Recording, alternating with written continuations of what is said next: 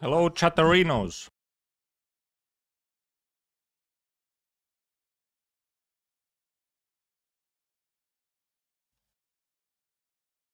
The mandatory start of stream, glasses cleaning. What would we do without it? Our culture, our civilization, it would crumble without this core aspect.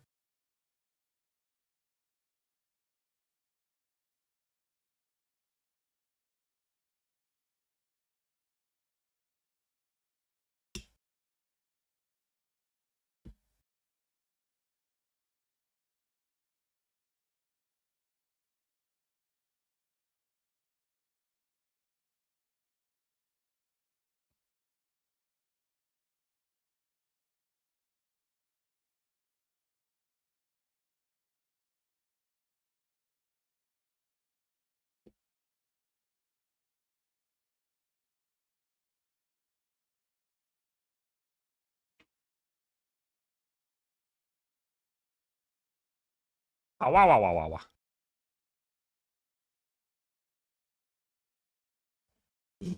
Chair gaming, chair gaming. I just had some ice cream. I had some ice cream left in my throat, apparently. That's how that works, right? You eat anything and it leaves a little bit just kind of left over, you know? Launching game?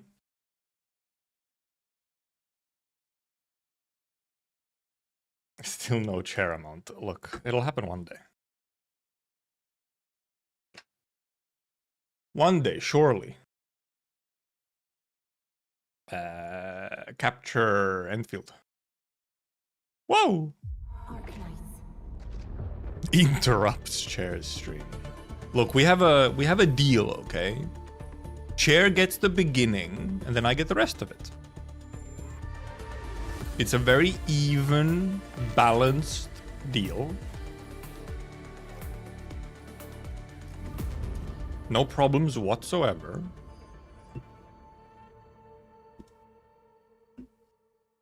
Fully in parity, we get an even chunk of the stream. Ow.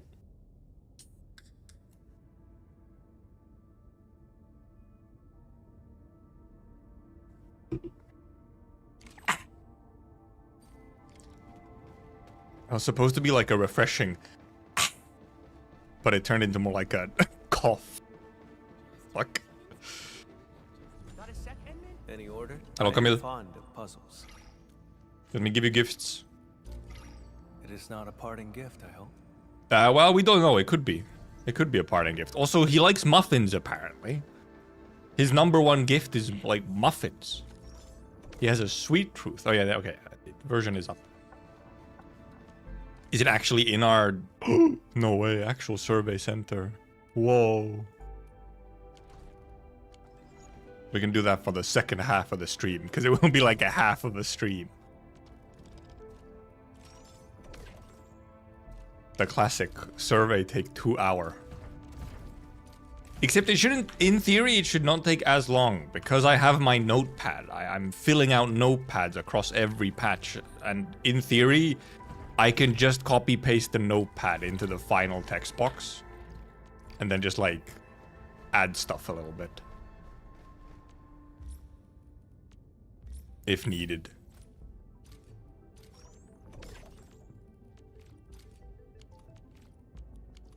Oh my.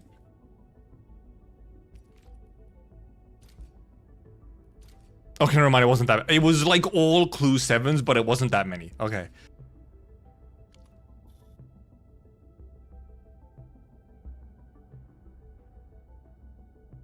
Three to 5 minutes, yep. Yep, for sure, for sure. I think they probably take 3 to 5 minutes if you don't, like, kind of do anything with it. If you don't really answer in any significant way. Then it probably is like 3 to 5 minutes.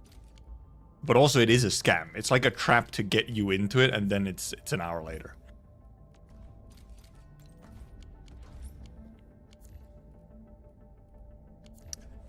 And also, I mean, clearly we didn't get the 1.4 stream this week, obviously. They would have announced it already. So I guess it is next week. It'll probably be next week Friday then, is my guess. My guess is this upcoming Friday is when we would get the version stream. Because then it would be, like, exactly a week before. Yeah, I'm in EU, yeah. If you're in Asia, then we are locked. We have been segregated by the overlords. Rar. I do want Arcane, yes. And I can easily get her. I can guarantee her. This just, I mean, what can I say? I've just got infinite money. As in-game, not in real life. I do not spend that much money on the game. Lost the text file I had my complaints in. I like how it has to be specifically the complaints. Yeah, I have my text files. I'm saving my text files. I have like 1.3 notepad, 1.2 notepad, and so on and so on.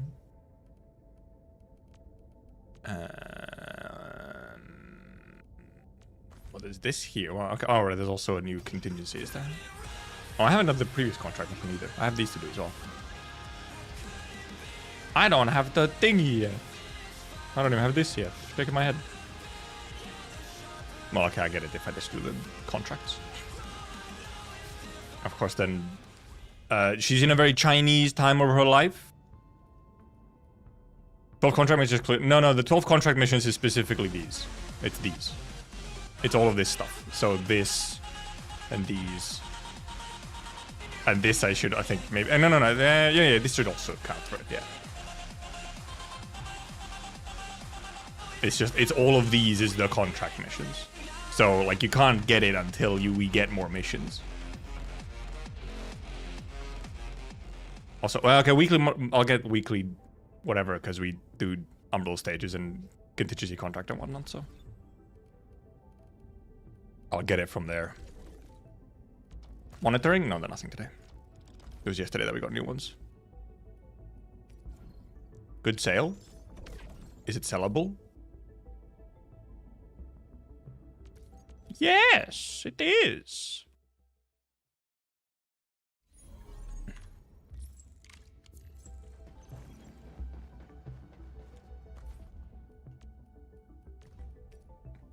Money.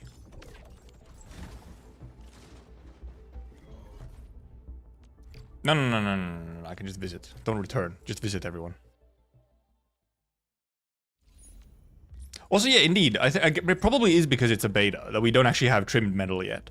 We don't get a metal trim because I guess because it's like, you know, it's indeed like the first sort of testing version of CC for Endfield. So no trim. That's how it was. I believe that's how it was for the first beta CC in Arknights as well. Oh, the survey asked about the trimmed metal, or like, would you want it? Funny. There's an option for it. It's a funny question to have there. I feel like it's just like, yeah? Oh, we should, kinda. If everything goes correctly, if Yostar does things correct, which is a big ask, yes. On half anniversary, we are supposed to get the PC client for global. As you can see, I don't like the CC because I didn't get a trim medal. Ah, right. Where is my medal to show off? Which is somewhat true.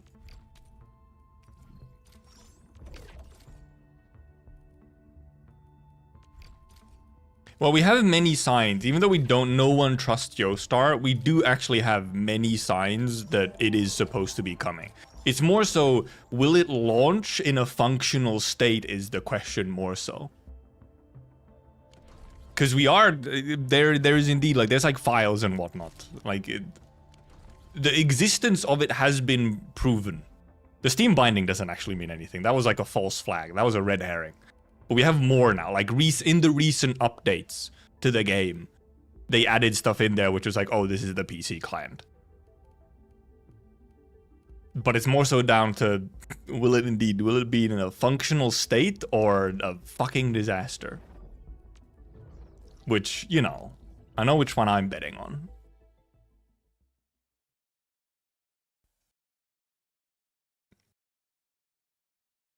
I mean, they're clearly working on it. It's just, you know, that's the thing. The assumption is that obviously we would just get it at the same, on the same update that CN got it, which would be the half anniversary update for global.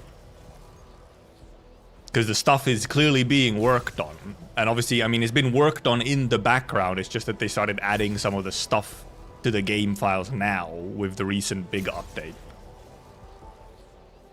Because the most recent update was like a bigger update where you have to like bind your account and whatnot.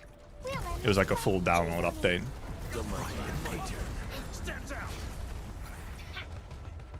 Could have just copied everything with CN file dated 6 months ago. It would be really funny if that if it was something like that. Oh yeah, okay, yeah. So yeah. Some of it is indeed. If that was the bigger part of it, is that yeah, there's localized content in it. It would be really funny though if there wasn't any localization. It was just fucking the files from CN with no intention of it actually being active on global. And yeah, we would hear about it on... Is the JP stream in 5 days? Then yeah, we would hear about it at that point. Obviously. CN client with no localization. Imagine.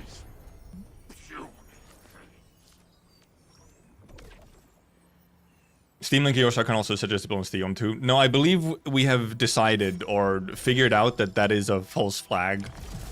That is simply because some of the Yostar published games are on Steam, and we got that Steam link in Arknights when they did like the sort of Yostar account updates where they like combined all of their games under one account.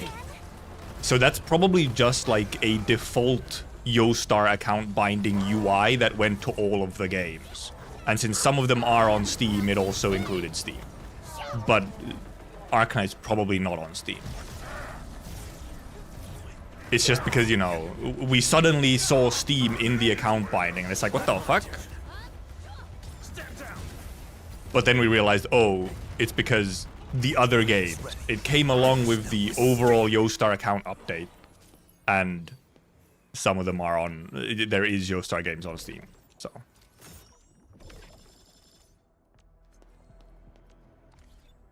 That's how we ended up in... But also it's because, you know, like, everyone was coping hard at that point for an Arknights PC client. Because what... Did that happen... It happened after PC client had been announced, right? Or was it even before it was announced on CN?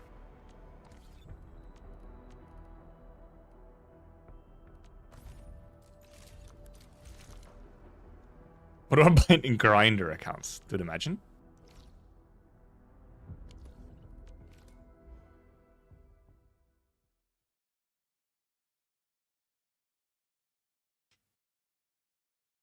I just want a stable client to play IS on. That's what mobile is for? No. Mobile isn't for anything. Mobile is for only for doing your dailies if you are, I don't know, like in prison in North Korea or something. And you don't have access to an actual device. Oh, fuck. I need a guard. I don't have any guards. Also, I didn't... Ah! Stop. I was somehow alt-tabbed, by the way. Well, I need a team that has a guard in it. I have a vanguard, but no guard. Give me my row. I've accidentally exited instead of... Oh god, I'm pressing all the wrong buttons. There we go. Mobiles for Risk 47 EFCC clear. It is crazy that like almost like the first documented Risk 47 was a mobile player. That is a type of fucked up. Like what in the hell?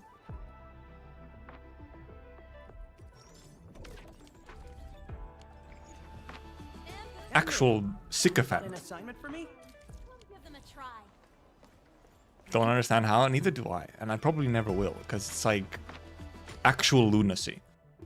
Also, I mean, I saw the video, and it's like, it runs surprisingly well. They must have a really good phone, or it was like a tablet. It might have been a tablet as well.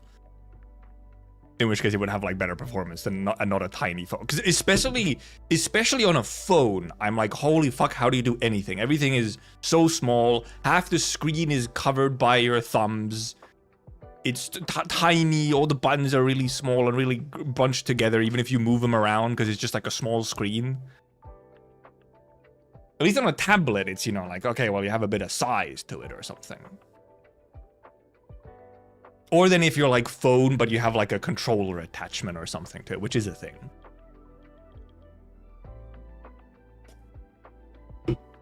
Whenever I do dailies on a shitter, I wonder how people play like this.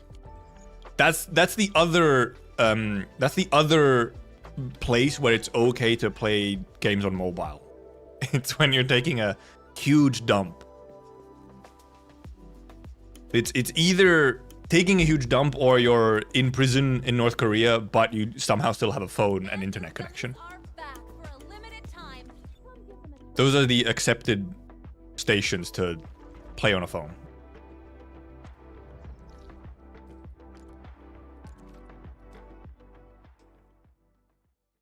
Tried to TT on mobile. True, I did also have to do some of the recent Arknights event. I have to do a chunk of the clearing on phone.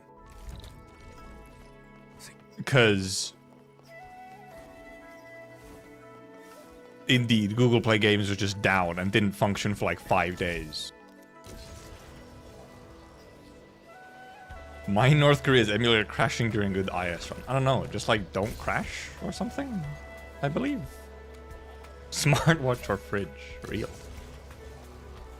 Or you are poor. Okay, but some phones and tablets are like really expensive.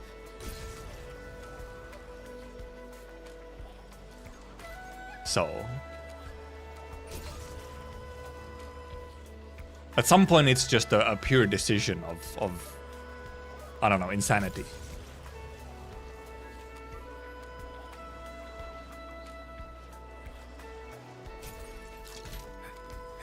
Because unfortunately, it's true that also when it is a phone-only game, emulator performance is worse. As in, you need a lot more power in the machine to make an emulator run decently compared to a phone. If only the form factor of a phone wasn't fucking dog shit.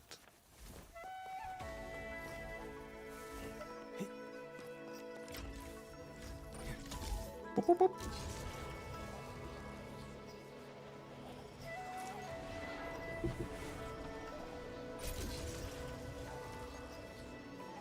But no, yeah, no, I'm incapable of actually doing anything more than dailies on a phone.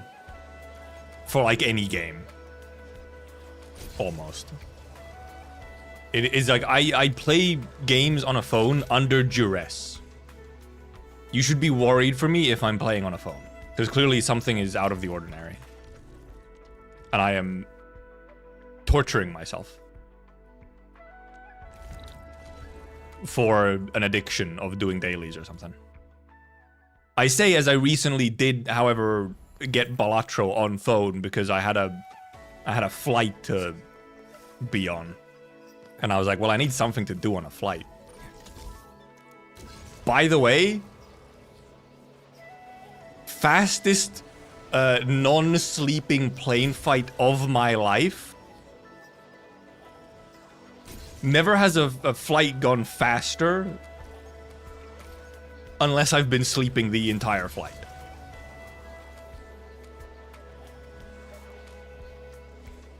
I played a little bit of Balatro, and then suddenly it was like,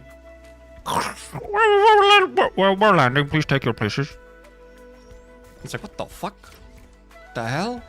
Already? Sheesh.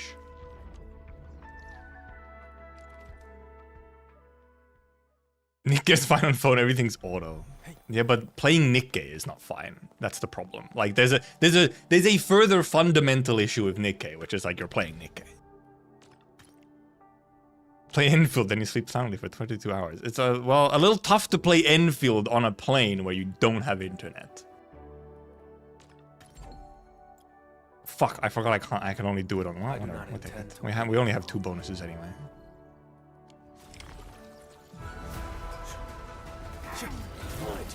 You guys are going too much money out of me for charging for Wi-Fi. Yeah, well, that was the coolest part. This flight that I was on literally did not have even the option of buying Wi-Fi.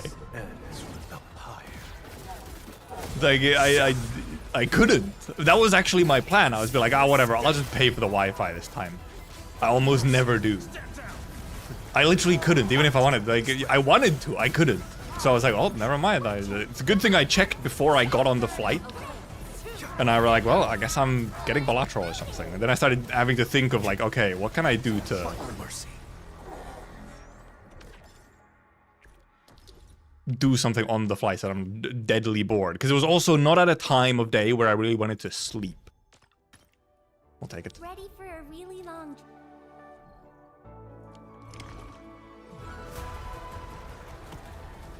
This guy's bigger.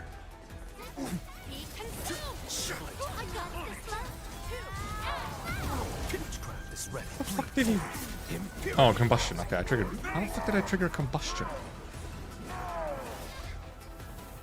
Oh, Levitane's skill. How did I trigger combustion? How by Levitane, who triggers combustion? He's fucking stupid. Don't just stand there, move! Too weak. Ow. Ow. Dead weight on it. Forgot this thing existed. Yeah, swordmancy. I don't know. I'll sometimes do it when I'm just kind of like bored or whatever. You know, it's kind of just like auto brain. I hate trouble.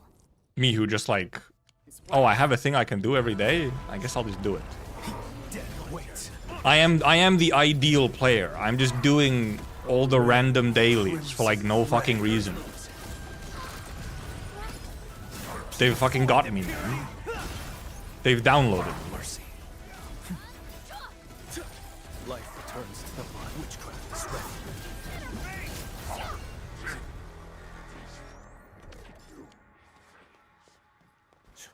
For the stock, like, yeah, you get some stock bills from this, but like they're not even like a necessary amount of stock bills. That's the thing, is like you don't really need the stock bills from it. I can, however, buy all these now. You don't even necessarily need them. You can buy all of these without doing swordmancy.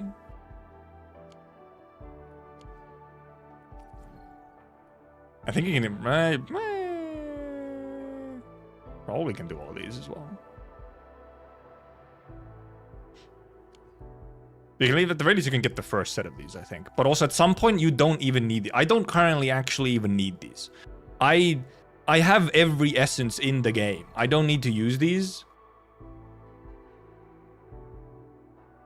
Buy them all immediately on weekly reset. I think it's actually not even quite enough for that. Yeah, true. You can like buy more right on weekly reset. Of course, only if you've been doing it for a while. Then at some point you will be in the point where, yeah, you can just like buy everything on daily reset. Is it? I'm actually wondering, is 26 million enough to buy? If you're like capped out, that probably is enough. Actually, I wonder if it is enough to buy all of them. Because this was like 8 million to buy these.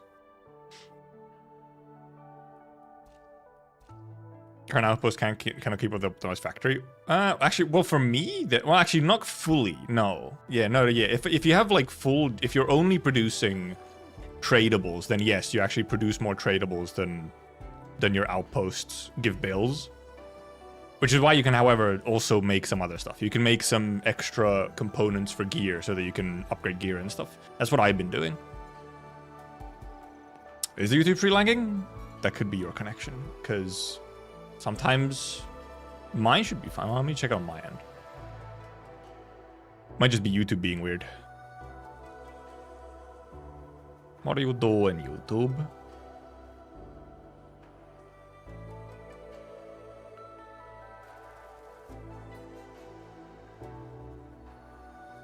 Changing your quality, I expect, would help. Also, sometimes for me, YouTube does just do that on like, yeah, a bunch of streams where it will just choose some days on some streams to like constantly pause. Twitch does the same, however,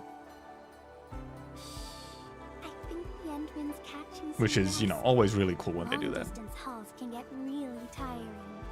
Let's keep it down and give the Endman some quiet. It'll maybe be better at some point, possibly. Or adjusting quality might help. Hyped up for the uploading of this year's Ambient Synesthesia. True. We're actually probably not getting it soon. I think we get it in August. Well, I guess that's kind of soon. True, it's next month. It's not that far away. It is next month. Because it should be sometime in August. I can't remember when it was last year. I think it was pretty early August. Was it late July? It was late July or early August. I thought it was August though still.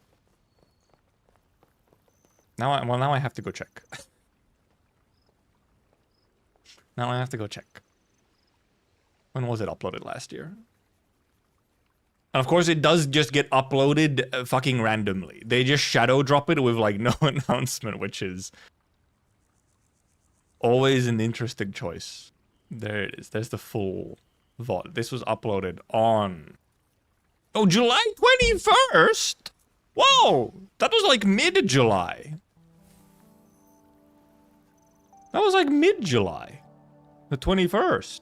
No, yeah, it was really early last year. Because it's usually been... Before that, it was almost always in August. Yeah, July 21st.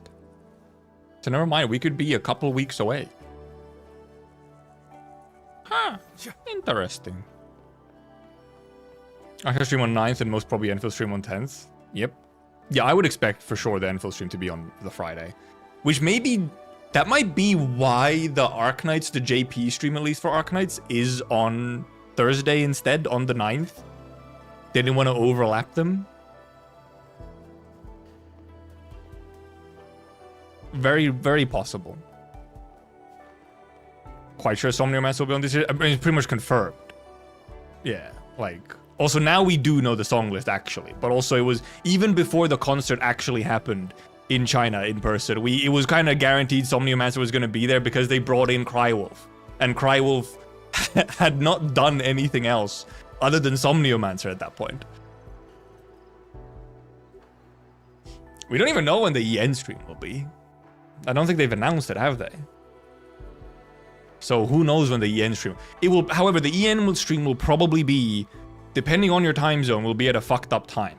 Half your anniversary streams, the last, I think, 2 times or something, have been, like, very much American time. So it would be like, it's like fucking middle of the night European time. Or like super early morning. So... Most likely, if it's at a time like that, I'm not watching it live at the very least. IGN steal these people's time and stream at 3 AM. Fucking IGN. Well, that's the, at least there's one thing. Original Arknights at least does not have any kind of trade deals with IGN. At least, if nothing else. Shaking my head. What am I looking still to do? I already did everything here as well. Okay, well, I'll have slightly more cash.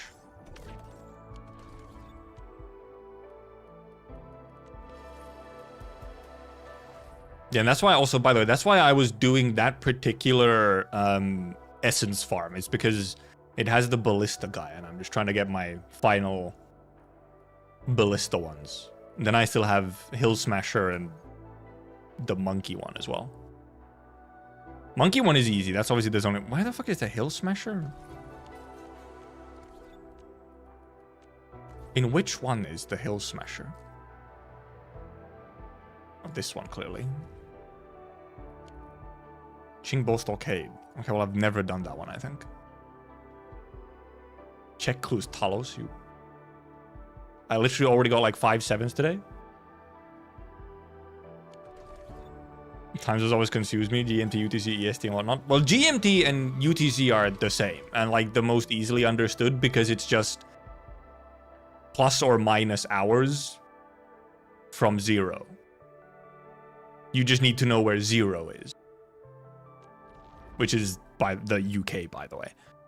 It's England. It's the Britain. That's where 0 is. Well, when it isn't summertime. And that's why summertime should be abolished. It fucks everything up. Lancashire Vanguard drop is so low on drop rate. Yeah, but we also need like 10 of them. You need like almost none of them. So there should be abolished because of Britain. Well, I mean, in a way, yes.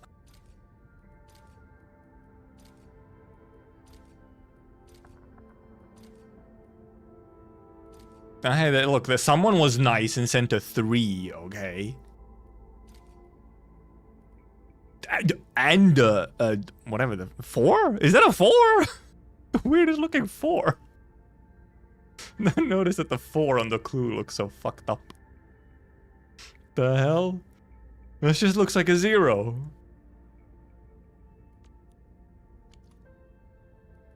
Shaking my head. I mean, time zone is one thing, but game also tell you their time. Games do also, yes, tell you what time they're in, yes.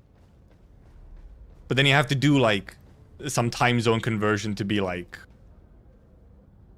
Wait, when is that? At some point you just, like, know approximately when it is. Because, like, they usually do stuff at the same time of day, same server time. I'm really sorry. But, you know. Didn't even wait until 20 clue 7s. Maybe they were running out of some of them. Maybe some of them were gonna expire. Except I guess when they get gifted, they refresh their timer. Which is... I guess it's better that way, but it's kind of fucked up because now they're gonna sit here for 9 days. 500 character limit? I don't think it's ever had that small of a limit on surveys. Some guys have their time adjusted to your time zone. Very few of them adjust their time zone. They're usually just on server time. And even then, the adjustment is really just indeed like a visual adjustment. In a way, everything still happens like server time. And I mean, no, I guess in Endfield as well, you do see it. It's just, you have to look for it. Like, they do give you like server time somewhere. Oh, they did reduce the word limit? But apparently no longer. Apparently it was a smaller amount earlier, and then now it's back to many. Maybe they fucked up. Maybe they accidentally put it as a new one. Some people got 500 words while others got 10. I think it was probably 500 words because it's usually always been 10,000 characters. Which, you know, 500 words is obviously some amount of characters. It probably was 500 versus characters. 500 characters is like nothing. Possibly what happened is that they maybe put like, it's because it's probably like 500 characters in Chinese. But obviously in Chinese, a character is a word. So they might have just accidentally moved the wrong type of thing over. And also characters and words are a lot more dense in Chinese, so 500 Chinese words are, you know, is a lot more text than English words. So they probably just oopsied the numbers. They probably just oopsied. Which is that? It happens. Because now apparently it is back to 10k. They probably just fixed it. They probably changed. They realized, oops, whoopsie. 500 words, however, is reasonable. Because, like...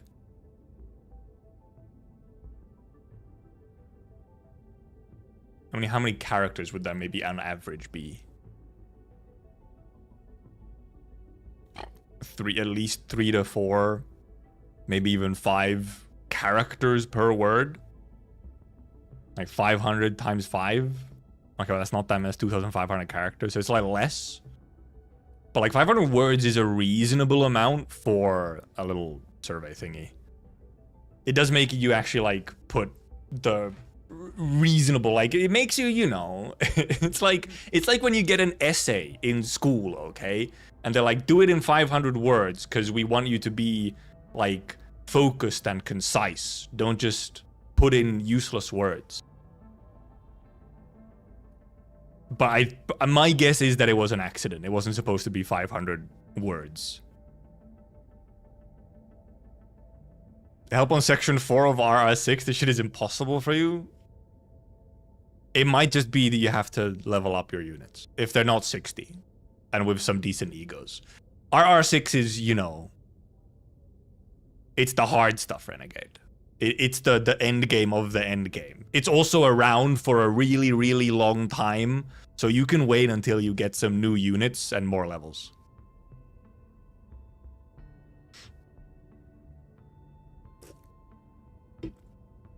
For uni, it was please stop sending me 10 pages of shit I don't get paid enough for this. Yes, exactly. Anyway, we might as well do these contract missions first. A little warm up. What is this one? Combo thingy, cryo inflictions. Okay, it's just a combo thingy with a bunch of cryo inflictions. How about a refreshing cup of tea before heading out? Oh, it's with combo cooldown. Well, maybe we do use this team then, since it's with combo cooldown.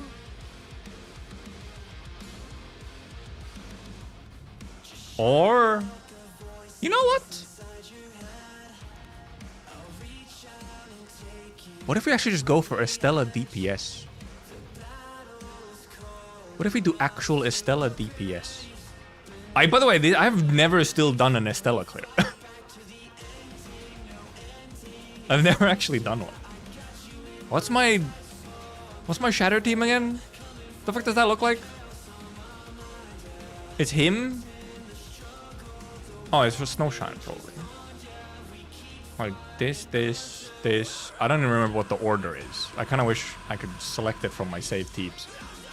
Who's the fourth? Is it just like Enderman for crystals? Might be.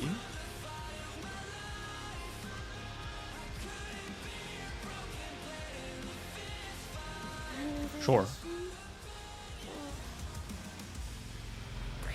Oh, I could have been Tang. I could have been Tang. True. Tang would have been a good choice. Oh, they for sure are just using like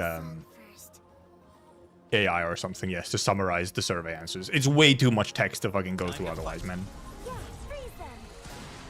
Fucking infinite amount of text.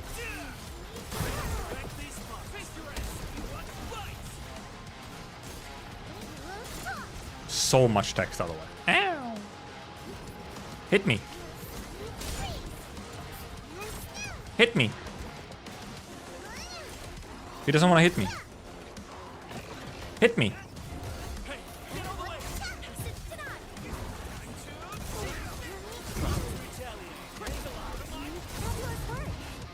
Bonk.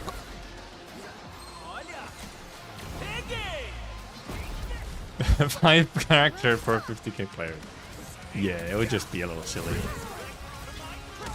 I think that's one of the reasonable places to actually use like a LLM summary thing. Is, hey, we have I don't know, some thousands of these surveys. All these motherfuckers wrote like 5,000 characters worth of stuff.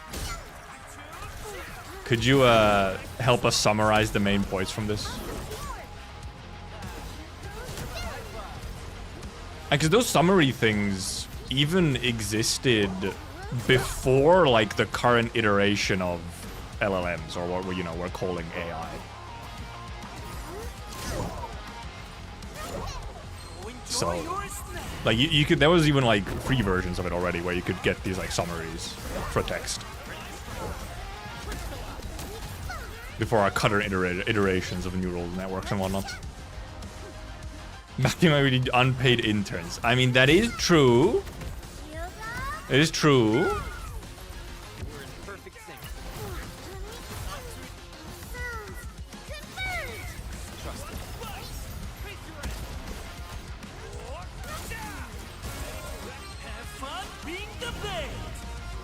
Everyone and their mom dust off. Estella. I mean, kind of, yeah. Also dust off their wolf guards as well. Almost, honestly, more so than Estella, like, Wolfguard. Wolfguard went from, like, who? To, oh. Your most important operator. Though for lower clears, Estella is still more important. But at least unpaid interns could be exploited. I forgot I have Snowshine, by the way.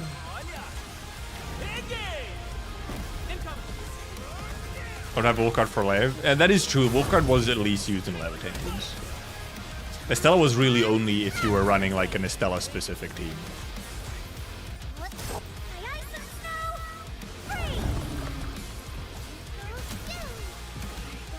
Estella ran away from the fighter of her life. In a way, yes. Well, not away from it. Just during it. You know, that's different.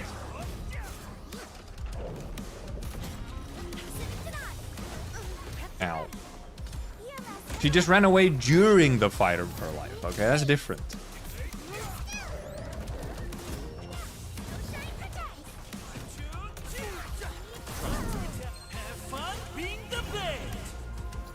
I have to learn to fight with Estella. Well, I don't actually need to learn to fight with Estella, considering, you know, your main aspect of the fighting is actually just running away with Estella. Everyone else is doing the fighting, you know? It's a little different, I feel.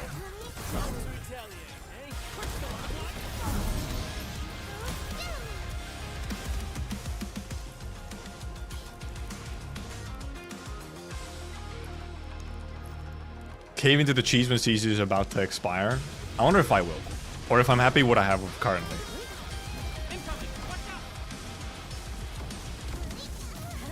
After I got my level 70 physical clear without any Estella and whatnot, I was kind of like, I don't know, I'm kind of satisfied. I'm like, I feel kind of chill right now. I feel good.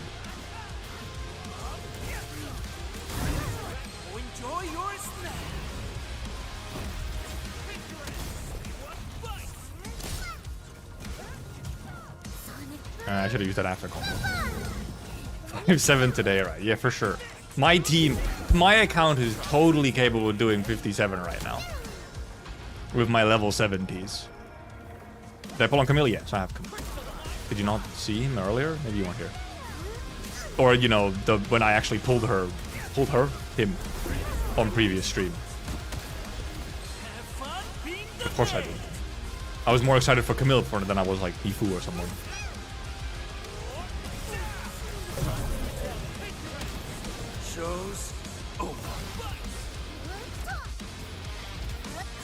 Beep, beep.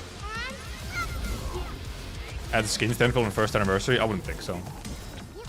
I don't know. To me, it just feels like skins are very far away still. They have so many other things that are better. The resources are better used on than skins. Ow! So I'll just wait for you then, you know.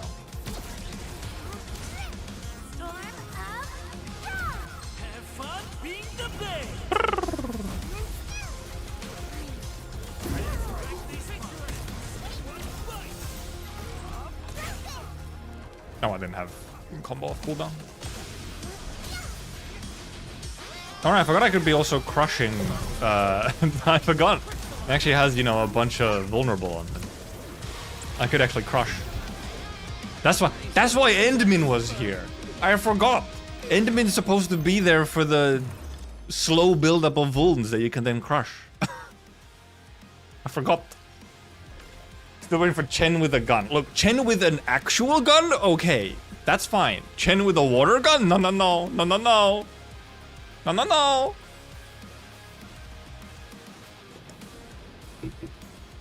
So she have a 4-star weapon? Was she? Her intended weapon was probably on someone else. Because, you know, they cycle. Summer is coming. Don't put that evil on us, okay? Don't do it. No, no, no. Dealt by enemies, controlled, no healing masses, take damage. Oh, well, this is just this. Okay, well, I ran these risks anyway.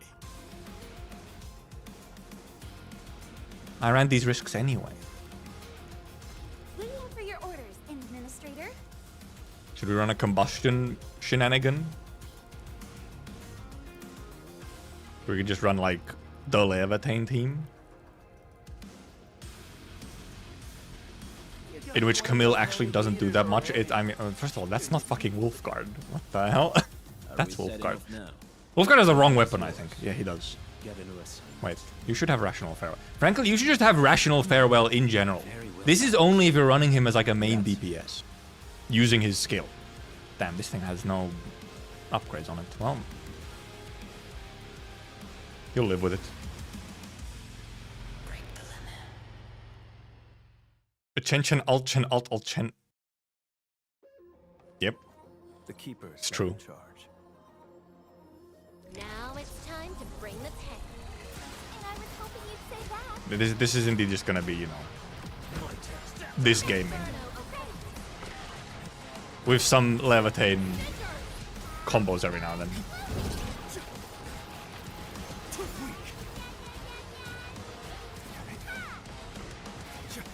Except I do have to obviously wait for... In theory, I have to wait for wolf cards. Ow. Combos to be back.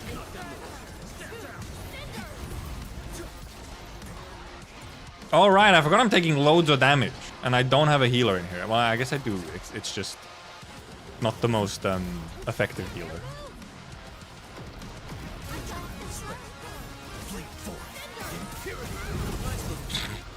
I forgot. I was kind of playing without considering the damage that I take, and that I don't have proper healing.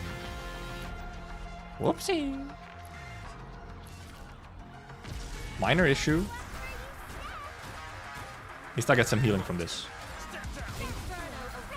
Just chill. We get some healing from our Gibby.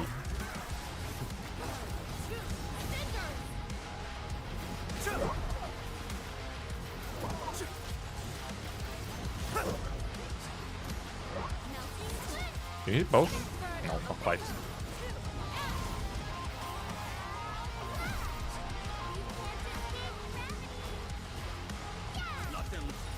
Whee!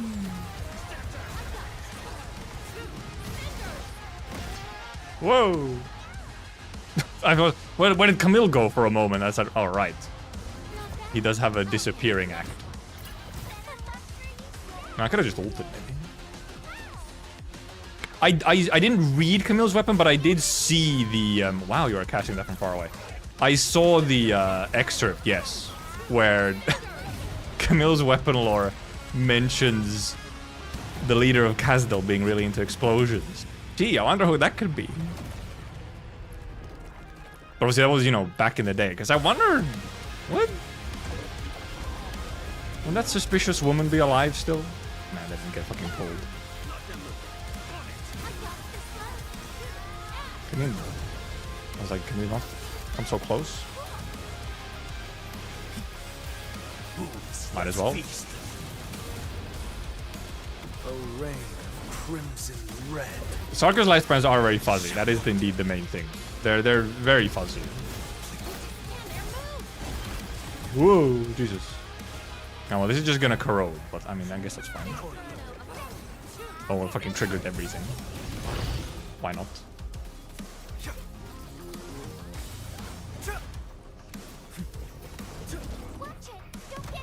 I'll just kill him like this.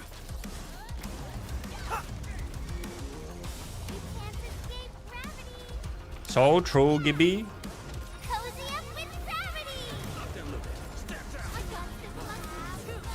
Ooh. Okay, thank God. Yeah, sure, I'll just control her.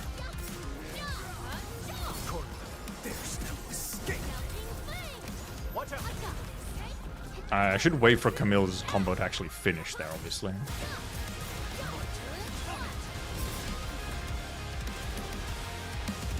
Nope. He died. I am just face tanking it, even though I have all the damage things on. But have you considered simply face tanking? It's quite simple, in fact. It's actually extremely simple. This fucking guy ran away.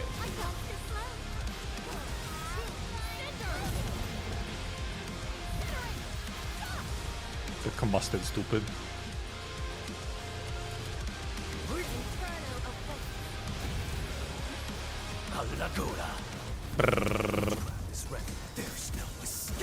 Did it? How did it consume a fire there? By the way. Every now and then I feel like, first of all, she's almost dead. Every now and then I feel like Camille just like, I get like the trigger when there's no clear fire infliction consumption. I guess it was just a normal bite. Well, because I was controlling my weapon. I didn't even do a normal hit. Ow. Okay, well, I guess we're... I guess we're... Camille isn't the most needed here. Also, fucker went outside of the range. I forgot this is a thing with fucking title class. Fucker just moves out of the way.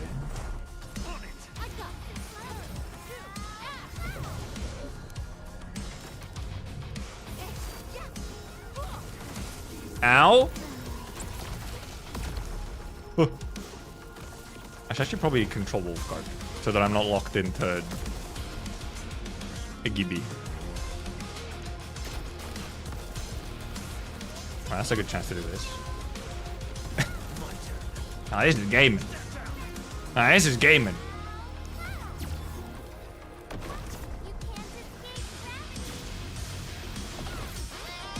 Gaming. Oh, I could probably just...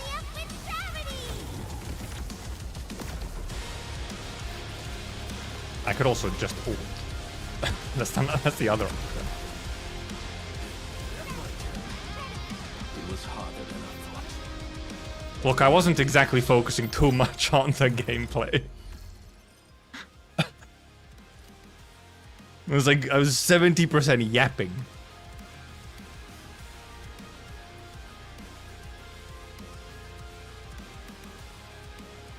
I have not yet purchased the new Keltsid figure. We do, however, have to bring up the new Keltsid figure. Because, my goodness. Oh yeah, also now I get my portrait frame. Also, I can buy more stuff from here, can I? Okay, that was the last one of them. Now I just have the infinite cash left. Let me pull up that figure. Now it's on Ami Ami. I was waiting for this figure to go up on Ami Ami so that I could buy it from there. Because it's just easier. But so, technically this is spoilers for OG Arknight. But like, if you don't follow CN, I guess. But they announced the new figure. And they've targeted me directly. And they've made it cost 39,000 yen. It's actually 47,000, but on Ami Ami you can get it slightly cheaper. Which is why Ami Ami is very cool. Also, they directly ship to where I am, so I don't have to use a second party. But 39,000 yen is... That's 29. Is... That's not how you type euro, but... Is about 200 euros. It's like 250 if it was 47,000 yen. Which, however, is still kind of really fucking cheap. Compared to what it was some time ago. This would have been 400 euros, I don't know, 5 years ago?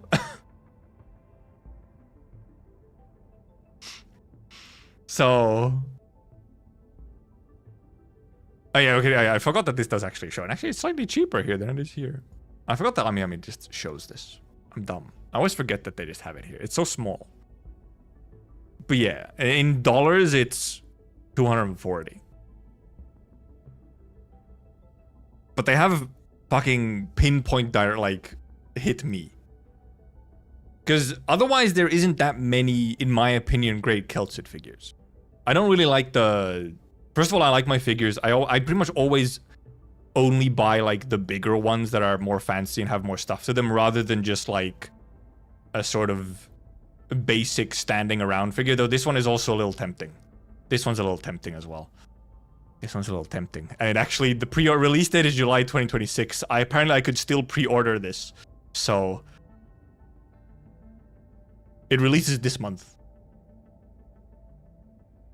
Because there's one where it's literally just like Keltit's default sprite, like E1 sprite. But that one I'm kind of like, eh. I like it to be a bit bigger. And then then instead they're like, okay, well, let's just release the altar version as like the full fucking thing with the entire stand and everything on it. Like, oh, fuck. Oh, no. So they got me. I mean, of course, it releases literally in a year. May 2027. But that's just how figure pre-orders are. But yeah, I mean, I look, they have me. I don't have a fucking choice. I have to buy it. Look at it. Look at it. I'm the Keltit guy. Except, you know, my profile picture is Shining, but you know. Shining also doesn't really have... I actually think there is maybe an E2 Shining, but that's like not the best Shining. I do have the Bible yet. Of course I have the Bible. I was very close to not getting the Bible by accident, but then I got it. Shining Altar, I got a figurine. For sure. Look, that's the thing. They're clearly just waiting for the Shining Altar to release an epic figure for Shining, and then they're gonna make me buy that as one as well, you know? They're gonna hit me with it. And I would not know what you would like, Renegade. Actually, never mind. I probably do know what you would like. And Renegade, put it this way. The figures that you would like, I cannot put on stream because I would get banned. Looking at you directly. No one else in chat, just you, Renegade. I'd get banned.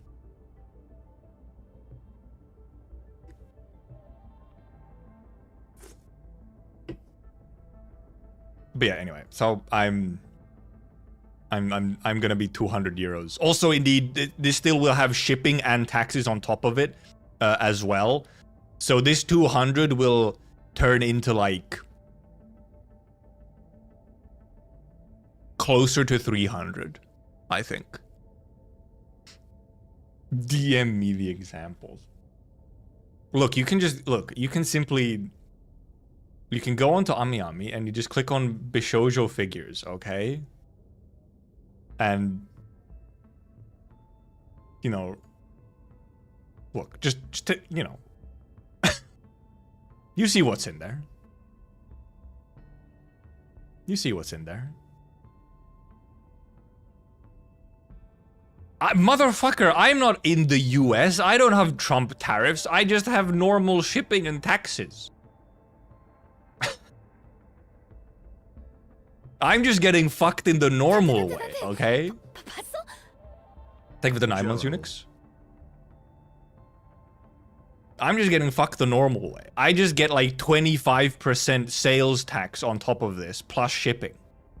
Which will, you know, 25% on 200, that's giving me like 50 something, 60 euros in taxes. Thanks. Epic. I ship things to Canada to avoid the tariffs as an American. See, they're finding workarounds in America. You're showing naked ladies? I meant Chobai figurines? No. Renegade, I know what you meant, okay? Actually, is there any Chobai figurines? I think there is. There might be. Oh, never mind. AmiAmi's search is sometimes kind of broken. You have to go from, like, the first page. Also, there might not be any Chobai figurines. AmiAmi search is fucking ass, however. Yeah, I mean, first of all, Keltit is indeed first. Is there any... Maybe there... I feel like I remember that there would have been a Chobai figurine. It might just not be on AmiAmi. AmiAmi doesn't have everything visible, because AmiAmi is mostly pre-orders and some, like, resale stuff. Or some, like, second-hand stuff. Look at this bagpipe. Not yet, Saras, no. We'll do it at the end. Bagupaipu. There's probably a pre-owned one, because it's released. But this might be a pre-owned one. Never mind, max quantity per household. Never mind, I guess they just have some stock of this, just as is. No, Ami is just figures. Ami doesn't do like the keyboards and stuff. Also, it won't do scalpers. No, Ami is a reputable website. It's mostly very hard focused on like pre-orders for figures, but then there's some like used figures or pre-owned. It's a little funny to say used figures. The connotations are. I guess they do have like some random merch stuff, but they're mostly very much on figures. Like I don't think the keyboard, like at the very least, something like a keyboard like tech would not be like. Anyway, this is the Ambient Synesthesia Texas, yeah.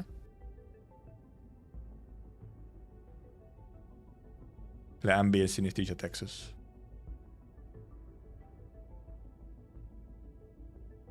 I think this is just one of the. This is one of the Texas Ambient Synesthesia Texases.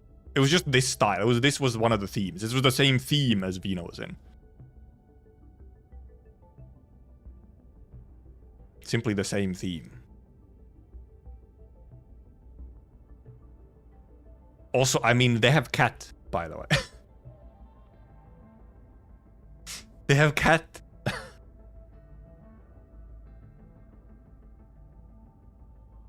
Holy. Also, very small. I'm not clicking on that Eunectus, by the way. I'm not clicking on it. They also have very small Promanics. So small, so fluffy. Now we're just looking at figurines. Also, this army is really nice as well. It's the birthday army. I mean, look at the Eunectus. It's a little. You can see a little bit from here. It's a little, you know. Oh, it's an Ami exclusive. I didn't even know. Oh, wow. Ami exclusive. Oh, this is the Ambient Synesthesia Scadia as well. Anyway, they also have the Ambient Synesthesia Keltsit. We saw it earlier. It's somewhere. Also, I mean, just Pearly. Pearly as Pearly. Hey, this is a good smile. Oh yeah, I forgot the Pearly was good smile. I literally just said I'm not clicking on the Eunectus Renegade. I just said I'm not clicking it.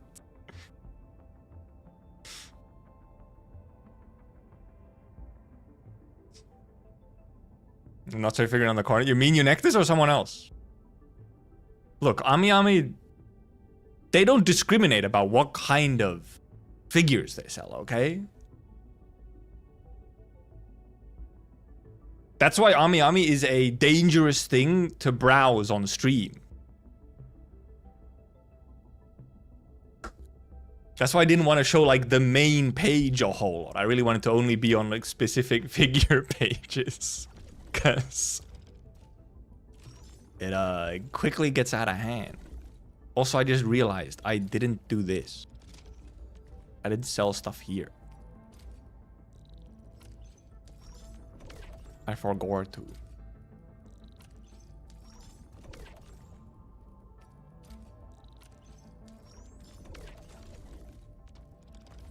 More stonks. Can I buy all these? I can. Sure, might as well. I need some of them. I did run out of these at one point, so I want to have a, you know, stockpile of them when I do need them again, even if I don't need them right now. Well, I guess it's also just like these ones over here. Oh. We didn't even notice we had a new one. Sanguine Memories. The fire died, but no one is left in the photo frame. All right, yeah, this is the one that you can. Oh yeah, this is the one that you can put into the world then and take pictures if you're in a photo frame, right? Indeed. Woman in dress dangerous. Yes, when that dress has a fully open back and side boob, and probably quite a bit of ass contouring. Okay. Yes, a dress can be dangerous. Not to the human eyes, but to the platform. You know, danger depends on context. And in the context of being live on stream, the dangers are enhanced. Something that would not be dangerous could suddenly be dangerous because, I don't know, people are sad.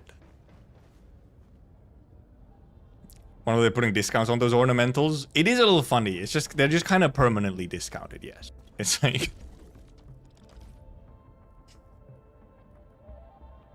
The only thing I can imagine is that these would not be discounted maybe when we get like the next actual full region, right? Once we go to like the next country, these discounts would be removed. But otherwise, yeah, they're just kind of permanently on discount.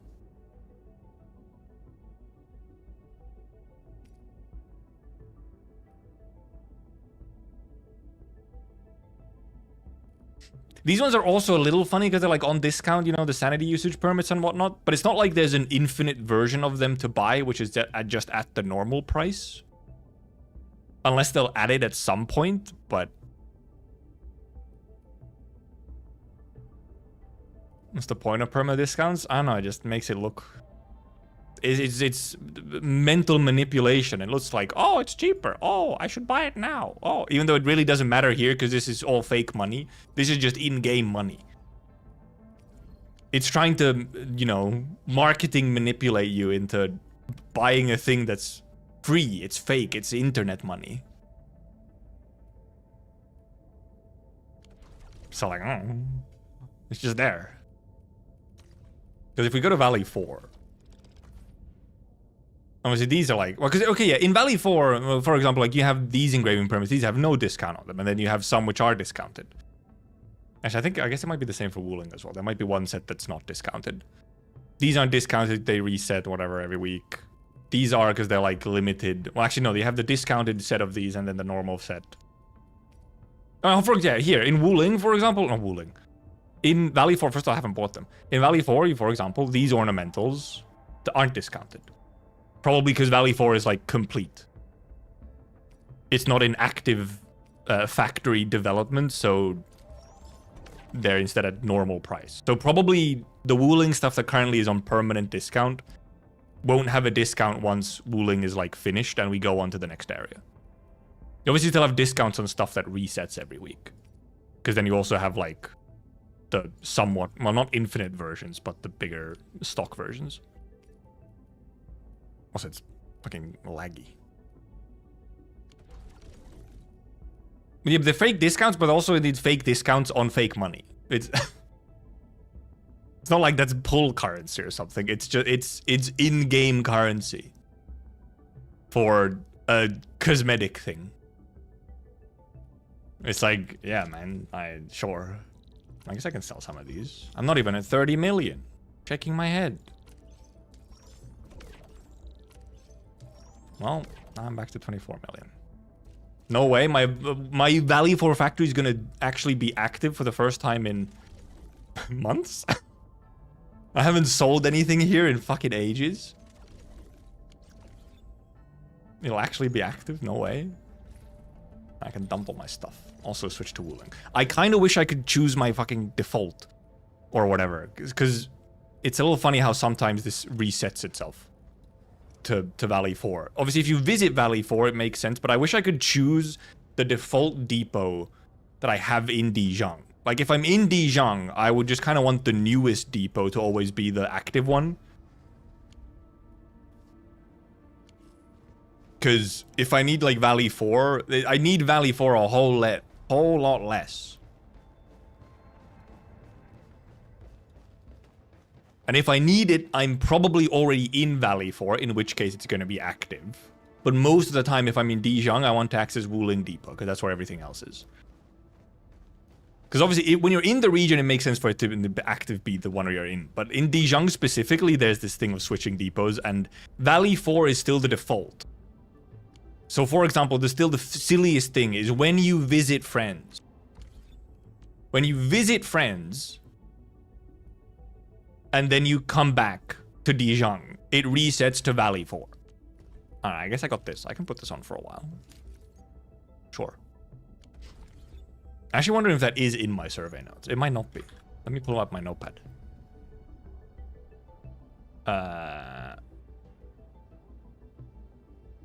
Doesn't seem to be in my quality of life section, so I'll put it in. Let us select default factory depot when in Dijon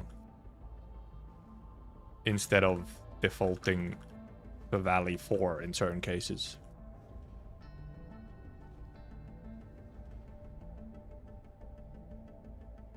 This notepad is actually fairly long. You DM'd me something. You've DM'd me something horrible, probably, as you usually do. Oh, for the keyboard? Yeah, well, because the actual official sales for the keyboard went out. I can't fucking access Taobao. They want me to fucking sign in and shit, man. That's way too much of a pain. Send me a screenshot instead. Accessing Taobao is a pain.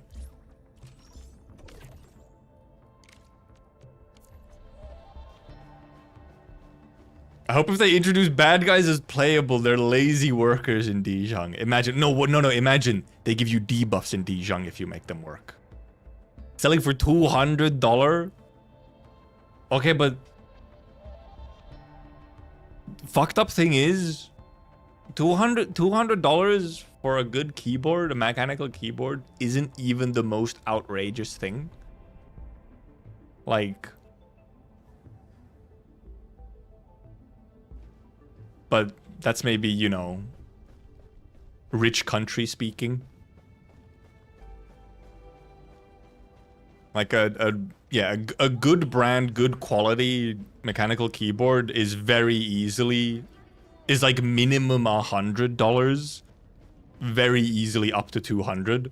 Above 200, then you start getting very silly. 200 is like the sort of the ceiling for what I think is reasonable. You start going above that, and it's like, what the fuck are you? What are you doing? What are you up to? What do you mean? What do you mean it's over $200? Some people make good work and then slack for some time. True. Yeah, AK does have a lot of funky factory bonuses where they're like very weirdly specific. And they actually do, in a way, they give some debuffs, but then buff another thing. It is funny. Yeah, above 200 does feel like then you're really just paying like a brand tax or something rather than for the actual functionality or even the visuals. Because even like, you know, okay, the aesthetics and stuff, that goes up to a certain point. But at 200, it's starting to be like, okay, look, the first $100 covered the functionality. The second $100 covered the visuals. What are we doing above that, okay? What are we doing? I do feel like that's at least for me the limit. I can't. My keyboard was a bit over 100, maybe $150, but I bought it was euros something.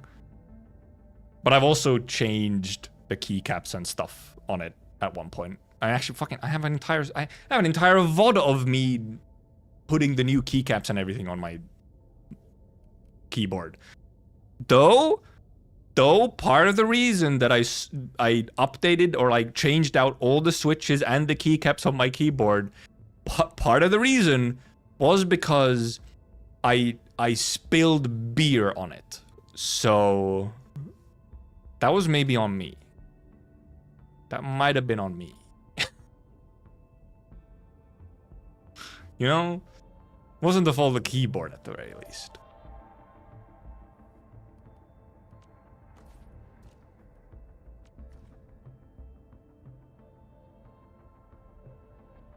Also, well, I'm kind of hiding it, but man, this icon really does look. It is a movie poster. Also, I thought it was. I was like, oh, that looks like a Star Wars poster, but I have been enlightened. I have been taught. I have received knowledge that I was not aware of. It is not. It does still have like some Star Wars energy to it. It has some of it. Also, there's some other like ancient promo images for Endfield that are very Star Wars postery. But so I was like, oh, like damn, it really does look like a Star Wars poster. And there's like a lightsaber. You have the dudes in the background. That's still very Star Wars. Is like these, you know, big faces in the background, like Mufasa, you know. But also, it's just this, isn't it? It's the King of the Monsters poster, just 100%. It's just this. Never mind. I was not aware. It is just very directly. Not even close. Like, there's no question about it. Though I still think the faces in the background, you know, this is still very Star Wars, is this bit. The faces. Godzilla copied from Kaiju number 8. You're so true, Renegade. Can MiHoYo sue?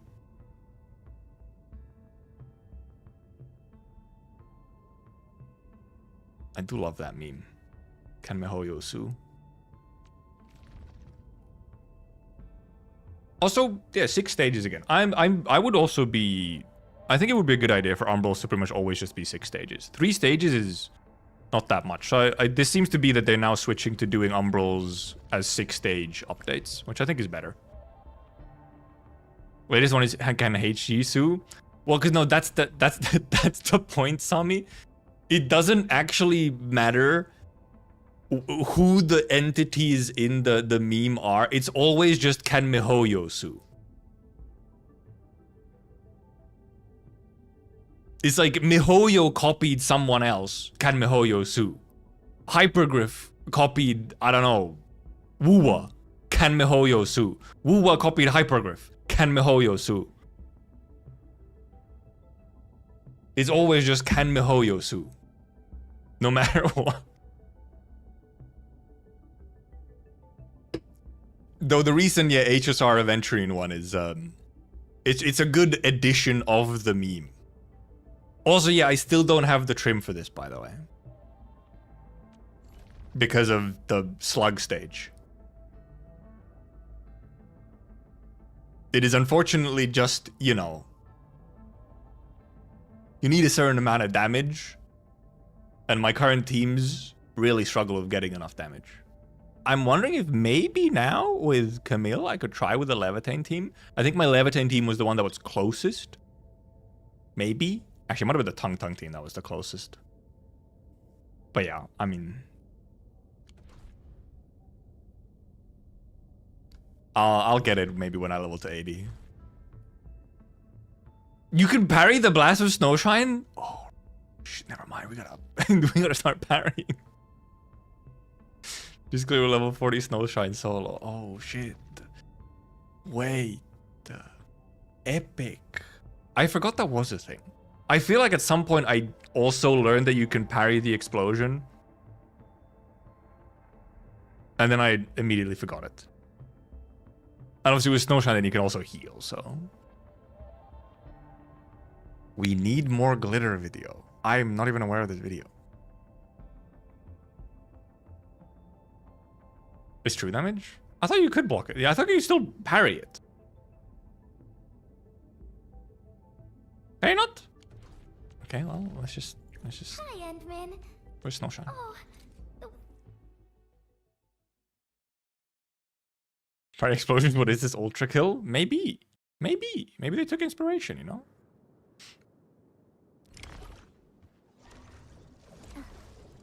Okay, well, I guess we just kind of let them walk in. Except these two are, you know... Well, these 3 are... No, just Estella, never mind.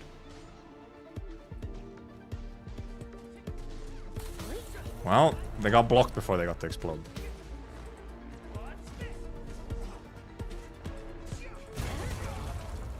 I didn't block that one.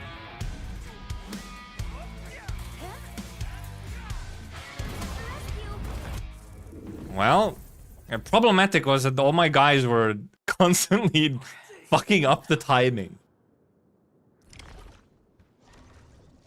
Can you guys not? Could you not? Look, just stay over here, okay? Well, I should just bring Snowshine home, but then I'd have to, like, adjust the team. That's just annoying. Okay, no, look. Endman, don't. Don't touch them. Yeah, you can't, like, parry it, but I think you still indeed get, like, damage reduction. And also you have healing. You can just build her with enough healing as well, though, because it's kind of slow, the healing, but...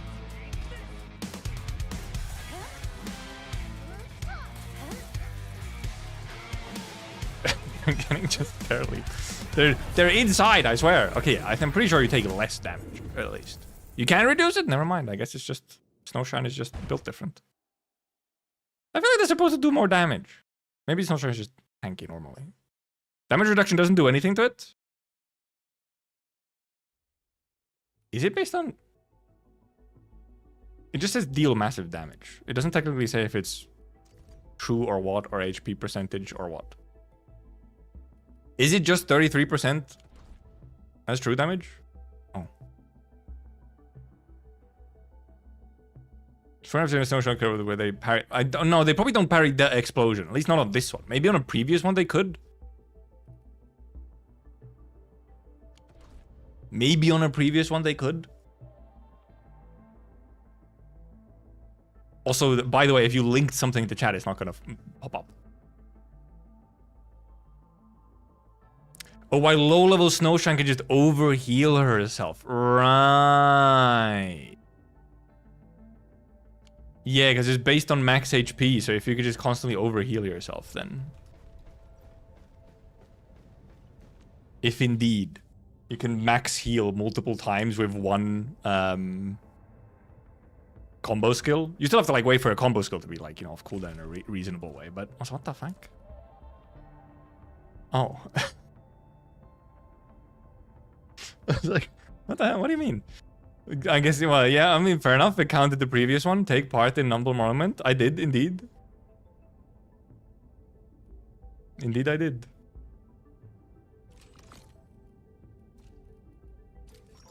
It's true. I did take part in Umbral Monument.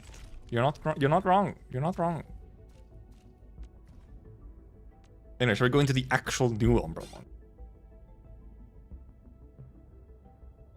Phalanx of Thorns, hone your spear, strengthen your shield, witness your hatred, and listen to your weaknesses that march forth and sink your weapons into the flesh of death. What a line. Have better stats. It's a weird way to... It's not higher stats, it's just they have better stats. They've optimized their stats. Prisms will increase the attack of the head drones. Prisms are now much harder to interrupt. Okay, Prisms is the funny ones. Okay, so this is just these guys. They just have stats. This guy, you know, does whatever. So this is pretty straightforward. Eyes of solvent kind. Rivers merge in a cold stream of blood from within the gash-like depths, and under the Stygian currents, the solvent kind continues to peer. Better stats again. Enemy forces include Tidewalker. Is that a small delta? I think it is. Same resistance. Oh yeah, Umbral always have the same resistance against every element thing. It's just Tidewalkers. Yep, you just have Tidewalkers. They respect their skill tree. Also, yeah, I mean, I can indeed see how this UM in general now would feel very like, oh, this is quite easy after CC. Which, however, fair enough. CC is supposed to be the harder content. Light flooded the people's vision. Ritual vortex or so. They began upon a maelstrom of despair and rage. Their cries mixed with the deafening thunder as the holder of the beacon waited upon the broken lands. Irregular intervals, the Bonecrusher Pyromancer summons his doubles and channels his ultimate skill for a certain duration. Ultimate deals massive damage to all operators once channeling is complete. Defeat all the doubles to interrupt the Pyromancer's ultimate. Oh, okay. So I guess a little clone thingy. Additional damage from finishers. Enemy stagger duration is also greatly shortened. Alright, so you can do more finishers. Okay, yeah, that makes sense. Yippers. Ultimate deals damage based on percentage of the operator's max HP and also applies combustion. Waiting in Raker turf. Oh, well, this should be the Raker, clearly. Enemies with better stats, Glaring Raker beast is permanently enraged and its attack increases as its HP falls. Okay, yeah, so it's bloodlusted tiger enemy. Breaking claws have been hidden from sight as the stampede marshes and rivers break. The defeated migrate and take the flight, but the young forget to return the hate. Harrowing Athilu. Of course, yeah, okay, yeah, indeed. This Yuma had to have these guys. Dust of Oblivion blinds every view while the dirge rises with every note. The flesh of harrowing Athelo has been spilled so that death smothers the entire world. Man, some of these fucking descriptions for these maps are crazy. Or the flavor text. Regular intervals, the controlled opera will be sealed. Oh! Oh. Well, I guess they're encouraging you to switch. I'm wondering if Agony makes it so that you can't switch. I wonder. Raging Drummer. Well, okay, this is the drumming guy, obviously. Thundering entities allured to these lands, trampling the dead and their grievous torment. The war between life and death will never end. When enraged, a Sky Drone will create protective shield. Each arch reaction of physical status dealt by the operators removes one shield stack. Oh, okay. Might actually get to, you know, interact with this guy, because in the story and in the energy alluvium, this guy just dies instantly.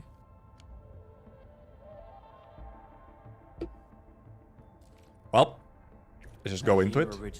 You know what? I haven't used a Tang Tang team in a while. Hello, Tang Tang.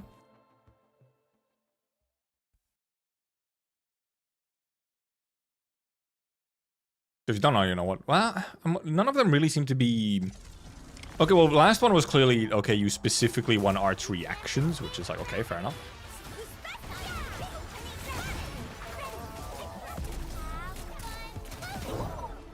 Trying to, you know, get the basic guy first. Bonk. "19 enemy."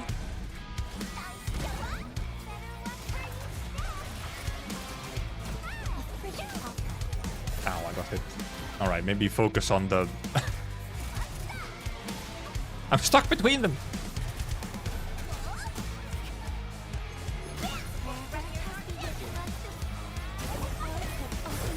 Like how I cracked the other guy first.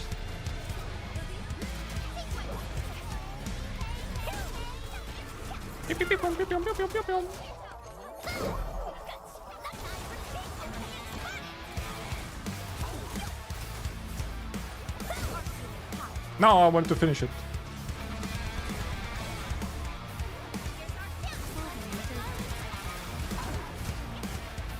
Oh, I'm stuck! I'm stuck!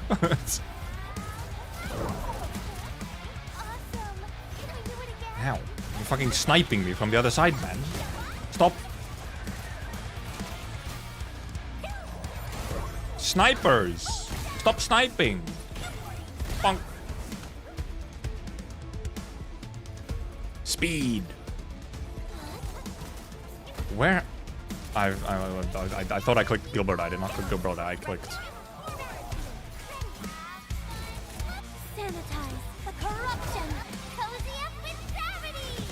I have ults.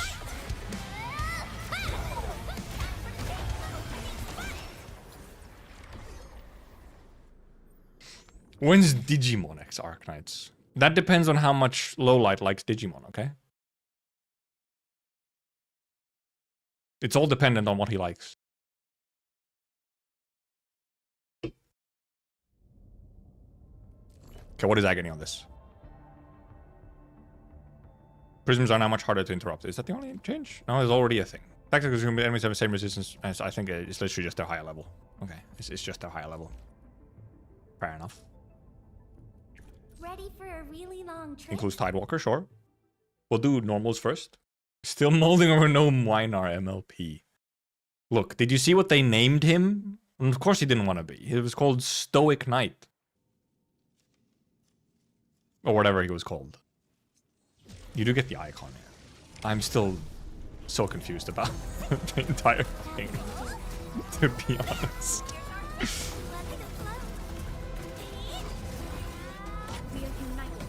Oh, okay, yeah, this is just, you know, deal with two Tidewalkers at the same time shenanigans.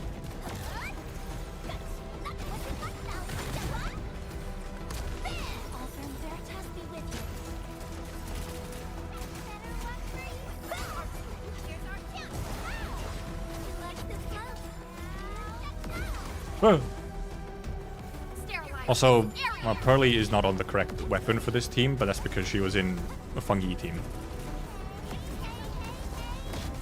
Woo! Sanitize the corruption. Cozy up with gravity.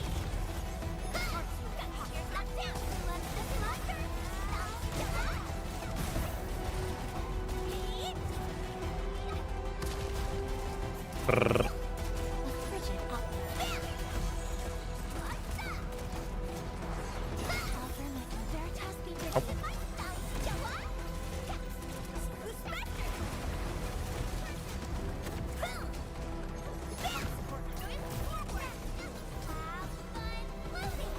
No, it didn't die. Oh, never mind, it did.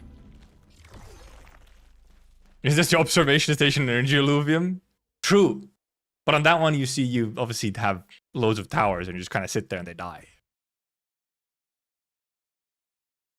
Also, I think those are normal. These are the elite versions. There's normal ones in the Alluvium. This one was... Oh yeah, this one was this guy. You want to do stagger, so really you should be running physical. Like you could run physical, I guess. Maybe we just run this one. Why not? What headphones were I using? I have Hifiman Sundaras as my headphones. They're not on my head right now, but you know.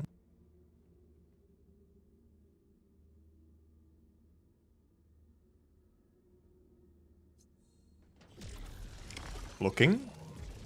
Cool area. Hello, my guy. We're actually controlling this. Oh, right. Actually, this might not be... You maybe need a more proactive team, because these guys are not doing as much as they could. Okay, well they do stagger real fucking easy.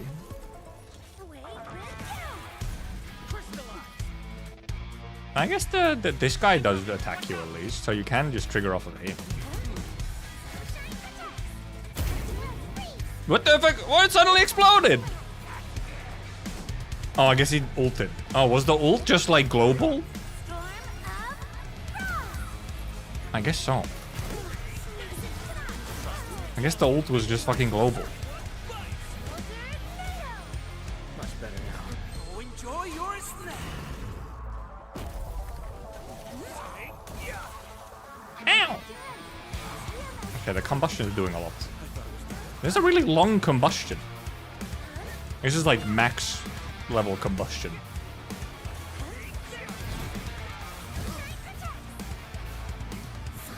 Should have waited on that one, but...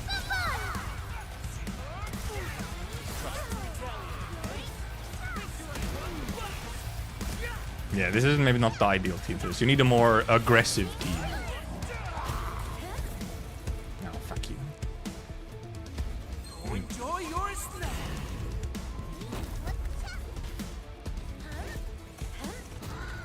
Also, Snowshine is not the ideal control here, to be honest. Even if she's the parrier.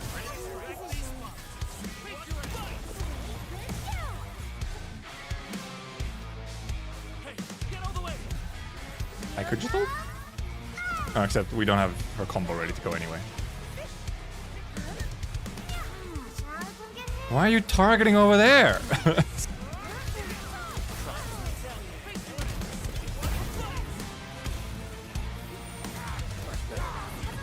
No, he got the ult again? Look at my head.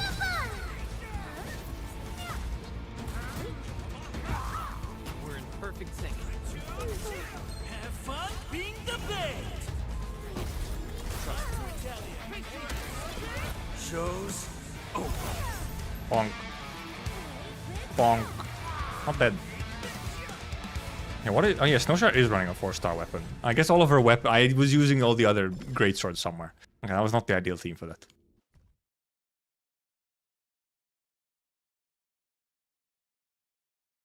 Not the ideal team for that. Too passive. You need an aggressive team. They did stagger very easily, though. Okay, now it's Raker Beast. Okay, Raker Beast is a fun fight, though.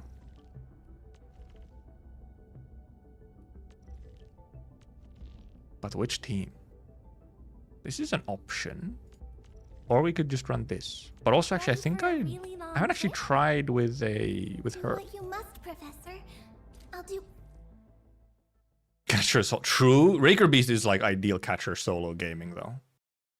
Hey, Gilgamesh?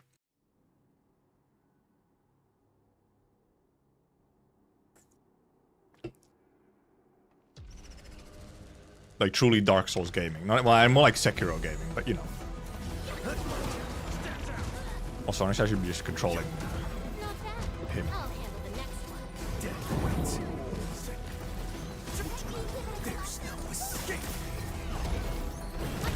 Woo! Woo!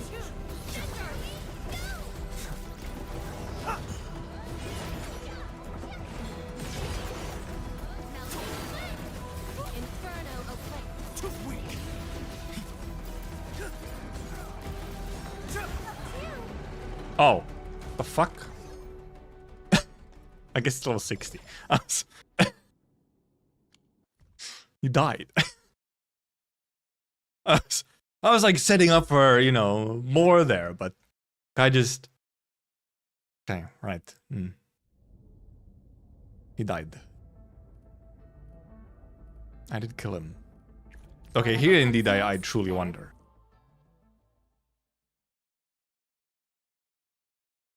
Bro, I mean, I guess on this one it's just... I'm assuming, yeah, indeed, just switch operator when you get locked down. Team full of Goth plus Ardelia. Yeah, Ardelia is like the outlier. Oh, they give you a little timer! How cool! Okay, well maybe Gilbert would have been nice for this just for gathering shit. Rather than single target gaming. Oh, well that wasn't a very long duration of... I didn't even get to check if I could switch.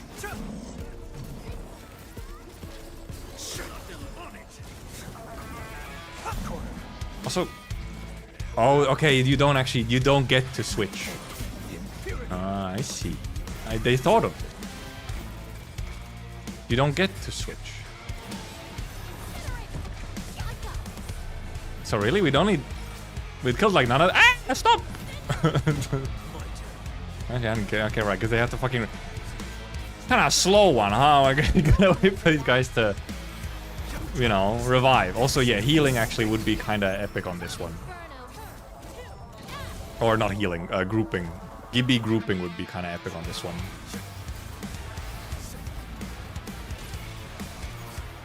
A face tank him? Ow! Okay, they actually, you know. I forgot that they also explode.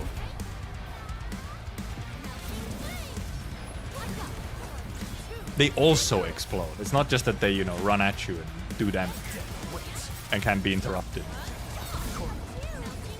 I should have obviously waited for...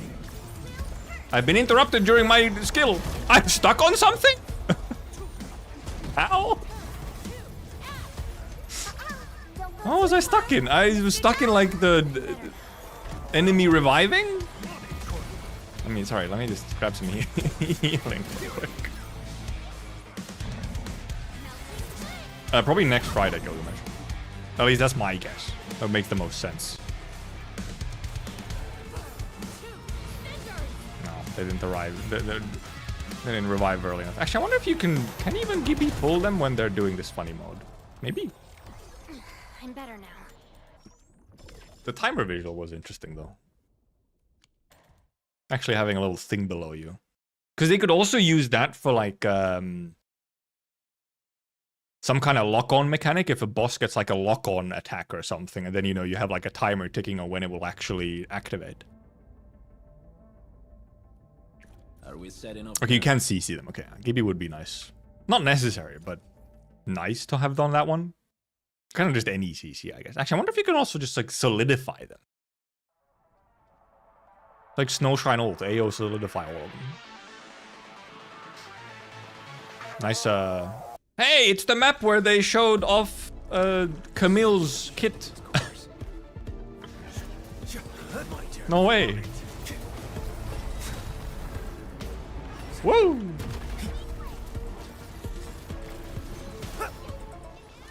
Have you dodged me? Stop dodging.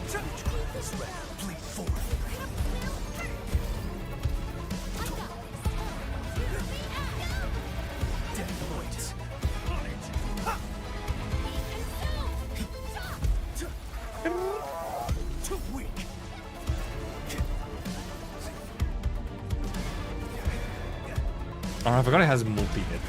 Oh yeah, now we need reactions and whatnot. So Ard's bursts would not count then. Which I guess means that maybe this is not the best possible team, kind of?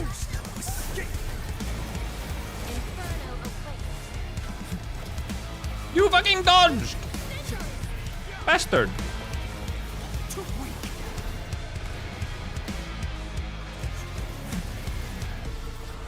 Actually, fucking Feng Yi team would go crazy because you're just constantly doing electrification. Or obviously, I mean, a physical team. Ow! Sin ends up high. Boop.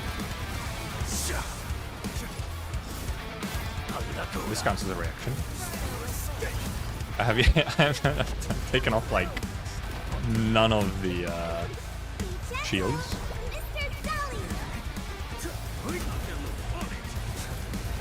Nope, that was a medium. This should take off another one. Yes. Well, I've also just staggered him, and I guess that also removes the...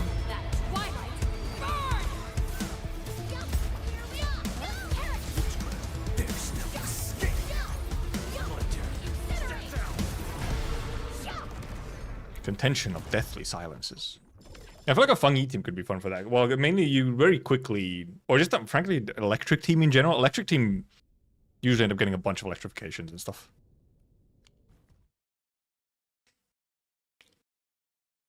Reactions and physical status is purple. Also, wow, the EN does not read. How do you reduce the shield? My run, I just killed it before fully shattering it. Funny. Well, apparently you can also indeed, you just stagger him as well, and that will also get rid of it. So. Okay, Agony on here is just, they just have more stats. Agony on here, seemingly also just they got more stats. And they're a higher level. Same thing here as well, I'm assuming. Yep. And of course you gotta use tacticals.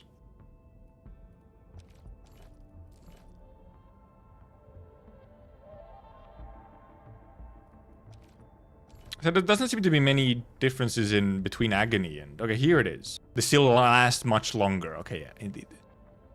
So here at least there is like, okay. Which, however, does... I feel like a parry technique could work here, specifically. Because when you're sealed, you can then use a parry to... Like Snowshine for damage reduction and parries, and also she has a heal.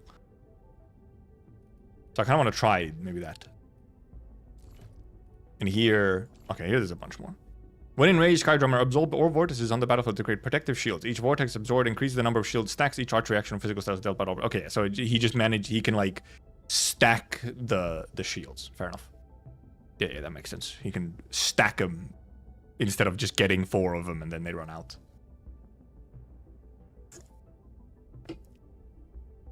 Yeah, well, because Gibby is the other option, but thinking of options.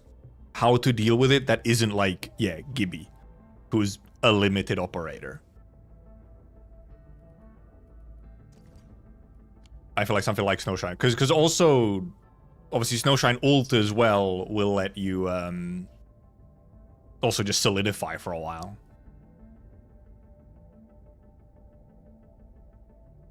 Gibby's always the solution. She's perfect. You know, kind of in a way, maybe correct. Maybe she is. Maybe she is. Maybe she is the ideal human form.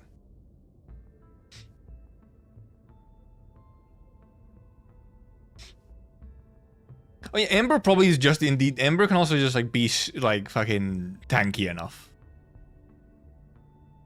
Ember can just just face tank in general. Obviously, shields also helps. So just, you know, because I mean, because the problem here is not killing stuff. It's more of a survival thing. You can kill this stuff however slowly you want. You just need to, you know, then be able to tank some stuff. You have many ways to build up some more tankiness. Since you get frozen and then you can't actually switch when you're frozen. Because my idea was that, oh, can you just switch while you're frozen? No, you can't. You're fully locked out. Bember Budbolo Bahol Bumbrel Monument. Yep. So true. Very true. Yep. Hey, give me a moment. I'll go to the bathroom real quick.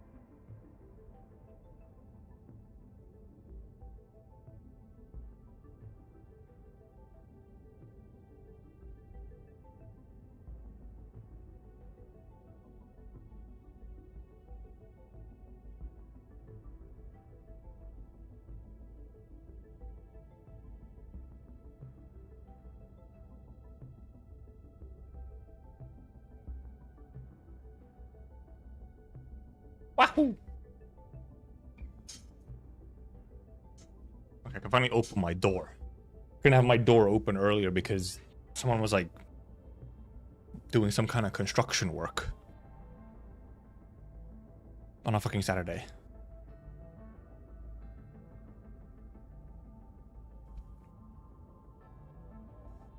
Anyway, Phalanx of Thorns first. Like you must, Professor.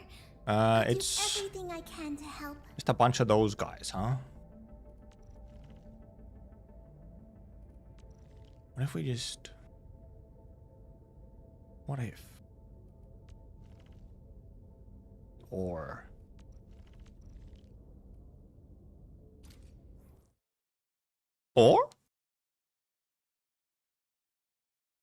Yeah, once we... Yes, I'll switch Snowshine's weapon when we use her. When we use her.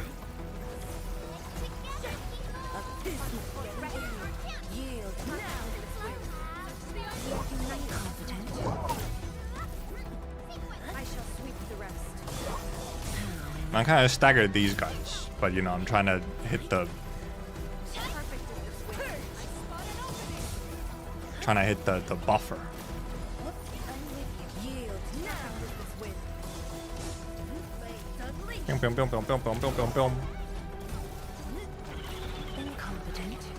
Incompetent.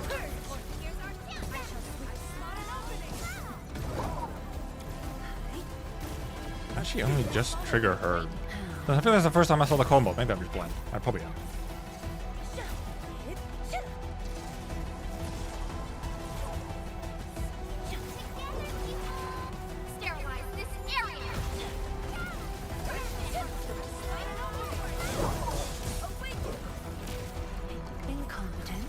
I'm really trying to hit the buffers, but guess I need to actually look on the buffers just to make sure I'm actually mostly hitting them. This is kind of a it's just a pile of enemies. They're really tightly grouped here. Like a flash, it struck.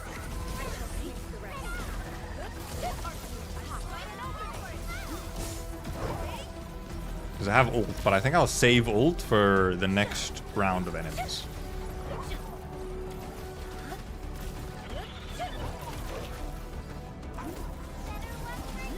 Get grouped.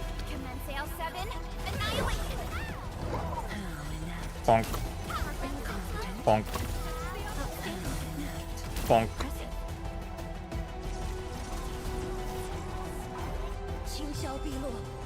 This will just hit fucking everything, so... Now I don't have to target. We're just...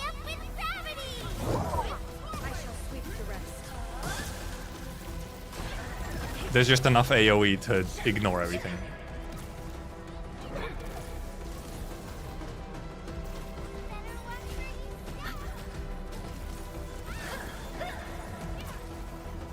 No!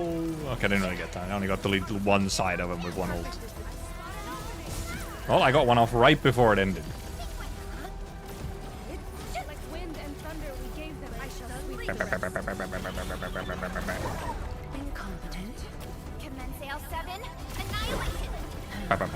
From the storms, it came.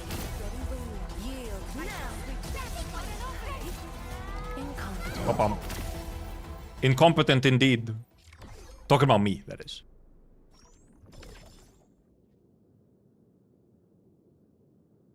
Talking about me. Slandering Gramps.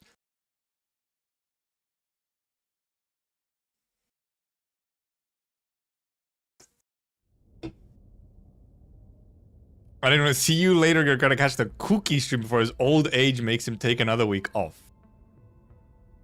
When the streamer wants to have some time off and, you know, calm down and be chill and, you know, recover some mental. How dare he? What the hell? How could you? I'm 190 centimeters. What theme for this one? I wonder. What theme for this one? We use this one, which could work. Still.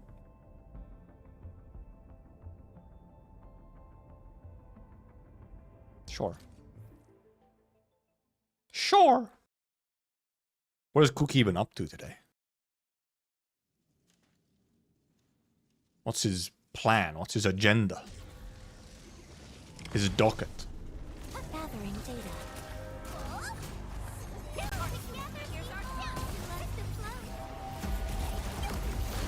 What the fuck? You started doing this fucking move like right away? Your arts have opened my Damn. eyes.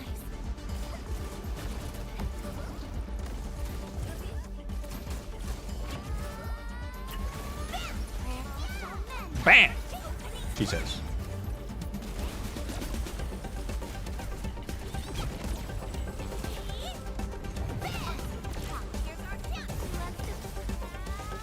Target locked. Fire. Probably still on wrong weapon for this particular team. Logic yields to none. Might of the land. We're Woo! united as one. So wonderful. Actually got an interruption there. I panic.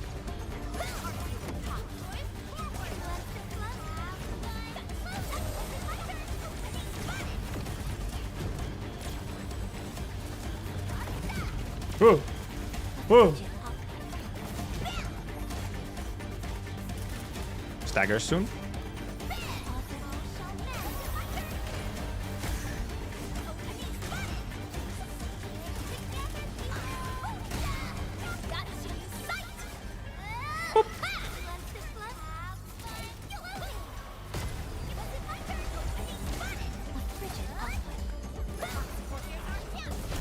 Outstanding technique. Impressive. Woo! Sterilize this Hopefully hits. Yes! All according to plan. Logic yields to none. Woo! Woo! Now fucking time waster move. That was the wrong button.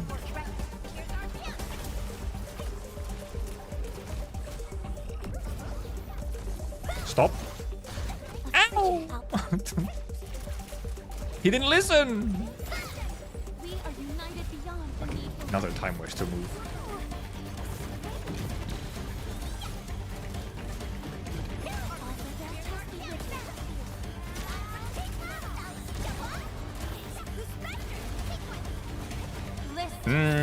Wasn't supposed to, I just kind of pressed on it.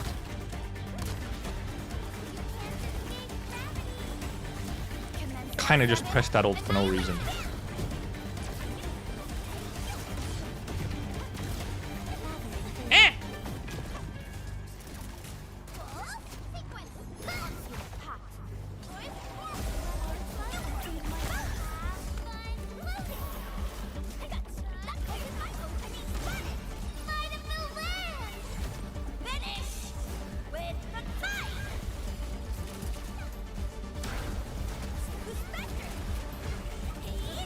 There we go, one gone.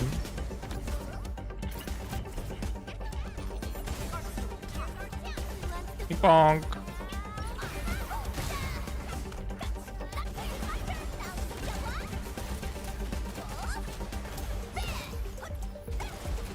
Ping pong.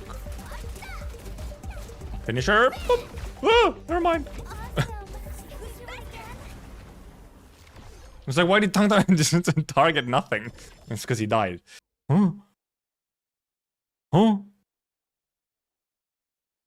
Can someone donate me 16k Arsenal tickets? Technically, you can, in a way, do that. You just have to donate rocks.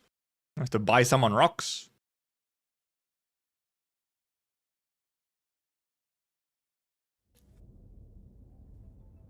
My sister is instead the post Tidewalker. I mean, well, we had title classed in previous UM. Or do you mean that there would be two of them? Because that would be something. Anyway, this guy, huh? I guess we physical it. Administrator. Where's Mivu?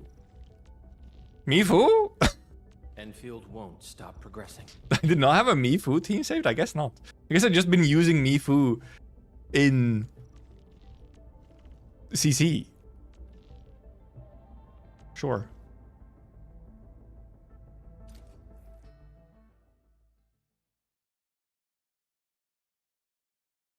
But not sure how my weapon luck is because I'm pretty sure streamer's gonna jump me. Why would I do that? I would never jump anyone. Never. Me? Jump someone? No. I'm waiting for you to... Are you not gonna summon your guys? I thought that was your modus operandi.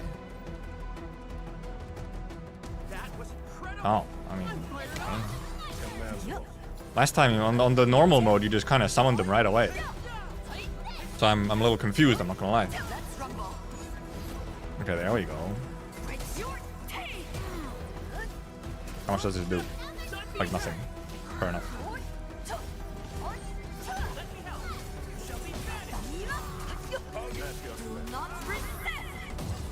Actually fairly tanky. Okay, never mind, not as tanky as I thought.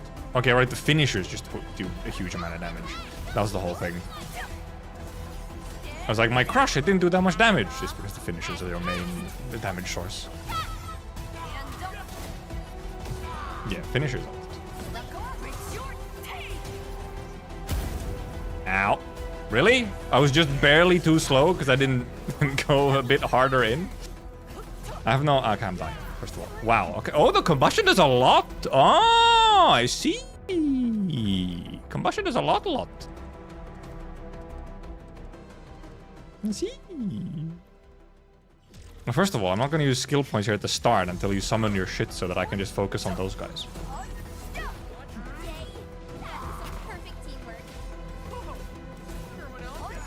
I'm just going to hit you normally.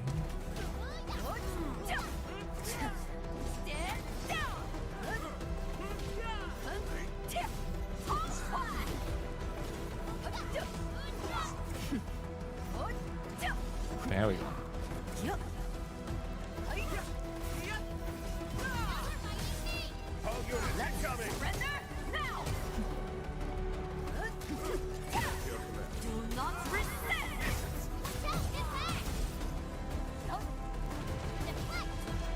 Really? They're left with such a tiny amount of health. They're left with the tiniest amount of health. The tiniest little amount of health. I'm trying to figure out what is the visual cue on the line? Because apparently the line has the visual cue. I guess it's just like maybe there's something that moves along the line. They're really left on like the tiniest little amount of health. Shaking my head. Look, I'm just waiting for you to do your thing. Ow. Ow. How dare you?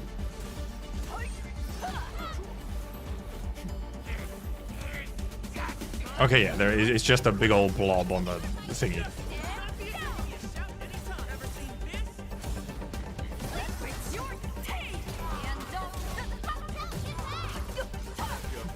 Because they're like, man, the crush really does like nothing.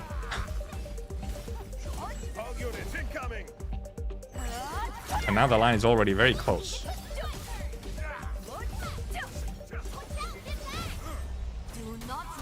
Actually, that won't kill. And then he'll get to combust. He bust on me! We may need a different team. We may need a different team. Or just do it differently. If there's a fight, I'm in. We just want to stagger real bad, real hard. Big ol' stagger. Mainly the thing is, Mifu doesn't contribute as much as she could, I guess. I don't think you can iframe it. It's probably the same as the hill smasher guy, where if it gets to do the funny thing, then you just get auto hit. Somewhere on it could you, but you'd have to time it very specifically because they're not staggered for that long either. Because I'm left on such a tiny amount of health when they do get hit by when they're like finished. It's the tiniest little amount that they're left with, and it's like, fuck, really? Tiny amount. Tiniest little amount left. And I feel like surely no. We just gotta figure out how it happened. We just need to. But we're so close. Because it's so close. I do actually, however, wonder. Let me look at my characters. Time for a real brawl. 3,700. 3,200. 3,700. No, yeah, she has the highest attack. She should be doing the most damage with the finisher as well, so.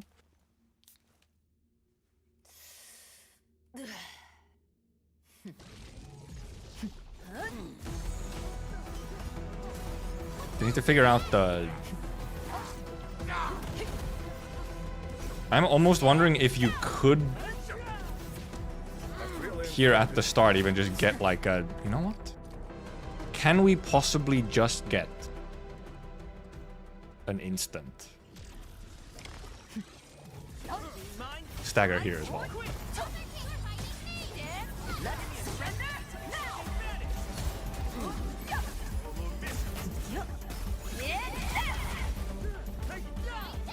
Probably not. He's probably not gonna shield right now. Never mind, we can't get a stagger up. It did no damage, huh? I thought I was supposed to do loads of damage.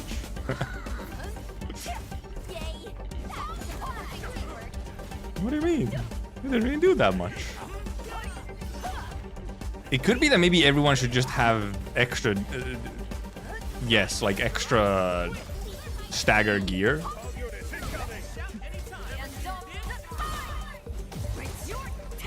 Ow, Jesus Christ.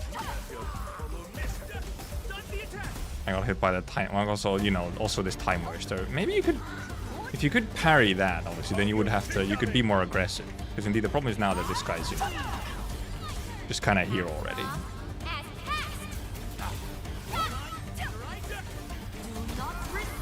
I guess we could have tried to, well, first of all, I just got hit. You could have maybe tried to iframe there.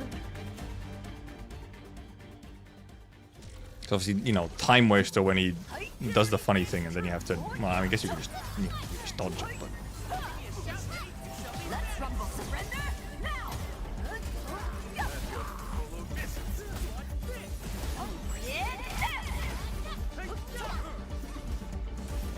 Oop.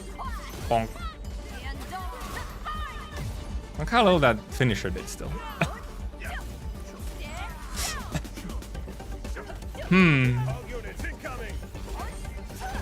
Interesting.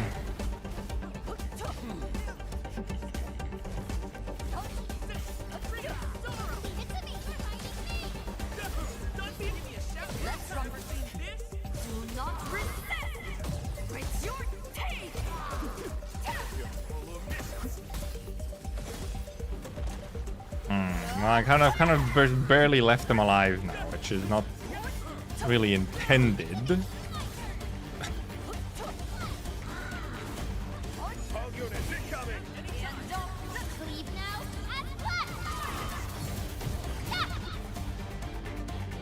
Kill him! No! Okay. It's just the amount of health left on this guy after, like, the finisher. He has the fucking tiniest little amount left, and it's just like, fuck's sake, really?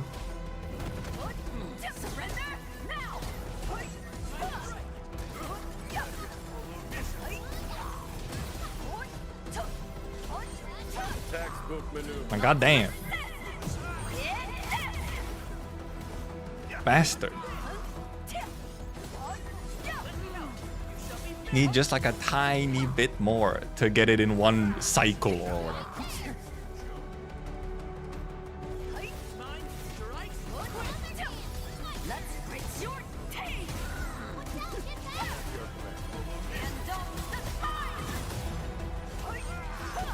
Okay, now I'm pretty good.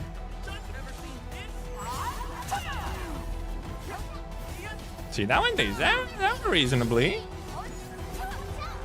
Once known, be deaf. Do not resist. Yeah, that finishes.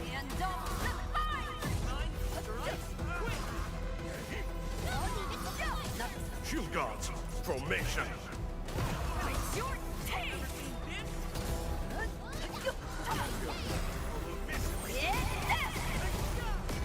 And now we have some, you know, ults for the next rounds that we need here.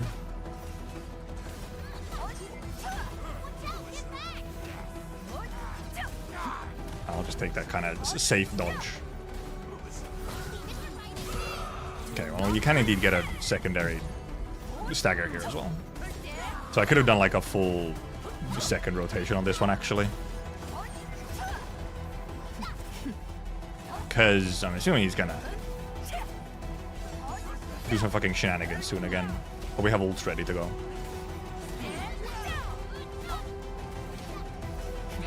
No, he's just gonna... Okay, there we go. That's what I was waiting for. Shall face karmic justice. Let's run quick. Dodge the attack. Perfect teamwork. I'll teach you the hard way. Cast off as cast. Do not resist. Breaks your No! No! I wanted to get it. Was the attack was coming in. I wanted to. Okay, well, never mind. It's doable. It's very doable. Supremely doable.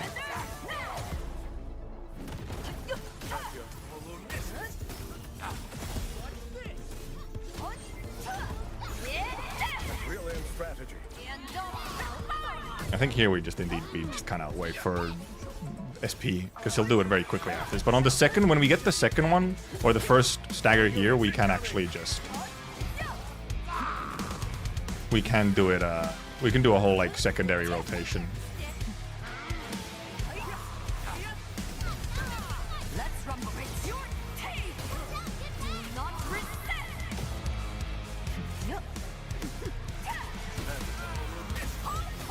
All units incoming.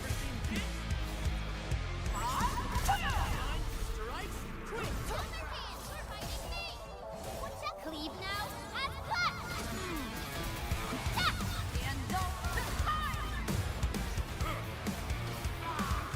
Surely we got it on time. Okay, I wanted to take it a little bit safe there. Just a little bit safe, at least. I don't want to fucking crush here because I don't have a third stack. Guess which handle crush. No, I shouldn't have used the ults, I think. But...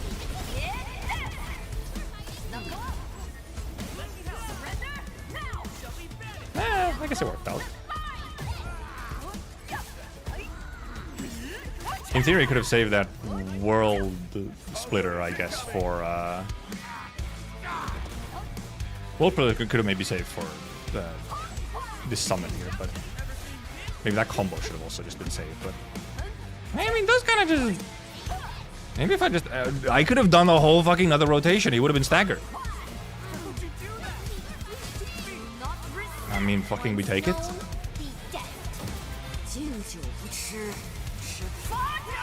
Can we just fucking take it? Never mind, we might just be able to...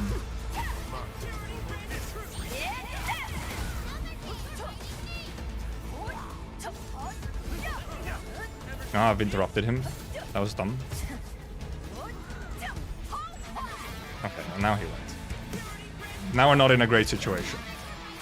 At my command. What do you mean? Fucking time waster. Okay, well, this is...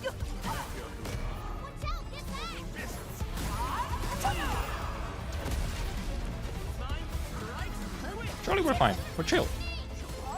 All units incoming. We're chill. We're fine. We're fine. Guess which handle crushes.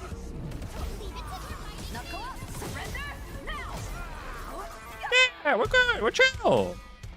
Never mind. You just have to, I don't know, play good. The Chen ult was a little clutch there, yeah, to finish off. Just barely finish off the one there. It's that the first one was just the hardest because it's like, oh, okay, you know. Also, actually, I think specifically actually going for like a stagger instead of just waiting for him to do the first shield thing was specifically better because I've like triggered all the various buffs in the team and from kits. So that I have a little bit more damage for when it does spawn the clones. Which was the difference maker, so that I actually could smoothly kill the clones before time was up.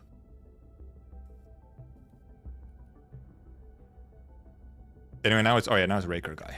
Ready to break camp on command. Who might actually be a fun fight with the physical team.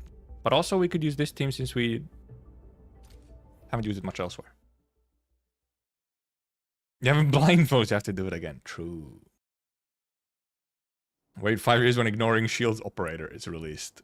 Well, I feel like that would be for normal mechanic shields, not for, you know, special game mode mechanic.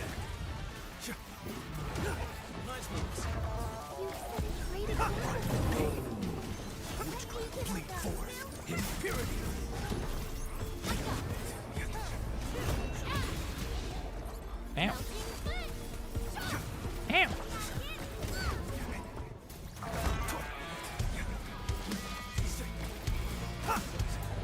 But yeah, indeed, now a guy isn't just instantly dying. You know? Get dodged by my move that schmoves me. He's gonna stagger soon. Ow. That was just me fucking up a dodge. Have healing even.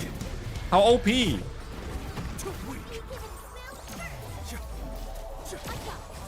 I should stagger.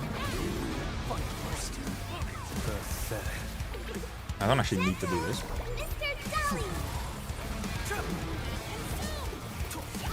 Oh, rain, crimson red. I shall bring it. Darkness. Shut. There's no escape. Wolves, let's feast. My turn. Find mercy. Did I dodge that? I don't think I did.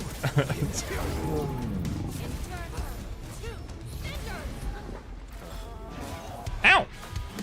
That was a good levitate ult though, however.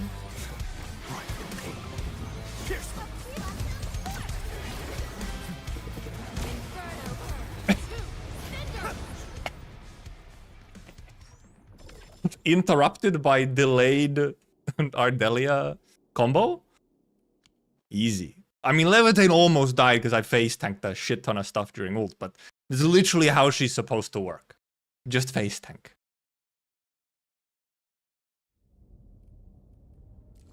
Now we get the funny one. We will try, indeed, the Snowshine gimmick here. We will give her a different weapon. What would you like, Snowshine? Who has what right now is the question. I do have 2 finishing calls. Knockdown or weekend. You do none of these things. I mean, really, this would, I guess, be your best one here. But I'm also thinking we might... It's also usable in extreme environments. I'm thinking we might put in Ember as well.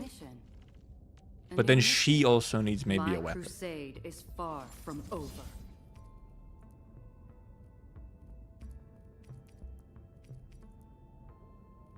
You do knockdown, I guess. You get some strength and max HP. That's fine. That's good enough for now. A fine piece of master grade work. Would have died without the face tanking passive? Well, yeah, but that's why she has that passive, so she can sometimes just face tank. Too angry to die, exactly. That is the idea. Yes, intended. Oh, I might have wasted a link on Wolfguard ult. Yeah, true. Are they selling the construction greatsword? Alright, these guys are interruptible in this mode. So then they kind of, you know, just...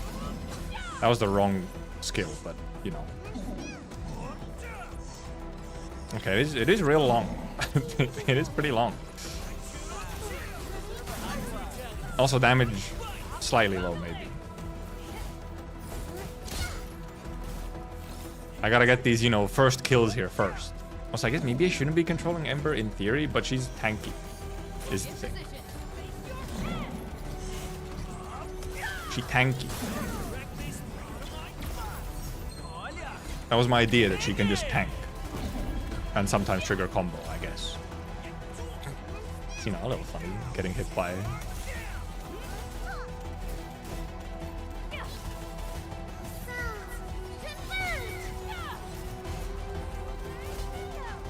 A little funny sometimes, you know, like, oh, I gotta stop. Sorry, guys. Nope, gotta stop for a moment.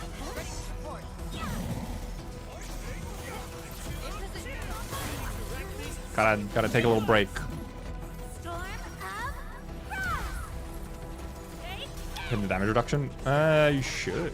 Well, of course, if you're not, because you have extra damage reduction during, like, skill and... Yeah, you should, if you have triggered a damage reduction already, yeah, you should still have it, yes. No reason not to.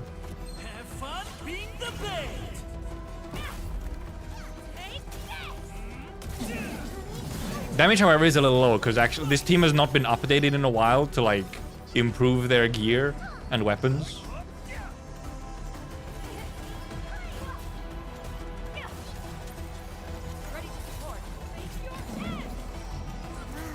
So, you know, we go calm. You get frozen mid-air? Probably depends on a little bit on how in mid-air you're frozen. I think it depends on that.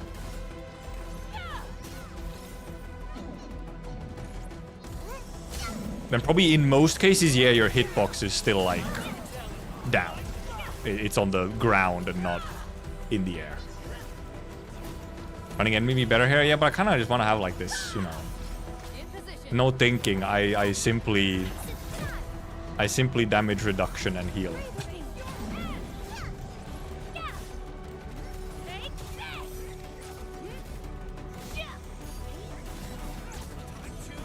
That was supposed to press. Enjoy your snack.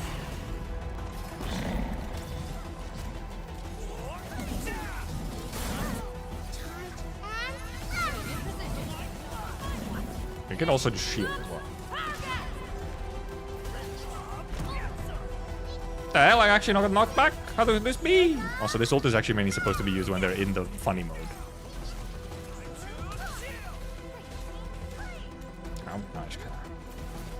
Oh, we can actually shatter them with this. I forgot. Of course, now we don't have anyone to actually use up these vulnerables, but that's fine. Look, this is the slow and steady build. Okay. The slow and steady.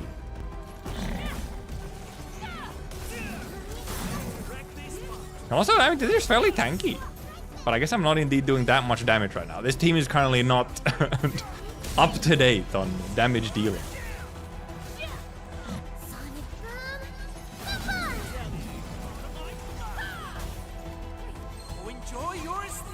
We do be having ults though.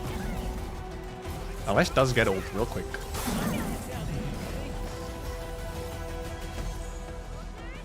It's frozen for a while. Actually, because while they're not in their like funny state, I don't actually like... They're just mostly getting interrupted, so I'm actually not getting to use like Snowshine parries that much either.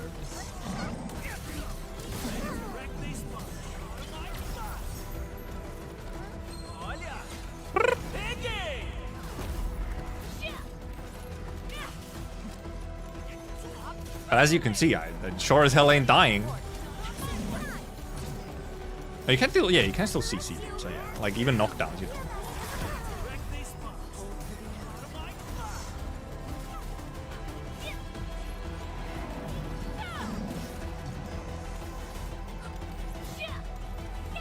Oh, with ult, I should have ulted right before I freeze, I guess. But yeah, you can indeed just freeze them. Though of course getting frozen while you're in like range or whatever is not great. So they just explode on you. Okay, let's try and like... Now, well, these guys are aggressive enough that they just kind of, you know, run up on you. Enjoy your snack.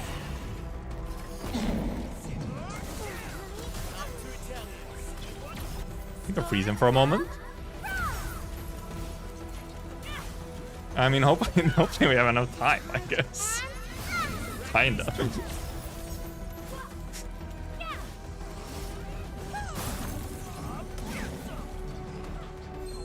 There's quite a few of them. Bonk bonk.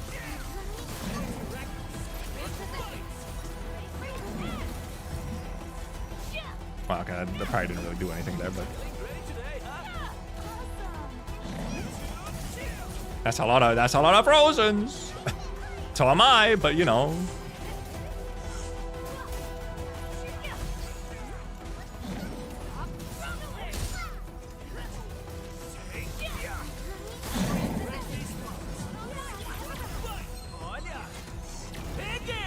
Wee!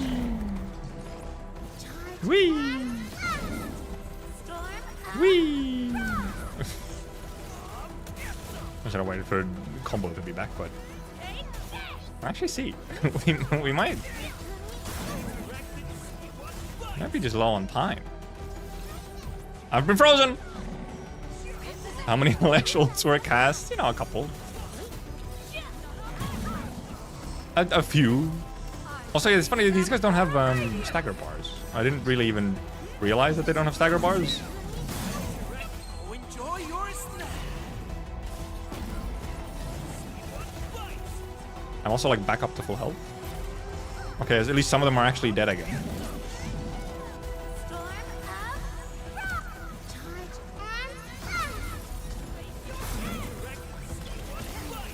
Yeah, I think we probably have time, approximately.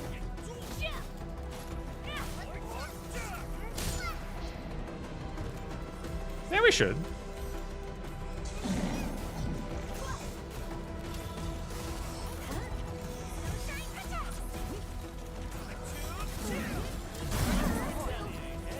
Heal me. Enjoy your snack. Get frozen, stupid. Yeah, we're good. We're chill. No problem. Get frozen, stupid. Because, you know, then they're just kind of cooked. Once they're in this mode, they're cooked.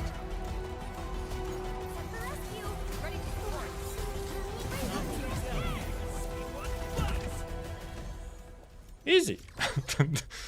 This is just you know, it's kind of face tank everything. And it could indeed be much faster if I actually had a little bit more investment on these guys. They have no upgrades on gear. They might not even have the best possible gear. Their weapons are less upgraded.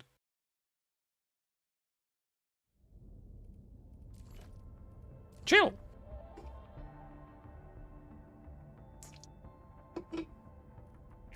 Then Sky Drummer. We're definitely catching something today. Who do we on Sky Drummer? This is one option, but specifically reaction. Oh, but lift does count, doesn't it? The other option is indeed this, because you're just getting loads of electrification. I'll try this one first.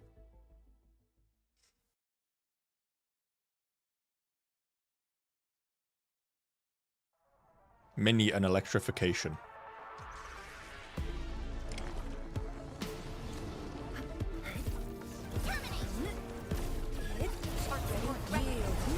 Could actually almost be a Lesh instead of Gibby here, but because Gibby won't necessarily be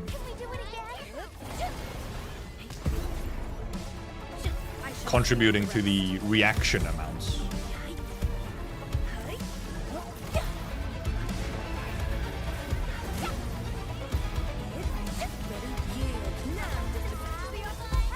Though, I mean, you still just get damage buff, so it's kind of, you know. Because he's not even doing his... Does he reset his stagger, by the way, when he buffs? He does. Okay, yeah, now he sucked up all the, you know. You responded like lightning.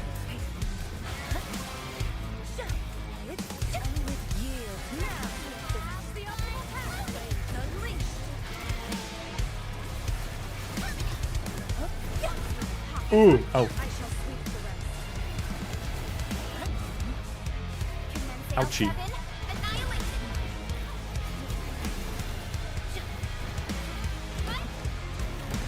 Thought I was gonna do something funny. Okay, he's doing something funny. I don't actually know his moveset, you know, as well, so. Hush of thunder, a streak of rain.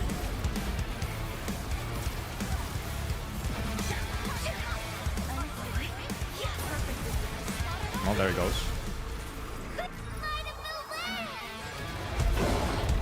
I shall sweep the rest.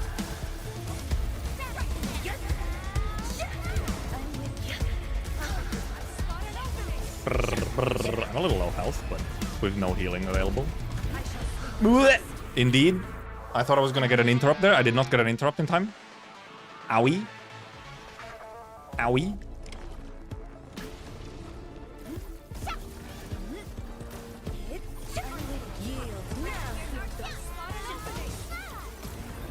Perfect timing. Perfect as this wind.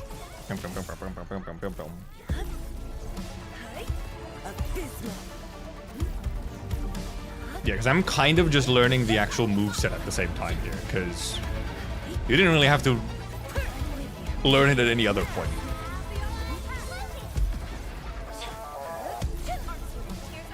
I shall sweep the rest.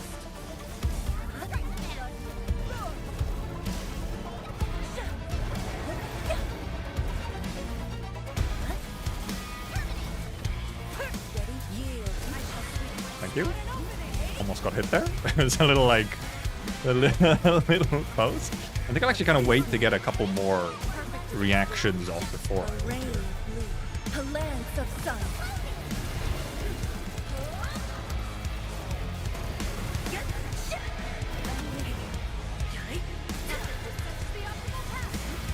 From the storms, it came. Sterilize this area. Let's flip the world. And there it goes. Perfect as this wind. And now it's not as close to stagger as it was last time. But we already got rid of the shield instead. There we go.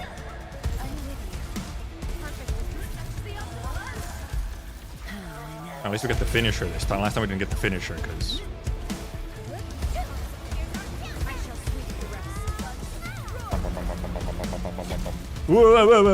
vortexes. Wow. Oh, damage immunity. Pay to win.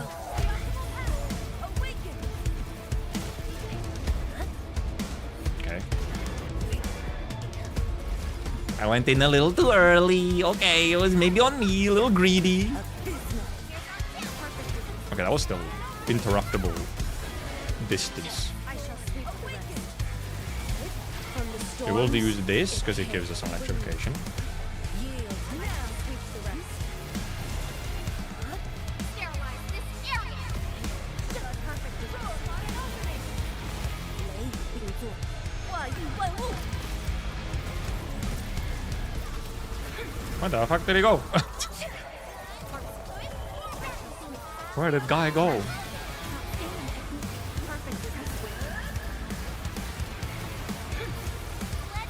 I was waiting to get an electric concussion so I could. Yo, this ult was not ideal. There we go. We got a hit to break the shield. Ooh! Got a little close there, my guy. Ooh. Interrupt just barely before. Oh, he pulled me in. Huh? I don't remember that move being a thing. Sterilize this area.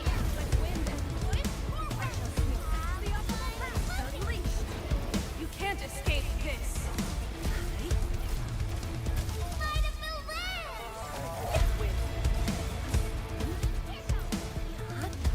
I shall sweep. Well, okay, he has like no health.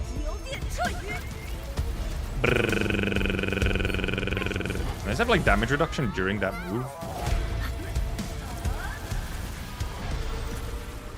Nice.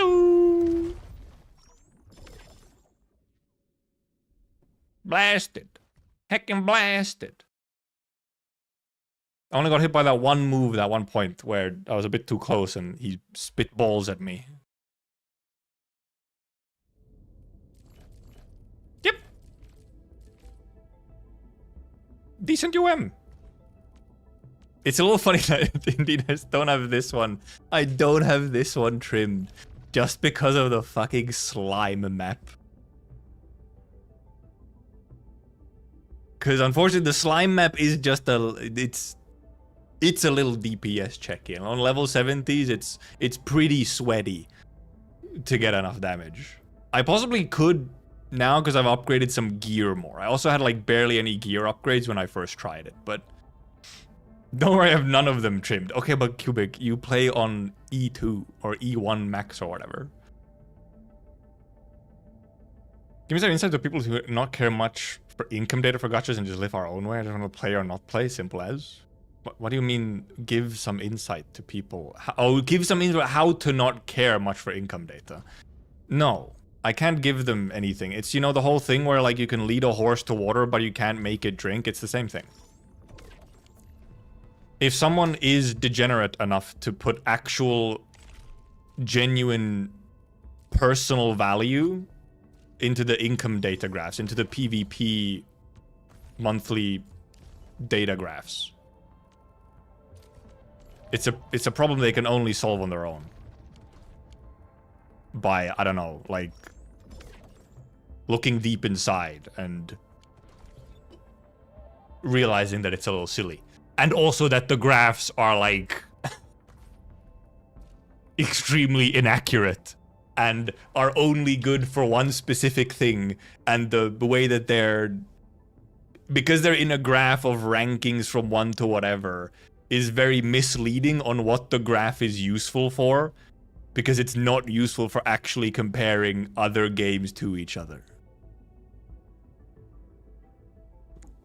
But also, as a purely like silly exercise of PvPing for the love of the game and not actually genuinely caring, but like just for the fuck of it, interacting in the PvP, if you're doing that, hey man, chill. That's actually kind of fun. That's like the fun part, is going into it without actually putting any personal value into the PvP. Just for the love of the PvP game. Then if you start getting emotions about it, you gotta take a step back. You gotta realize that this emotion is possibly not worth ingesting in any significant amount, and you'll just, because the emotion will come, but you just, you know, you just kind of just gotta let it, you know, slide off.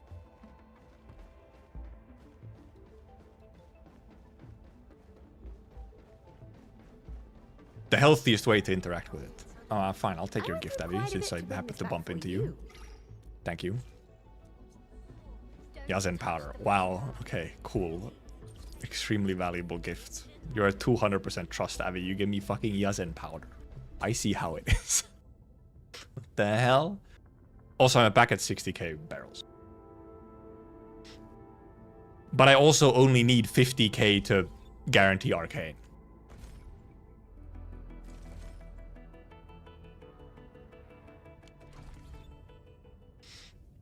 Even if you knew 100% of the numbers of exact position, discussion would still be worthless, because one company may think X number will be good, while other company may think the same number is garbage. Well, yeah, well, but you know, that's indeed, yes. How good it actually is dependent on the, you know, what the firm's goals and whatnot are. Even then, yes, even at that point, comparing it to the other games is silly. But for example, there can be some idea and value in, let's assume that the numbers were actually correct, like 100% true. You can then make like, oh, you can look at like, okay, this game is probably doing pretty well. you can get some idea. And, okay, this game is doing pretty well, or this game is maybe not doing that great, or okay, this was a less desirable patch or a less desirable character. You can then make these guesses at least somewhat. But even that goes out the window when the numbers aren't accurate. Some of these trust gifts are so stupid. Ember gives Citramix. Close Ember gives Citramix. Trusting only gives Jinko powder. Shaking my head.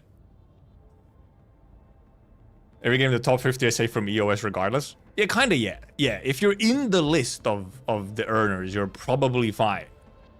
Unless you're like a really weird outlier where you're really expensive to make, but are like at the very bottom of the list. Because, you know, usually if you're a lower earning game, you're also a cheaper game. It's more so indeed if you get a very expensive game that also then is like at the very bottom of the list, where you can be like, wonder how well they're actually doing. And yeah, the numbers are, yes, just for mobile, yes. Also, the numbers are for mobile, iOS only, and the Android numbers are estimated from the iOS. It uses CN numbers, Ghost. So the CN is included in the, well, you know, as accurately as it can be. CN is included in the lists. It's not Western only. I'm pretty sure Sensor Tower might even be like a CN company. Never cared whether the game is doing good or not as long as I play, but then gacha games make it seem like dead or okay is the only way. Well, because you want the game to be doing good so that the game can continue doing cool stuff because they're making money and they're healthy, so they can stay alive for a long time and put some of that money back into making more fun stuff for the game. It's a long-term vision thing of, okay, hey, the game that I like is doing well, which probably means I will keep getting cool content from the game. While if it's like, oh, the game is doing really bad, there could be a possibility that either the quality goes down or worst case scenario, it actually shuts down. So the multipliers for the Android, Ghost. That's how the Android number is calculated, if I remember correctly. They take iOS number and they multiply that by some amount to get the Android number. I think for CN, they get CN iOS data. Like, the iOS data is the only one that's in there that's like some form of real actual number. But it is iOS data for multiple servers, for like all the servers that are active in theory. And then they estimate the Android number, but it's estimated the same for every game, and some games might have a different spread of Android and iOS. But indeed also then it's only mobile, which is the funniest part, is that, you know, it's only mobile. But that's because Sensor Tower is a mobile-only, like, data broker. And yeah, the point is indeed, you don't put any genuine value into in the current form that the numbers are, there's no genuine value in them because they're like, who even knows how accurate this is? But you engage in the PvP for the love of the game.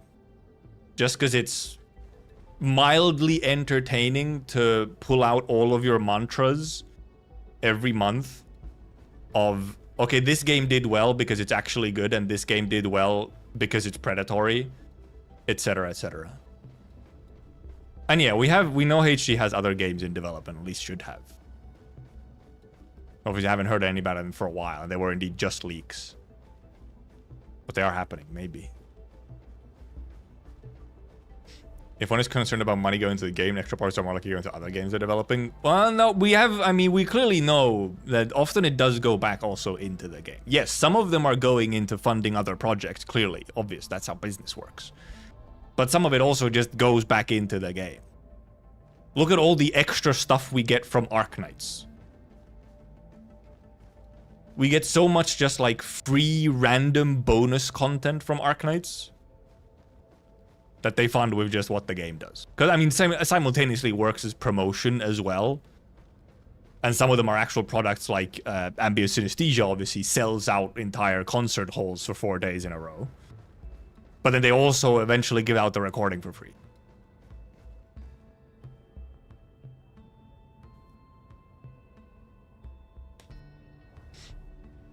My region used to just pick a fight with other games. No, that's not a you region. That's a lot of the people use it to pick a fight with other games. You know, the PvP graph or the PvP list is often used for agenda posting.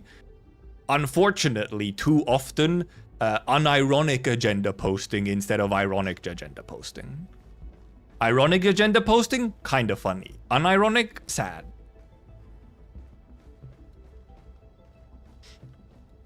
Funding more MLP collab. Shit. Oh no, please don't.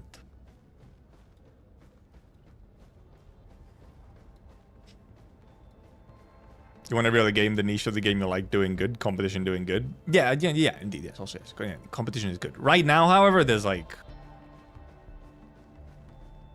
If you just look at the graphs, if you don't, you're not doing comparing other games. If you're just comparing the general trend of the PvP, it is clear that the market is saturated and in general, just across the board, earning less. The numbers we see now are just lower in general. Across the board, where, you know, of course some of them are still, you know, stupidly high, so like most of the games are doing just fine. I can assure you they're not using 40 million a month on development. At least highly unlikely.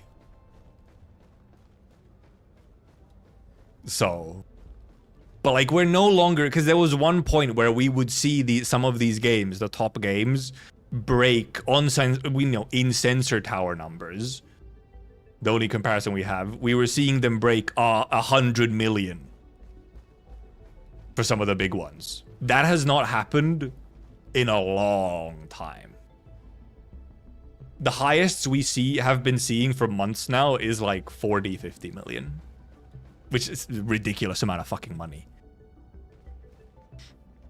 But compared to what we used to see, clearly the market is just like slower. Scary part, people thinking game needs to turn 10 mil to actually stay alive.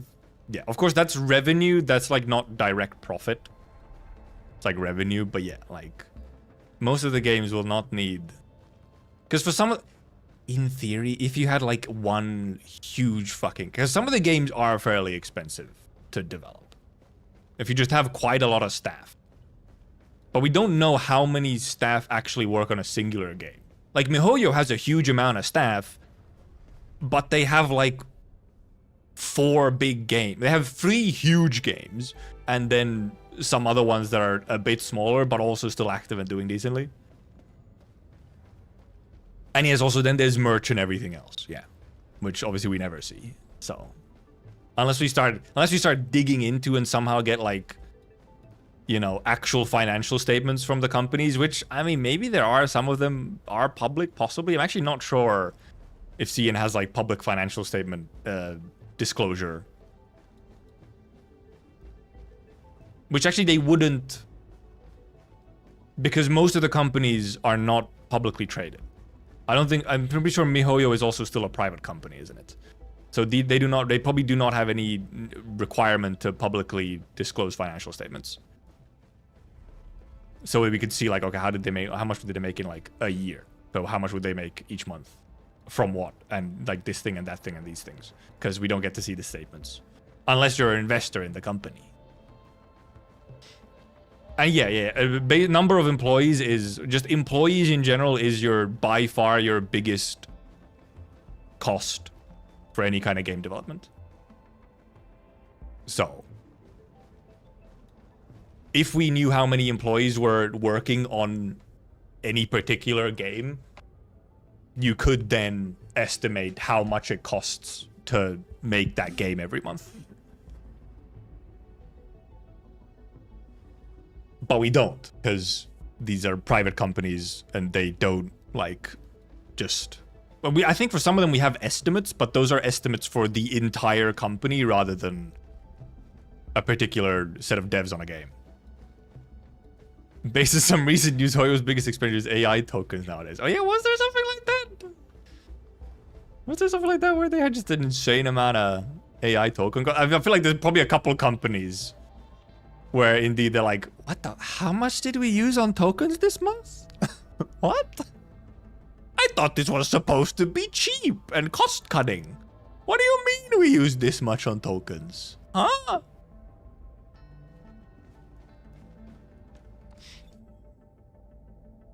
Funny.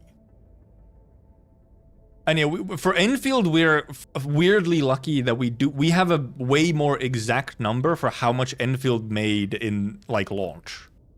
And actually, that's not even like the full patch. That's literally just launch week. For January 22nd to the end of January, we know how much Enfield made. And more importantly, we know what percentage of that was mobile and what percentage was PC console. They made 170 million in the first week, and 60 to 70% of that revenue was PC console. So the majority is PC console, which then means we can also like estimate from Sensor Tower, assuming the same split still, we can estimate from Sensor Tower how much like it was actually, because we know the percentage split. Well, at least what it was at the start. I would frankly assume that the split is even more heavily PC console now. When, you know, many people who just casually tried the game out at the start and put some money into it, hopped off. Because I feel like most of the dedicated players are probably PC and console. Also, yeah, week 1 also just had the PayPal fiasco, which prevented some people from just paying anything.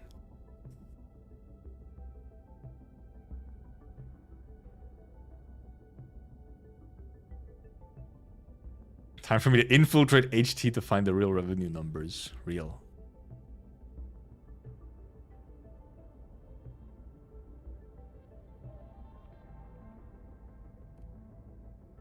How much does it cost to make a 3D existing models do things versus something else? Well, yeah. 3D games are fairly expensive.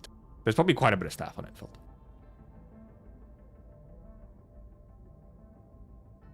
Can't play any game on Umbral, even Arknights? Exactly, yes.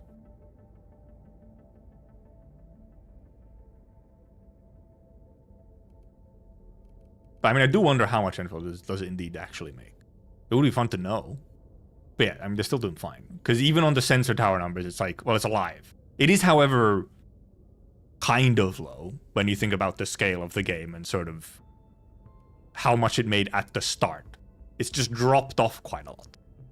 That's the main thing. Like, you know, it's a little funny that Enfield was below Arknights original last month on Sensor Tower. It's a little funny.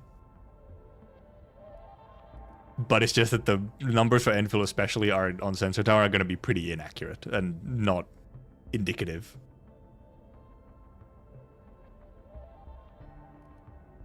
Because so much of it is on PC console instead. Also, apparently during the Feng Yi banner or something, that also like the tracking was broken or something. So the numbers there weren't even accurate either. Enfield too generous? Well, because that's genuinely one thing, is I feel like a lot of people who were still consistently playing the game had a chance to save up so many rolls during 1.2 that you could just get, if you wanted, first of all, probably most people only wanted either Mifu or Camille and not both of them. And you could easily just like, I don't have to, I have more than enough to get these characters, even on a double character. I could get both of them without doing anything.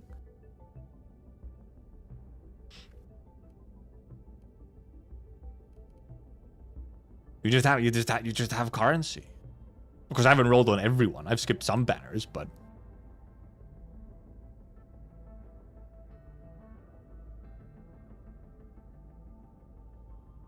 there was a lot of marketing for Enfield though, yes. There was a huge marketing amount for Endfield before release. A lot of hype. It was everywhere. Oh yeah, what is Camille's P1? Oh yeah, it's a susceptibility increase, isn't it? Orignium will carve a path for us. This is not. There's Camille. Birth.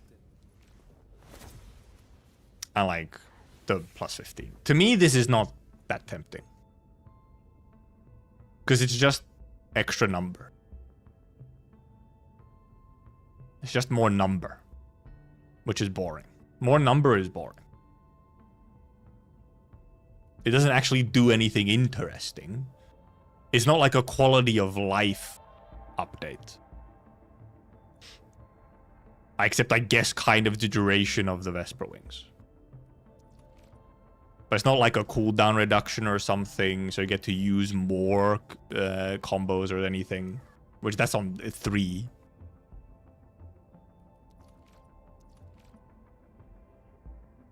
P5 is also incredibly boring. It's just more heat damage to the talent.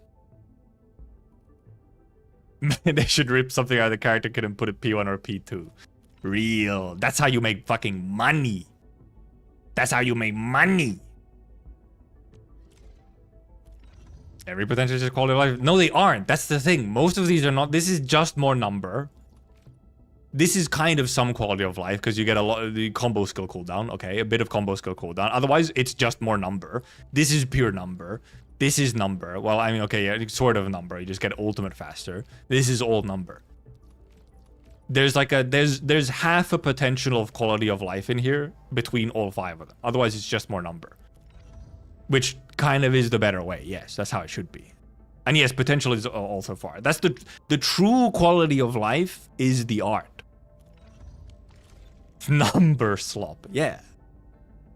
Yeah.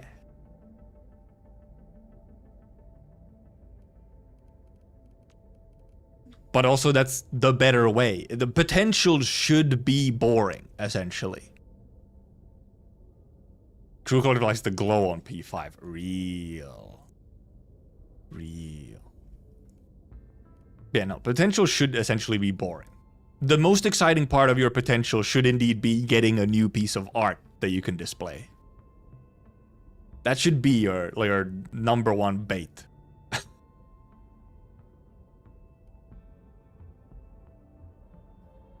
Funny people compare to Endfield Gotcha. It's so much easier to get the 120 pulls for guaranteed than 300 for Arknights. Yeah, well, the 300 for Arknights, however, only comes every 3 months instead of every patch. Or even multiple times a patch. It's a different comparison. The 300 is not the comparable for Endfield and Arknights.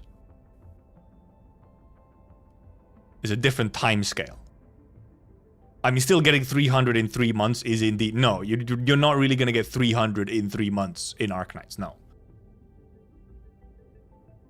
It's not really. Usually it takes you at least... As a free-to-play, it takes you at least 6 months if you're starting from 0.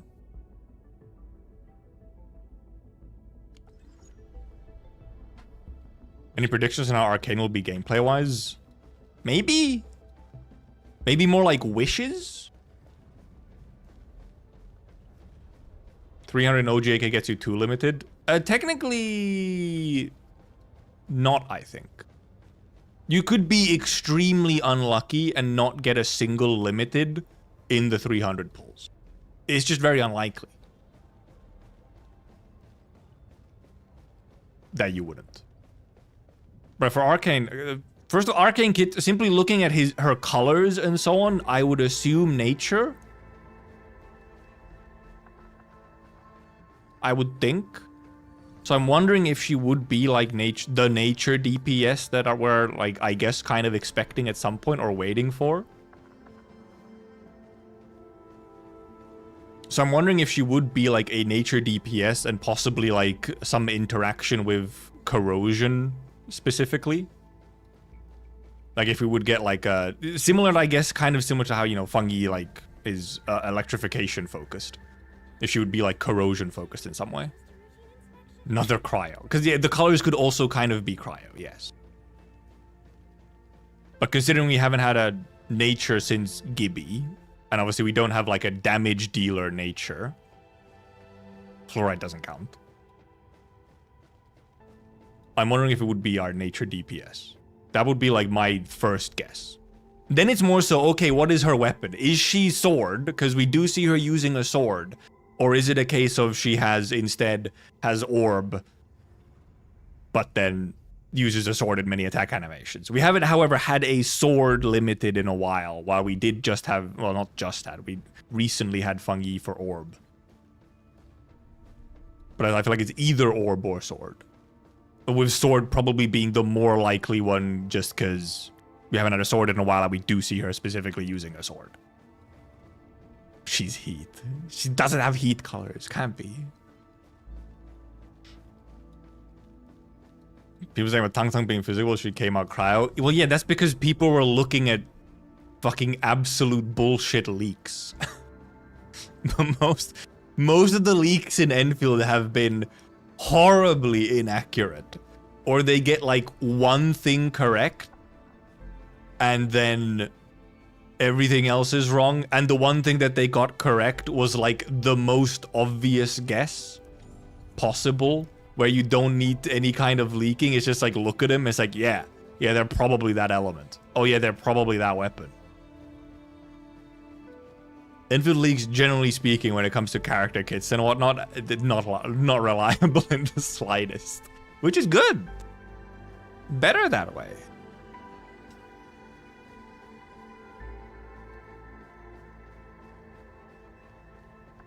Put in 200 pulls for extra altar and Hoshi altar and got neither. It's like the same stage 2 rabbits, you lose them both. Yeah. But that's also how like a lot of gacha is in. Yes. You have to choose which rabbit you're gonna chase and commit to that one fully.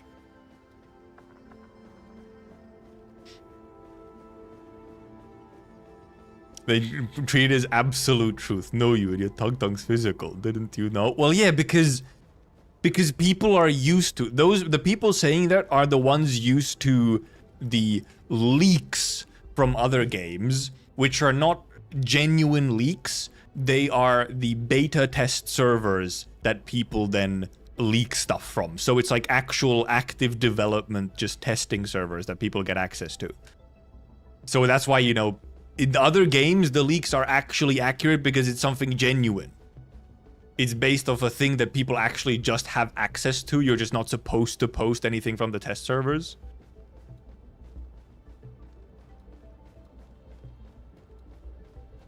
In Endfield, we don't have that. So then they're like trying to like actually leak stuff, and then their sources are fucking ass.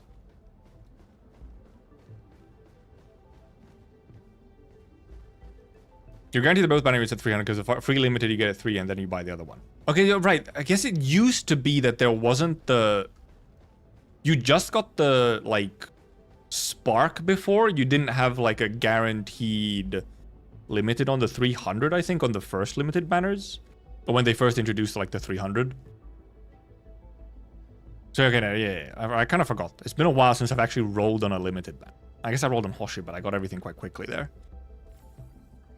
Yeah, they added in the free limited when you reach 300, but then you also still have the spark from the 300. So yeah, you can indeed get both.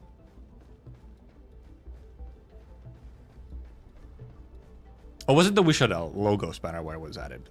I guess that would make sense. That was anniversary banner, so would make sense to add in like a new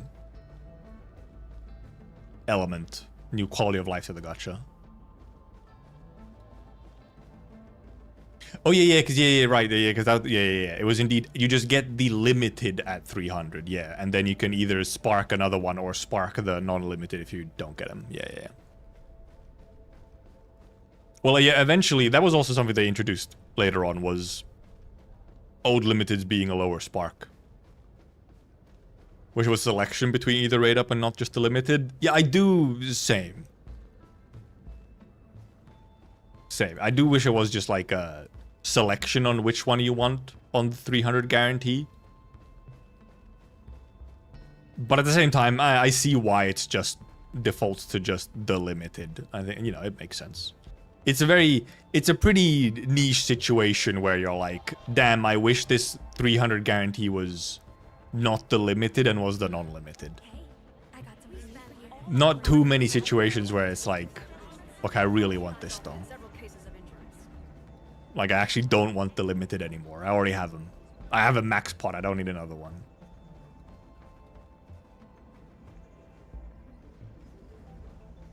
Got time for a nice dinner. Surprised we had a rerun for Sergeant Angelina. Oh, Levitan and Gibby. Okay, yeah, Endfield, the Endfield rerun. Soon all banners would be limited. Wonder if that means we'll get a real limited banner in Endfield in the future. Well, maybe you're not familiar with how usually the limited, when every banner is limited in these games, we get reruns. characters get reruns. They don't just disappear into the void after this one banner and are never seen again. We get reruns. Reruns are a normal part of the cycle. It's just that we got a rerun pretty early, and it wasn't like a usual rerun because it was like that little special banner. Where it was 2 limiteds and 2 standards, which however is a little silly instead of all limiteds, but it's because it was so early on. Yeah, I don't think we would get actual, like, an even more limited banner. Because it wouldn't really make sense, because all characters are limited except for the standard pool. It's just, however, reruns will be a thing. Like, we will probably get reruns which are just, like, the original banner where it's just a Levitain rerun. And we'll have 2 reruns at a time. I guess collabs is the one thing where it's like, okay, an actual genuine limited, because you're assuming that you don't get a second part for the collab where they would rerun. But for example, in Arknights, if we get a part 2 for a collab, they do also rerun the original collab banner. So it's not like even there, it's not out of the question. It just requires for there to be a second collab with the same IP. But that's obviously, you know, that's very much not guaranteed. So that's why it's like true limited. Come up with 2B and Joker in Endfield. The Jonkler. Rerun slot.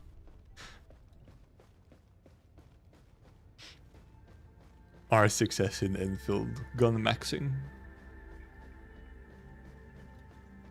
Yeah, collabs is the one where it's like actually might be you can assume it's more like a true limited because you have no guarantee that there would be another collab where they would thus rerun it.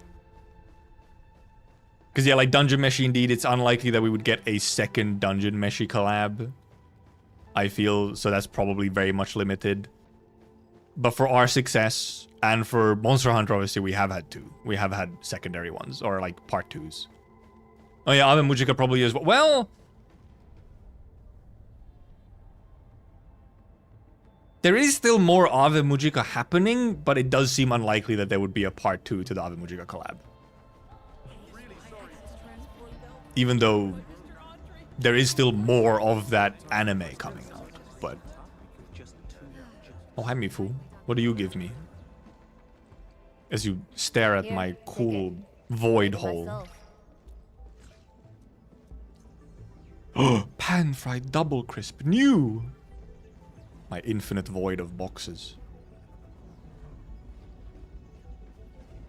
Because if they did a Maigo collab, is that obviously they did Ave Mujica collab, which is a little funny. They didn't do Maigo, they did Ave Mujica. If they went backwards and then did a Maigo collab, they could rerun the Ave Mujica stuff as well. But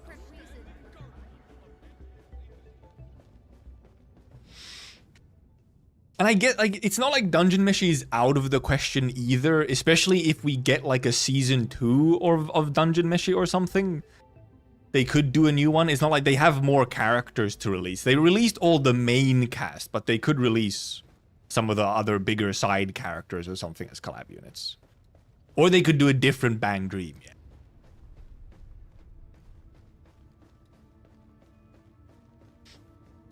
Did they change the percent on owned operators to not include collabs? I wouldn't know. I would never know. Or if Season 2 was announced. Okay. Are Fallen and Suzume included in, I guess, main cast? Maybe they are. I don't actually know that much about Dungeon Meshi. Piano girl from Arknights. True. I do like all the memes of Sakiko actually being just that one piano girl from Arknights. What's an Ave Mujica? She's from Arknights, right? What do you mean, Ave Mujica? What's that? Okay, they are main cast. Yeah, if they have more main cast as well, and we have a season 2 coming for Dungeon Meshi, then there actually is a chance for a second Dungeon Meshi collab.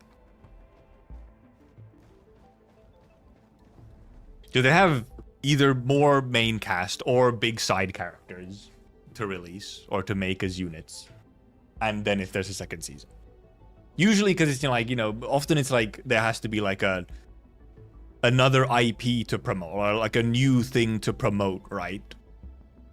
of like, oh, there's a new season, or oh, there's a new game, or whatever. Like, you know, we got another Monster Hunter collab, because even though that Monster Hunter collab was like Rise, it is a Rise collab, but, you know, Wilds has released and whatnot, so there is like a new game to put attention towards.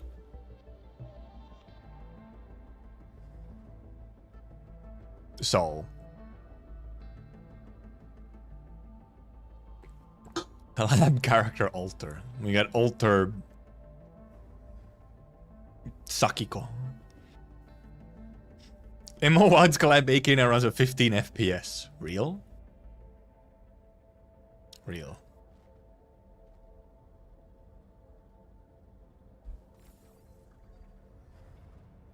Look at him. His crystal. So yeah. Yeah, collabs are true limiteds. Unless there's a good chance of getting another collab with the same thing, and then they can rerun it. But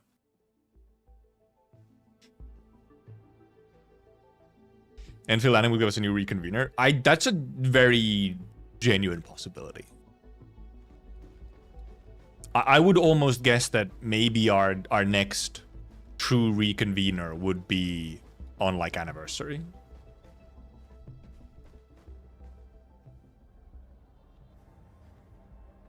Because right now, for any character that's been teased, like, unless they, you know, suddenly introduce a new reconvener, like they did the Idol Girl, then obviously there isn't anyone teased. We know of no other ones. And before Lapidum reconvener. A possibility. I would not put it past them. Or like that. It's a possibility. There won't be a Texas for her to tease. That's fine. She's past that. They just have to take the Lapland that has divorced Texas. It's a canon event. They're divorced now. I mean, they were never technically married either. It was like a one-sided marriage, but also now they're also divorced. So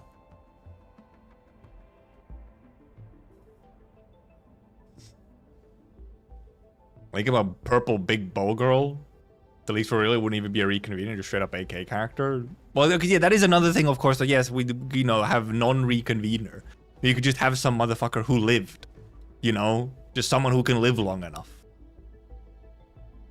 Also, right, if it's supposed to be a Tiffin leak or something, first of all, she would probably... never mind, she's Sarkis. She could possibly live long enough.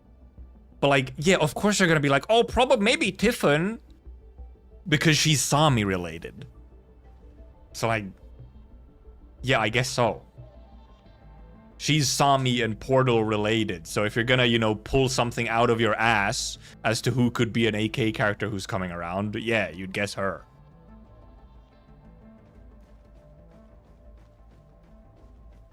Warfaring Grandma.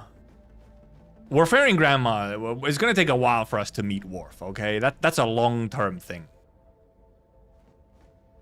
So waiting for OJ gets playing, we're having Sarkis the SU again before I accept the Sarkis reconveners.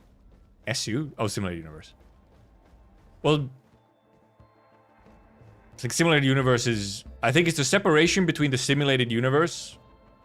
But first of all, it's not... Simulated? Is it? Assimilated, not simulated, assimilated universe. The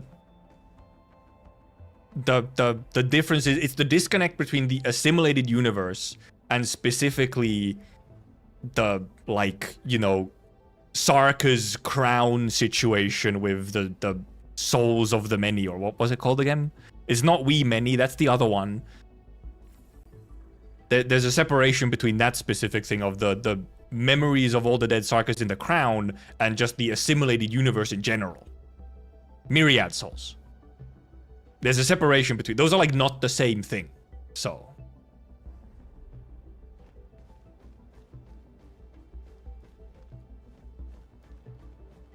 Wonder when Priestess will be mentioned or come around. Well, technically, in a way, she was mentioned in the prologue. In some of the grave things, so... Yeah, because yeah, a simulated universe and myriad souls being gone are not like exclusive things or whatever. Like the myriad souls being gone does not in any way mean that Sarkas can also then still be in the simulated universe. It's a different situation, a different functionality.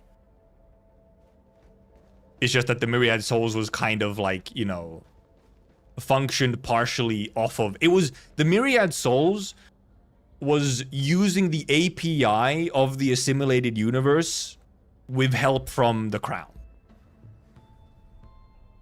Essentially. So once those were gone, it was just that, okay, so that API connection is gone. But like, you can still just use the thing directly without the API.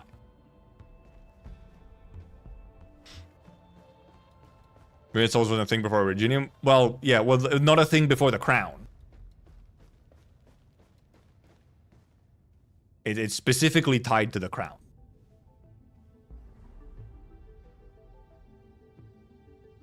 Well, Theresa reprogrammed Originium no longer hold Sarkas information because they were different with their race because they were not Originium mutations. Well, first of all, they have been affected by Originium. They did, you know, develop differently because of Originium as well.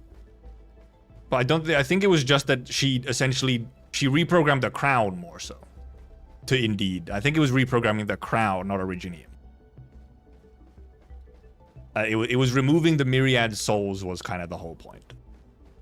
Rather than getting rid of the, like, not having them enter the assimilated universe at all.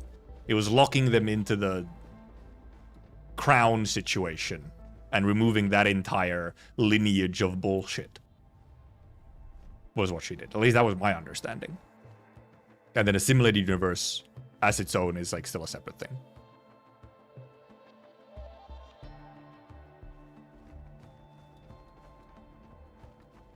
I interpret the myriad souls more like the program of the data running, the data still stored. Kinda, yeah. Yeah, like it's like myriad souls was like nested in a simulated universe. But then once that's removed, it's just like one portion. So like there is, so that is the thing that yes, there is a chunk of Sarka's data that like is no longer in the assimilated universe because it was removed along with the myriad souls. Because it was, all of that Sarka's data was only inside this nested myriad souls functionality. So when that was deleted, all of that data was also deleted from the assimilated universe. But anything that comes after that is still like getting entered into the assimilated universe. It doesn't work perpetually into the future as well. It's just everything that was there at the time deleted. But then going forward, still the new stuff can get entered into it, but it won't be part of the myriad souls situation, which was a separate thing. Crown is just an access point for getting information from AU. Unless they had the crown, but the myriad souls affected all the Sarkas. But yes, so that's why the myriad souls worked through the functionality of the AU. Yes, that's how it was able to do that. Was the crown plus the AU was the reason the myriad souls like entity could exist. But indeed, once you remove that part, it's just removing that particular interaction between it and the functionality of this lineage of memories through the myriad souls. Is how I remember it. Indeed, it wasn't just completely banning Sarkas from entering the assimilated universe. I'ma be real, I don't think Theresa has the admin capabilities to do that, okay? Theresa had admin capabilities across the crown, not Originium. Stream delays making this conversation difficult. That is often how it is, yes. That is how it is.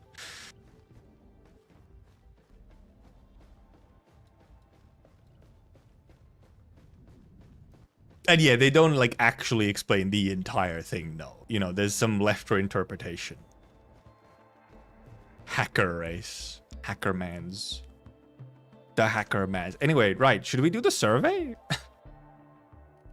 We could do the survey.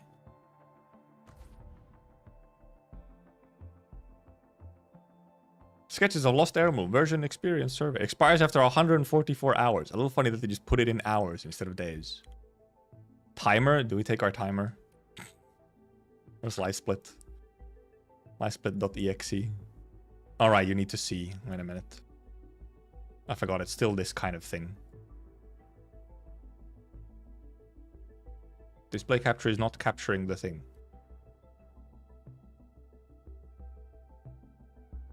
There we go.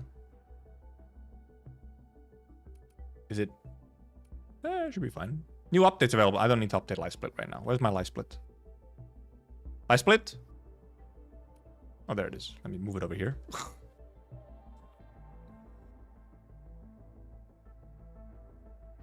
Let me check my...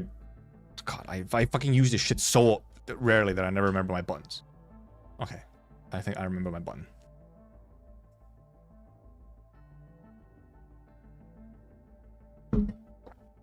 Speedrun. The only part that will take less time is writing out the free survey part, because I will just copy paste my notepad into there and add any bits that come up, I guess. So no, you can start. Yeppers. I have read and agreed. Overall satisfaction from Arknights Endfield. I'm still like here. I'm always just there. Music, good. Actually, camera controls, they now need very much adjustments. Cutscene, cinematics, dialogue delivery is okay. There was some bits. Combat is fun, but the camera needs control, or like some help. I do like the voice acting. There was like no AIC this patch, so you know, I did like map and environment art that we had. My performance was good. Oh my god!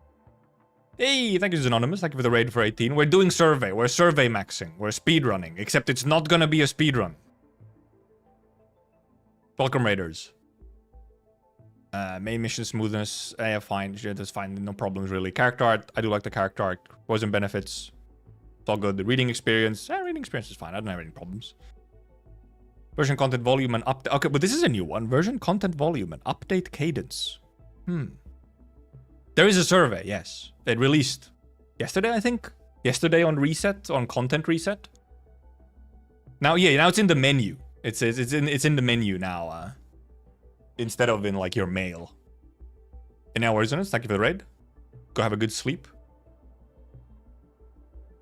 Or whatever you're doing. I'm assuming sleep. Yeah, this is a new one. What do I... So, because yeah, this particular patch has very much been that they've saved some kind of update for every week. Oh yeah, it is... Oh, no, never mind. It is in mail too. It does also still have the link in mail as well. Lore and story, well, it wasn't that significant this patch. Camilla had some bits in it. Volume and update cadence. In some ways good, that it's kind of more spaced out, but then like, it feels like it's spaced out because each bit is sort of smaller and doesn't take you very long to do. CC is the main big one, where you can actually use a bit more time on CC. Unless you just do risk 20 and then kind of almost nothing else. Oh, indeed, AIC, there's like nothing there. Exploration experience, which is just Sword Vault this time. It was just kind of normal. Yeah, I do feel like, and I feel like it could be different. For the, like, I get what they're going for. They're like, they're clearly testing out on, do they do like bigger updates less often, or then like space it out every single week? I'm not sure that the spacing it out every week is necessarily the best option. And the exploration this one wasn't that amazing. Sword Vault mainly looks really cool. It has a nice vibe, and the visuals and stuff are very cool. But like the particular exploration of it isn't that really special. Wasn't really too much to it. Little puzzle thingy. And also I am docking points from them, because if you get hit by the boulders too many times, they just skip you to the end. Why? Let me get hit by the boulders infinitely. Shaking my head.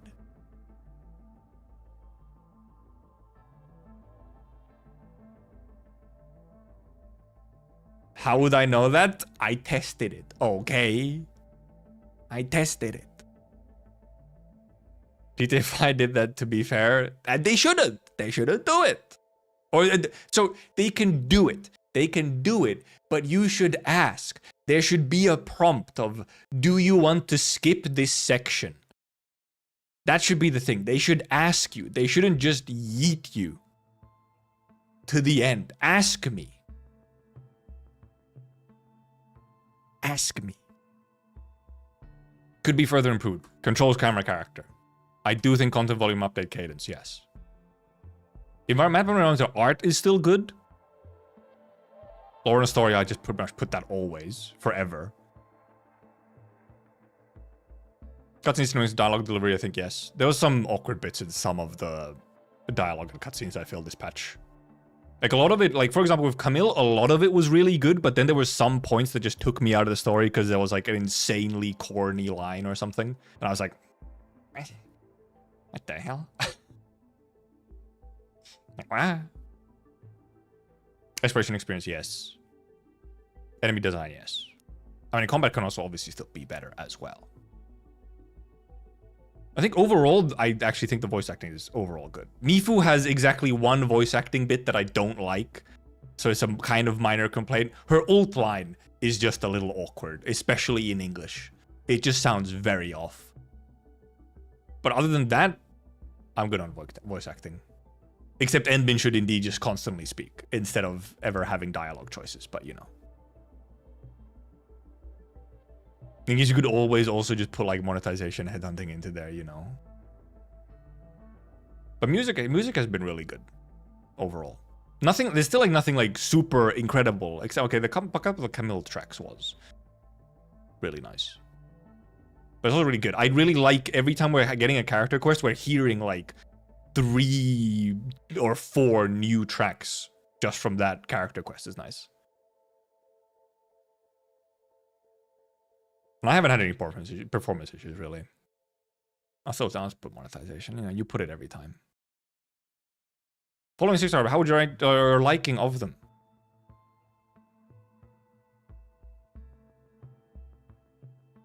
Mifu's like here. I do like Mifu.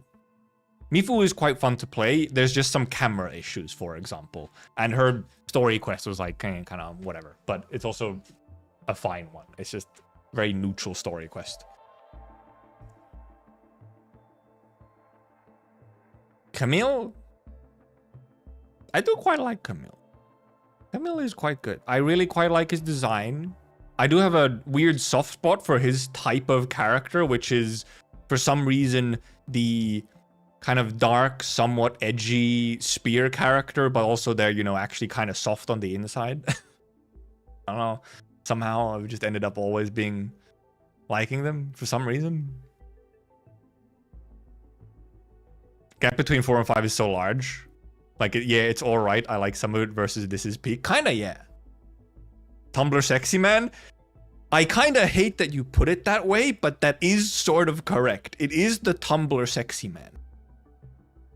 It really is.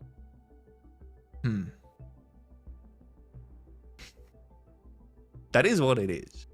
I mainly wonder, do I put him as 5? I do quite enjoy. I like a lot of what they did with Camille.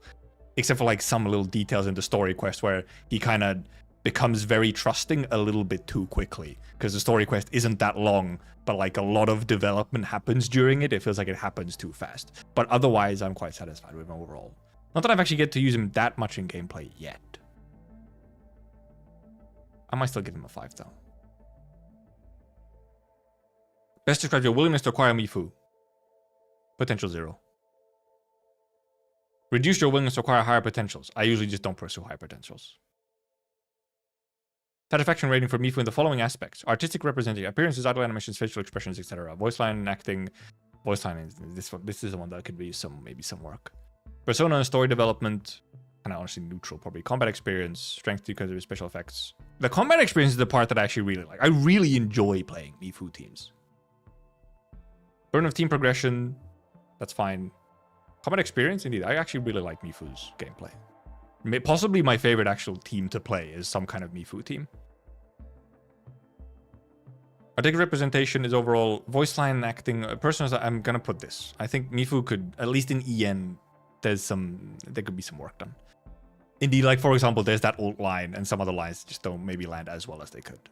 Overall, I still really quite like it, but some weaker bits. Persona story development, Mifu isn't really exactly my type of character. So that's just kind of like, it's not like there was that much story development in what happened in the story quest and stuff, so. She hasn't really had that much necessary development in that sense. We mostly just learned a bit about her backstory and where she has gone from there. I don't see it. It's specifically her old voice line. She has some lines which are a little awkward and don't quite flow well. But also, like, part of them, I think some of them, like, even it kind of has a similar weird flow to them, even in Chinese sometimes. So it's, like, a bit funky. The hard way, yes. Following aspects have improved your satisfaction with Mifu's artistic representation. Gender, age setting, idle animations, non-human features, head design, non-human features, yes. Head design, color combinations, rear view, the classic. Rear view of the character looks great when moving around and fighting. The classic. Body type, outfit design, mold texture, performance, facial expressions, facial features. I do like gender and age. Young, but somewhat older. It's not like she's old, but she's an actual adult character. She's probably like, I don't know, 30. I think all the details are pretty decent. I do like the body type. I mean, when you just click on this, you just kind of think, oh, boobs, right? It's kind of what you... So, it's boobs, isn't it? Where's the part where she seems like a drunkard? She drinks beer. It's not actually beer that she's drinking, but like, she probably would, though. You know? I actually kind of like her colors. But like, it's not like, yeah, Mifu isn't like... I kind of rolled on Mifu more so because her combats or her gameplay seemed fun. And I had an extra amount of pulls. I just had like pulls to fucking throw around. So I just did. Reduced your satisfaction with Mifu's artistic presentation. Set up everything in model details, head design, model texture, performance, body type, outfit, gender and age setting. Her outfit is like in some parts good, in some parts a little silly. So I'm like, I literally just put outfit design because there's some parts of the outfit design that's a little silly. Even though I don't think it's like a bad design. But there's some bits which are like, It's not like a big issue. It's more like, yeah, could be better. I don't think there's really much clipping and stuff that I've noticed. While Feng Yi and Gilberto, for example, have a bunch of clipping in them. Mifu's voice acting have improved your satisfaction. Okay. Voice acting quality, voice personality, emotive expression, accents. I do like the accent. Have to listen to pace, tone, accurate operator's persona really brings the operator to life. I do think actually it is accurate to the persona. For the most part. Those are like the main two things. I like the accent. I do think it fits her. It is generally also comfortable to listen to. But I think I'll put that. Reduce your satisfaction. Voice acting quality, mode of expression. Sometimes the delivery is one of the things where sometimes it's a little off. Even if otherwise the quality of the voice fits. Also, it is funny that they just have I don't like the voice talent. I just don't like this person personally. It's like, oh, really? Damn, okay. Sheesh. Mifu's combat experience. Works well as a non-controlled operator. Actually haven't tried her that much as non-controlled. I feel like I could. Synergize well with operators I like. This is kind of true. With Pog and so on. And Chen. Versatile and capable of handling various combat scenarios. I think overall, yeah. Combat setting aligns with operator's character design, class, weapon skills, etc. I actually do think so. Other than obviously the fact that, you know, it's like, okay, great sword, but that she really just mainly uses fists. But, you know, that's one of those things where it's like, ugh. Flexible team composition options, somewhat. I just like using her. Combat controls and hit feedback, yes. Easy to deal expected damage executed skill loops. Overall, yes. The only thing that sometimes the camera gets a little fucking wild. That's the main thing. But moderate amount of thinking required. I do like combat visuals and audio. Skills and mechanics is built. I do like her like combo mechanicking of like being able to combo into different parts of the kit. Reduce your satisfaction.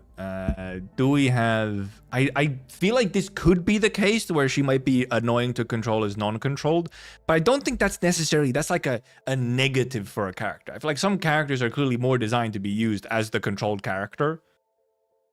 And I think that's fine. That's not really like here or there.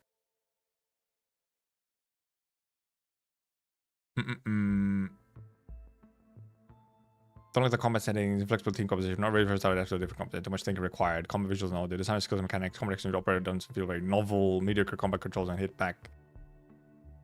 I'm gonna put this in others. Camera can get a little too crazy. I also just have this in my notepad as well, so. Emil. Satisfied, still though satisfied acquiring the operator potential 0. I don't pursue higher potentials. I don't need to look at anything else.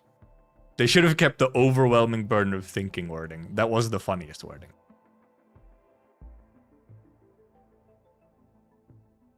I do like his voice acting a lot, actually. I like his artistic representation, persona and story development. I both like it, but then the development is like too quick. I don't even know. Combat strength. I actually don't have combat experience. I don't have like that big of an opinion right now. I haven't really had the chance to truly try him out like a bunch. Learn a team progression. That's just neutral. It's fine. It's like whatever. It exists. It's not like he needs like that much. It could just be there. I think he might just kind of be for some of these honestly artistic represent. I actually really like it. His presentation. Actually, I do also really like his voice acting.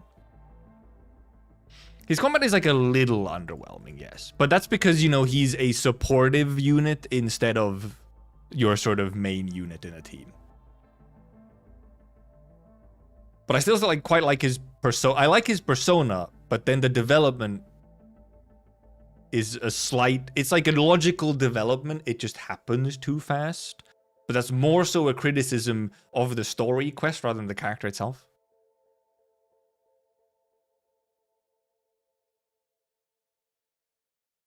So I think I keep it at 4 because it's kind of like both I quite like it, but then also there's like a bit of a minus to it. But it's not like I was neutral on it. I still liked it mostly. Timer for the survey? Yeah. Gotta have it. Gotta see how long it takes, man. It's supposed to take 3 to 5 minutes. It has not taken 3 to 5 minutes. Following aspects improve your satisfaction with Camille's artistic representation. Model texture performance, model details, color combination, non-human features, outfit design. The rear view of him actually sometimes looks a little awkward, but that's fine. Body type, sure. Yes. Gender and age setting, yes. Facial expressions, yes. What are all his idle animations? The other animations aren't like super crazy or anything.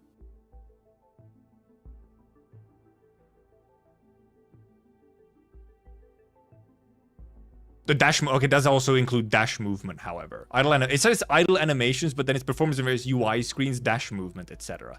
Which is obviously not an idle. The dash is not an idle. Overwhelmed by how much you're thinking each question. Look, I'm doing it live. I'm talking about it. I'm talking about it. I do kind of like his face as well, but I'm just fine. I'll just click on it. Dash in title has a special animation. Well, yes, yeah, the special stopping animation on there. But it's also, I'm assuming they mean, you know, the special double dash animation where he turns into a bunch of bats. Reduce your satisfaction. Is there anything specific? I don't think there really is. I'm just kind of satisfied, honestly. I'm quite satisfied with Camille when it comes to just like the character in general. Voice acting. There's no special accent, so, you know, that's like, obviously, you know, there's no particular accent. I really like, Alex Lee did a very good job on Camille. He does a lot of characters who are similar, so. Reduced your satisfaction. Oh, nothing really. I'm just kind of satisfied. I'm just kind of satisfied. It's like right. It's right as it should be. Pretty satisfaction from Camille's combat experience. Designer skills in mechanics appealing. Operator works well as non-controlled operator. Well, he does actually work well as non-controlled operator. That's true. There's novel and innovative to some extent. Stats are attribute stats are relatively high. Not really. Modern manner thinking. Capable of handling various combat scenarios. Smooth combat controls. Combat controls hit back. Judgeable operators I like. Combat visuals. I do think the visuals and stuff are pretty good. I mean,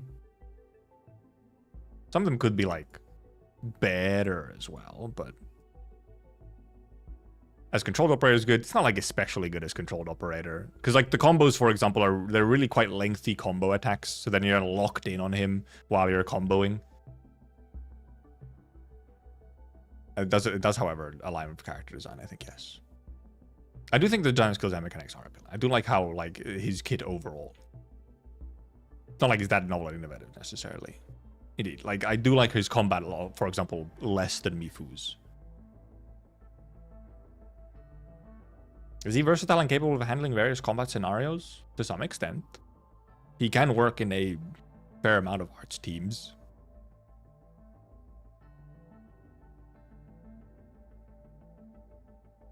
He does synergize with some operators that I like. He's somewhat flexible. I think I'll just put those. Less. Out of everything. Combat controls feel clunky, dealing expected damage is tricky, or skill loops can be easily interrupted. Actually, here I kind of would almost put it as not great as non-controlled operator. Even though it's indeed not really necessarily here or there as a positive or a negative, because he does somewhat feel like he's designed to be a non-controlled operator. Oh no, I clicked the wrong one, by the way. I clicked the wrong one. I actually do I feel like his combat visuals could still, however, they could have been, in some cases, a bit better. His ult, for example, is really cool, and like the bonus attack you get from that. But... And he does also have some pretty cool basic attacks. Mainly the one where he kicks the spear and spins.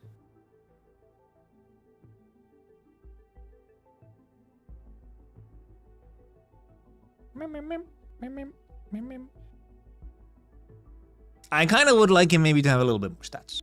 Also because, like, the way you currently build him, indeed, really doesn't give him much damage. But that's partially because there, like, isn't necessarily a set that works better on him. You don't get to, like, really build... You really just build a bunch of, like, the main stats instead of being... And, like, a bunch of ultimate gain efficiency. Which, I mean, fair enough. The ult is cool. Ah, yes, the weapons. Well, I can't say about Amaranthine Tassel. Lustrous Carmine? 4. Improved your satisfaction. It does fit Camille in design, yes. I don't know if it gets a lot of screen time. Maybe. And I mean, it's pretty good, isn't it? Like... Visual design is kind of cool. It's fairly cool design. The other map one I didn't get, so. Overall experience of the side mission, Deep Vaulted Steel in the current version. This is the whatever, the blah, blah, blah, blah, blah. It could even be a 2. It was kind of...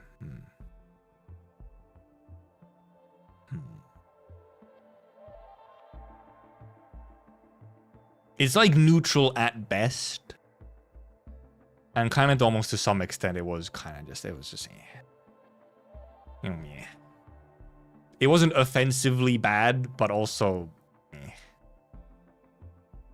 like, it could have been a bunch more. Like, it could have been more quite easily. Also, like, they had, like, such a big lead up to sort of the boss enemy, but then the boss enemy isn't, like, that big of a boss enemy. Lowered your rating of the overall side mission experience of Deep Vaulted Steel. Common experience completely interrupted during mission. Immersed in the audiovisual experience. Smooth on mission progression. Story content. I think length and stuff was fine. I mean, frankly, in a way, it could have been longer if we got more story content. Narrative performance, cutscenes, character lags, indeed, yeah, not really anything special. Puzzle gameplay could have been a little more. I felt physically unwell during the mission, dizziness, etc. Huh?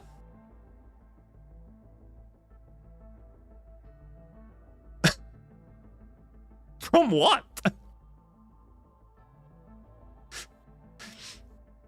From what? Because of the height? Like vertigo, yeah? Or just motion sick from something. Oh yeah, maybe the tremors and I guess maybe the height and the tremors from the camera shake or something would make you sick or something. Funny possible answer. Huh. Interesting. However, can I give them a specific... Oh, they're probably not gonna ask me what made it good because I said it wasn't great. I would, however, like to tell them that I really like the bananas. Can I assume? I like the bananas, though.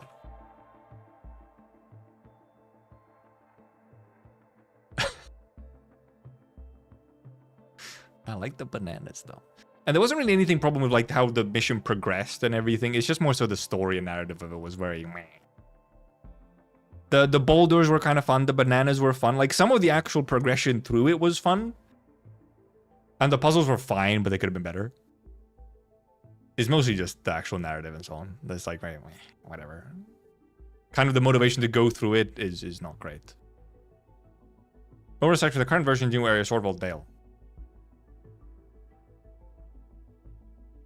Stage design, exploration experience, combat experience within the area, environment art, and other playable content. It looks really cool, and I do kind of like the exploration of going down and down and down, even though it is very linear, even though it's going down. It's like spiraling downwards. Repurpose the other for don't babysit us during puzzles. True, but I have that in my notepad anyway. I have a whole sentence for that there. If not a couple, actually it might be 2 sentences. Cause like the quest is like a 2, but overall I kind of like the area, or I'm like neutral on it. I still like a lot how it looks, but it also does not. It's not that special.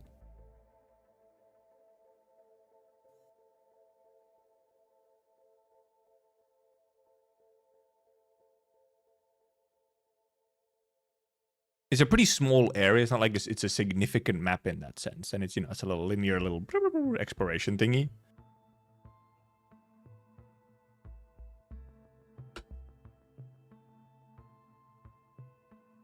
Trying to think back.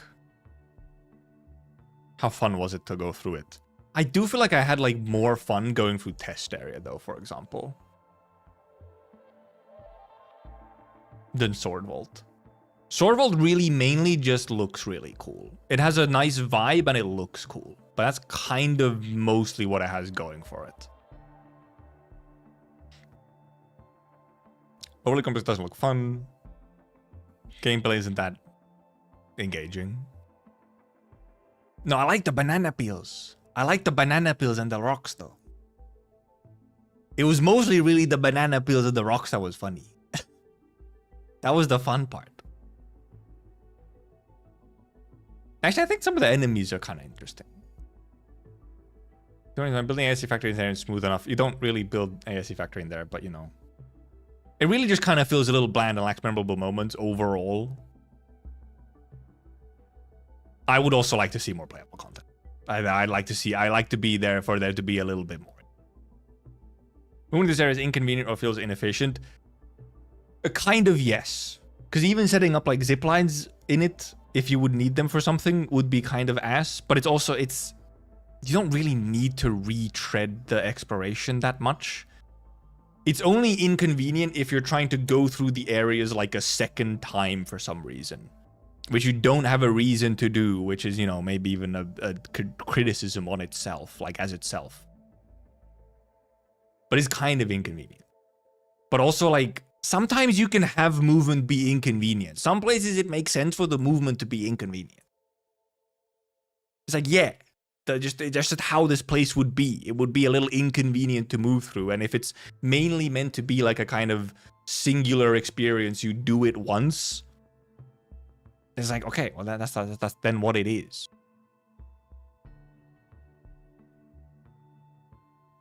Following best describes your experience, the AIC factory gameplay. Yep. Where's the following best describes if you want stock build used from the outpost. Try to maximize production output gain, obtain all stock builds from the outpost. Yes. Have you encountered the following issues related to blueprints? I guess I use my own blueprint. I don't use shared. Following guy.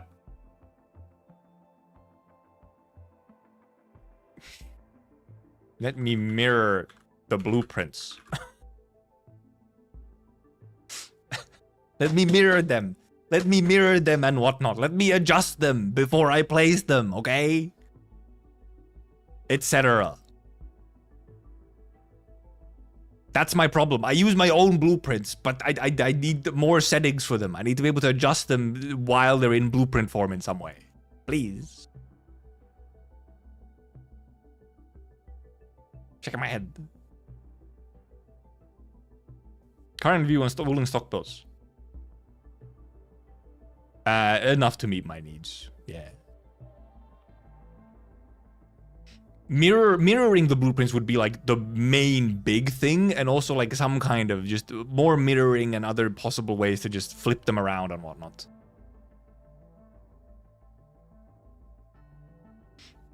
Trying to serve in a row, asking for something like an NPC with a weak little production quest. No, that, you know.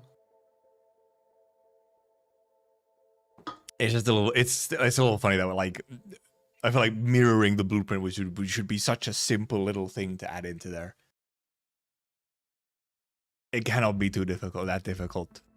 Reduce your willingness to acquire woolen stock builds. Do your discounted items, the discounts are too small. And well, they're all kind of always available. I mean, I am fully upgraded. I do think some of these could take less time. I will actually kind of, but I feel like they could take less time, possibly. Not gonna lie. I feel like, you know, it's a lot of manual bits in a thing that's somewhat supposed to be automated. Too few appealing items available. To some extent, yes. Because, I mean, once you're done with most of the other stuff, it's really just getting catalysts. Like...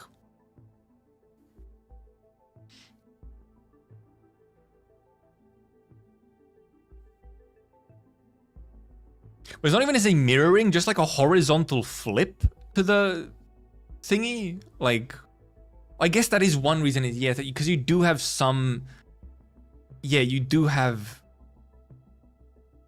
buildings or facilities that indeed aren't symmetrical and they only go in one specific direction, in which case mirroring would like not really work unless they, you know, let us also just mirror the facilities on their own. Which, however, I mean, I feel like that could also just be there, you know, letting us flip facilities around just on their own so that we can like optimize our inputs and outputs to make something even nicer. Especially, yeah, with fluid build, mainly with fluid buildings. So. Also, I am fully upgraded. Like, I am also fully upgraded. And somewhat, you know, they are always available, so there isn't that much need to rush. It's just there's not a huge pressure to get every single stock build that's out there. Event gameplay. Operator story events. Mivu neutral Camille 4.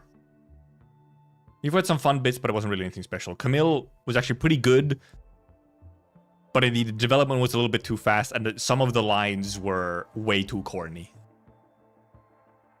So some of them were just way too corny. Don't fall into the darkness? What is this? Fucking Kingdom Hearts? Huh? Not started with fistful of reflections. And the interactions are fine. I mean, in a way, I guess, you know, you could have just had just Mifu being Mifu. It'd just be Mifu, you know? Story theme and plot aren't engaging enough? Kinda. Undeveloped, not engaging? Kinda. Sorta. So I click this, but what I mean by it is like, did Endmin need to be there? In Camille's situation, Endmin being there actually made sense. In Mifu's, nothing would have really changed if they weren't there. I probably would put it in other. Endmin's presence added nothing to the story. Presences. Oh, but that could be misconstrued as have them be more. But would have been better without Endmin at all. That's more clear what I mean. They do also always have the nothing particularly unsatisfied, just feels very average. Because like art and visual stuff, music is good. Combat and voice acting, you know, those are all decent. Animation, dialogue performances, they're fine. And I feel like we did. Mifu is just a, you know, we're kind of fairly clear on what Mifu's story is. I feel like that's not an issue necessarily. Just who she is. She's straightforward. That's macabre. I do like how they get along in this one. This one, I do actually like some of the camaraderie that ends up coming out of it. But then it also goes a little too far. And, you know, gets into the, like, fictional parasocial aspect. But some of the other interactions that there were actually kind of fun. It was kind of like, you know, two bros. I do actually think Camille indeed feels pretty fleshed out. Dialogue performances are high quality, yeppers. Theme and plot are engaging. Fairly. Pretty good. Art and visual design is good. Music is good. Shows Opera's relationship interaction with other characters. Well, really just the brother and Endmin. Helps me learn more about world building. Yes. Yes. How do I word this? Oh, development happened too fast. Also less Endmin appearing. The big one, contingency contract. Added this a bit to every survey so far. Consider making character stories where Endmin is not present. Yeah, I feel like there's probably a lot of people put that in. People who bother to actually answer these questionnaires fully probably often put like, hey, Endmin doesn't need to always be there. That was a part that I liked. I know, but they still get an other from me, okay? I still give them the, hey, okay, I know this was the parts that I liked, but it's not like I only liked stuff. I also had issues, and here they are. If you need more time, make it longer. Just make it longer. Make it a longer quest. Do less parasocial Endmin stuff. It's that simple. I participated in this event. I'm quite happy with CC. It's not like perfect, no, but I am very satisfied. Reward appeal.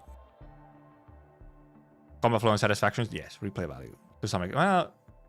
Well, that much replay value necessarily. Kind of, if you're trying out different teams, then there is replay value. I do like strategic depth. Progression requirements. Tutorial clarities of understanding rules and mechanics. I understand it because of Arknights. Sense of achievement? Kinda, yeah. I did have some good senses of achievement once I actually got the stuff that I was trying for. Completeness and usefulness of event features, viewing battle records. That's fun, yes. UI clarity. I don't think I really have any issues with UI, yeah. Music and sound effect, yes. Art and visual presentation, yes. Community buzz is also fun, yes. Composition flexibility? I mean, kinda, yeah. Difficulty design, yes. Not very enjoyable. Let's see, what could there be in here?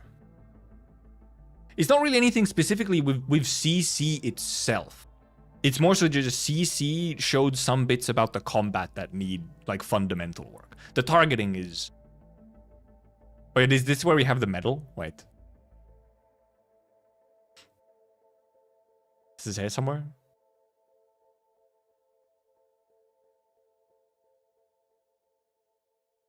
Ease of understanding, art of visual presentation, strategy, depth, team composition, tutorial, reward appeal, music and sound effects, replay value, complete and useless features, community buzz. There's no medal. Might be like, okay, I guess it is later then. Is there anything here that I don't think really.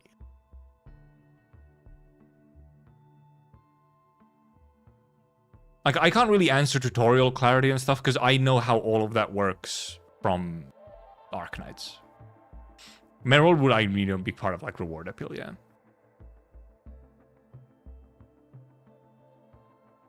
Okay, I don't really have like, I'm just mostly satisfied with everything. Main goals when playing contingency contract. Trying new game content, yes.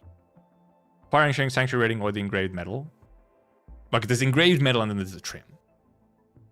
Achieving a higher total crest or trying a different test criteria combination team because acquiring Umbral. I mean, enjoy the combat itself. So up to 3! Hey!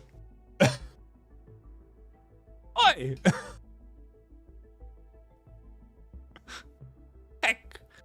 I don't glory. I'm setting or like achieving a higher total. No, my main goal was indeed my very specific no Estelle, no Rossi, physical Mifu 35 or whatever at level 70. Like I more so setting my own, like it's more closer to different test criteria combinations. Well, not even necessarily different combinations.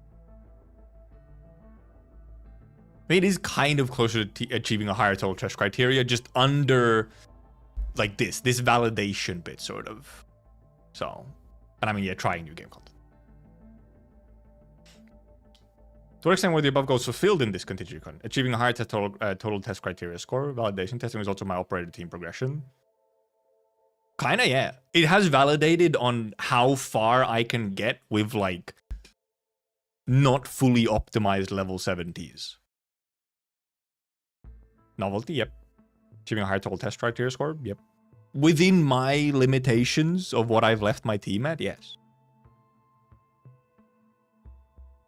Well, luckily, we've just done Umbral Monument. It was, I mean, above neutral. It was fun. I think there was a couple good ones in there. Some of them were fairly, pretty straightforward. The one where we had, something to actually figure out was the funny Pyromancer one. But obviously that's, in a way, yes, it's a DPS check. It is a DPS check. It just so happened that, okay, if I can reach that DPS check with my level 70 physical team, I think it's a reasonable DPS check. Meanwhile, for example, the fucking slugs in the last Umbral Monument were a harder check. And yeah, UM is very much a testing ground for just like various mechanics and gimmicks and stuff.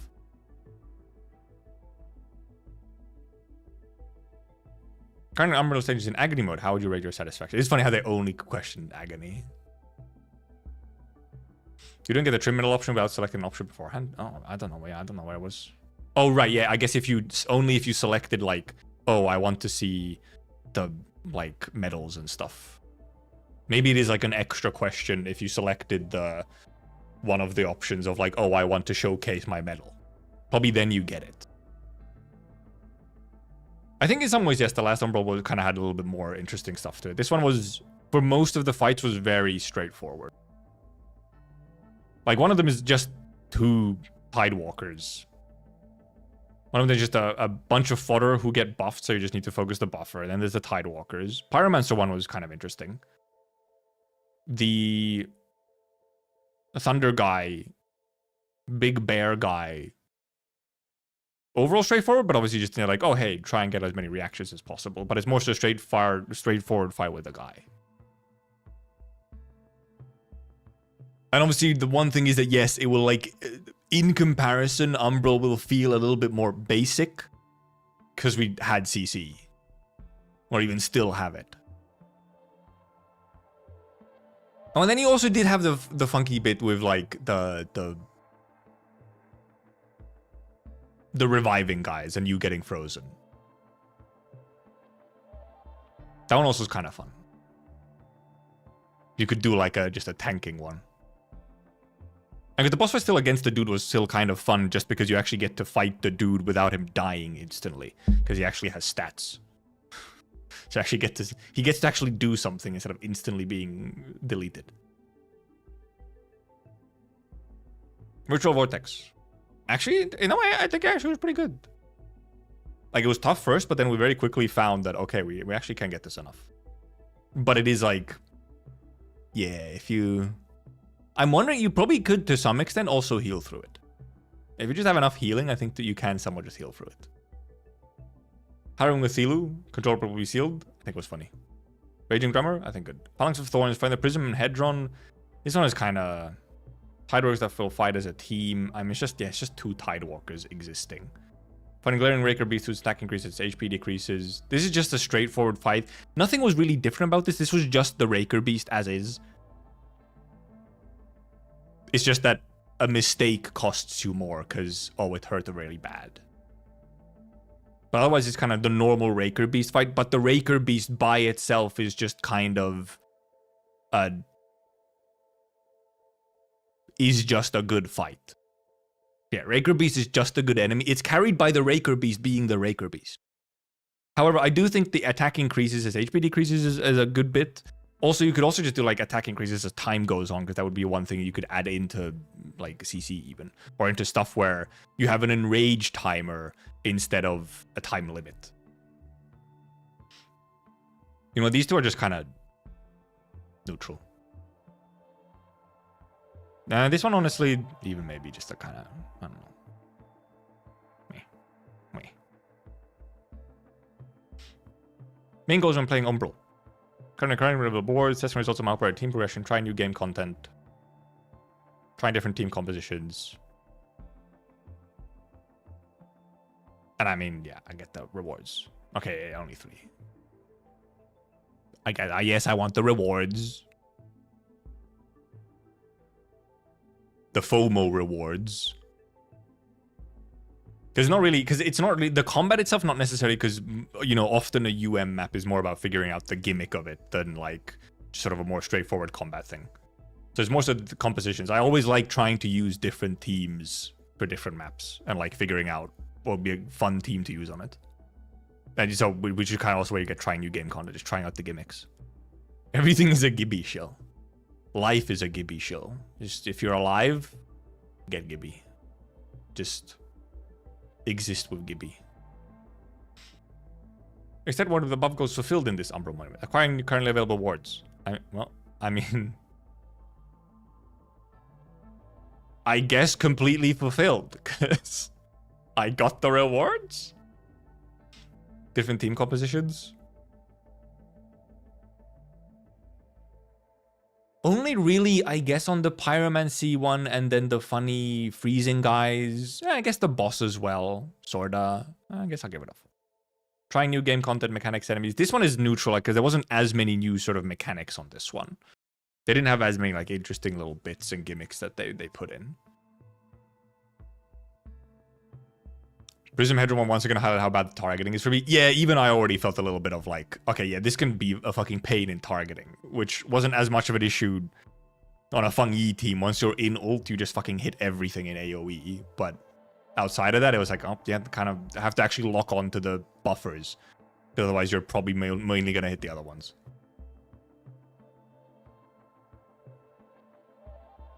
Which is mechanics from recent Umbral monitors do you like? Environmental pressure, operators continually taking damage, reduced SP recovery, change the enemy behavior, operator control requirements, operator restrictions. Getting these additional, I do like them getting additional abilities, yes. I do like specific effects, and like changes to enemy behavior. These are the most interesting stuff. Do you dislike?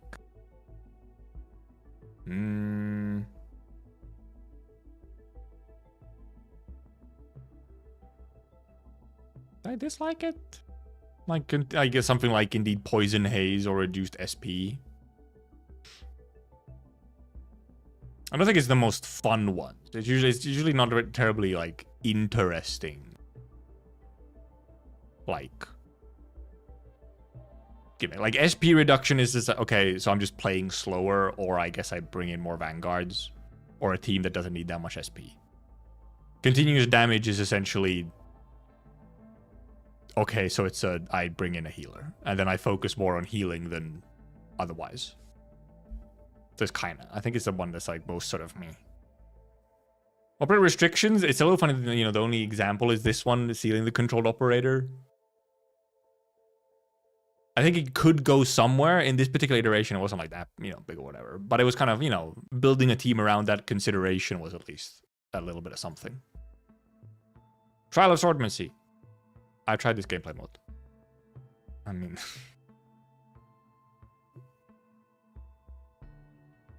neutral at best. It's kind of just like, okay. You get some stock bills if you need them. Upping the trial arena costs too many stock bills. Gameplay was too difficult. Some goals rely heavily on luck, needing specific battle points. Kinda. Rewards aren't really appealing enough. Yeah, no, the variety is not nearly as like interesting as it maybe in theory could have been. And somewhat the getting the luck to get like specific stuff is a little bit like, I mean, like, you know, it's at least there's some, but it's indeed because it's luck on Indeed to like, oh, get max rewards, which is not that big of a deal because the rewards aren't that big of a deal. So it's like, yeah, whatever. But progression experience, I don't have any issues with it, but I have so many resources. I just have resources. Agree with the following statements about progression. They always have these. There's enough supply of progression materials. Yeah. Amount to reach my progression goals feels reasonable. Probably, yeah. So it's in a clear power increase. This one well, I wouldn't really know yet. Probably yes. I imagine once I actually level up units to E480, I will notice an increase in capability. Better gameplay, so I can see the results of my progression. That's like, now with CC, kind of yes. But like, burden of team progression is moderate. Yeah, because I already have everything leveled. Progression process is convenient to navigate. Some of the navigation could, however, it's neutral because some of it is good, but also it could use some. I'm gonna give it. It could use some help. It could still be easier. This is like neutral, clear power increase. I don't. Maybe. Maybe. I don't really know, frankly, because I'm level 70 still. Probably I'll feel a clear progression, like power increase. I would imagine, I've just been looking at, it's more so I've been looking at other people play with either maxed out characters or just like level 80s and someone, I'm like, oh, they really seem to deal a good bit more damage. How shocking.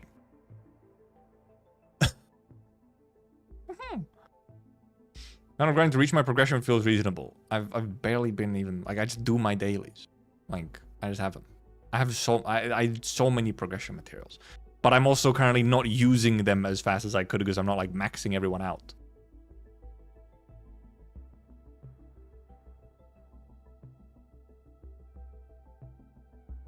Following aspects of character progression experience: leveling up operators, leveling up operators' battle skills, upgrading operators' talent notes, upgrading operators' elite level, leveling up weapons, acquiring and equipping weapon essences, essence etching.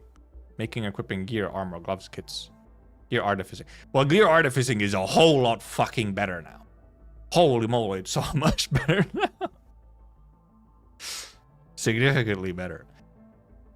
Making using combat boosters obtained via crafting. Well, I frankly just don't kind of use them. Crafting, ripping tacticals is just like, yep, it's just, yep, I made them and they're just in there and I have them equipped.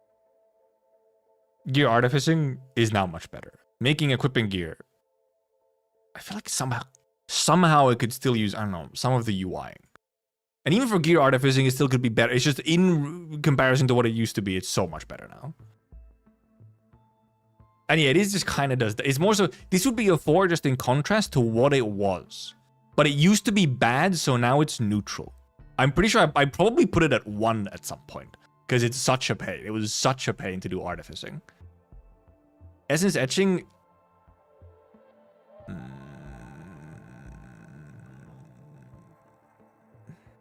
Is it neutral or could it be like actually like a 2?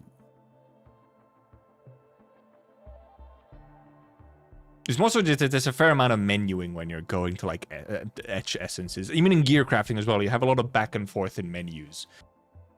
To like, you know, like for example, when you're artificing gear, it could be chill. When you're looking at a piece of gear, you could kind of like, it could just kind of list all the gear that's good to artifice with.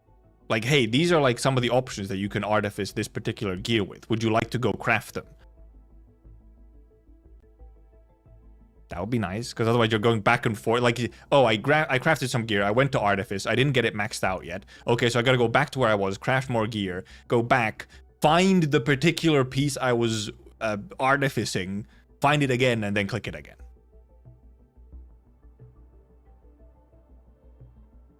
I'm making equipping gear and this stuff, like, for example, this could use... Actually, never mind. I'm going to put it at 2 because I want presets. Give me gear presets. Give me gear presets. Acquire and equipping weapon essences. Oh yeah, this works. Actually, that one, now with the auto lock we have for the weapon essences as well, essences are very easy to now just acquire and equip. It's like, boop, boop, it's done. It's not like you ever have to change the fucking essence on a weapon, so once you have it, it's just there. Leveling up weapons. Just, yep, it's there. Upgrade operators lethal. Yep, it's there. Active operator talent nodes. Yep, it's there. Operator battle skills. Yep, there. Leveling up operators. I think there's maybe some UI stuff still in the leveling operators. There's a lot of back and forth in some cases, but like, it's just there. Oh, I didn't answer something. Never mind, I did. Okay, I thought I didn't. I thought I forgot to answer one of them. Oh, I know. On one of them I put I can't say. That's why. Following ways of obtaining progression materials. Dijon cabin production collection. Oh, it's there. Recycling station. It's there. Hot farming. I almost want to put try. Haven't tried it yet because I just don't interact with it. 5-minute survey, by the way. Yep. See? 3 to 5 minutes, by the way. Like plot farming. Well, it's just. I mean, frankly, it's kind of a 2 because it's not as automated as I would want it to be in the automation game. Outpost trading, there. Trading elastic goods is there. Purchasing stable goods is there. Depot node, environment monitoring, trial assortmency, Which of these text languages do you mainly use? English. Localization called the current version's in-game text language. Neutral. Some bits are good. Some parts have too much slang or something. I can't remember if this patch had a couple spots where there was like slang that shouldn't be in there, I feel. I think it wasn't this patch. I think it was some earlier patches. But the localization very rarely at least takes me out. It usually just works. For the most part. Except for some of the corny lines in Camille's side quest. Or story quest. I do like how neutral is not satisfied. Stop saying sitch. Okay, but that's kind of just like an Endfield thing now. They do be saying sitch. Instead of situation. Terms that are inconsistent. Too many obscure words are used, make it difficult to understand. Spelling, grammar, punctuation, some dialogue don't match characters per persona. Translation of proper nouns. Jokes, memes, and humor in the text are hard to understand. Don't know what certain items, terms, abbreviations mean. UI text display issues. Slang usage feels unnatural, out of place. This one, yeah, kinda. Vibe, yeah. Then also, I think, yeah, every now and then there's a vibe, and it's like, I don't feel like you should be saying vibe here. You know? I can't think of a specific example for jokes, memes, and humor.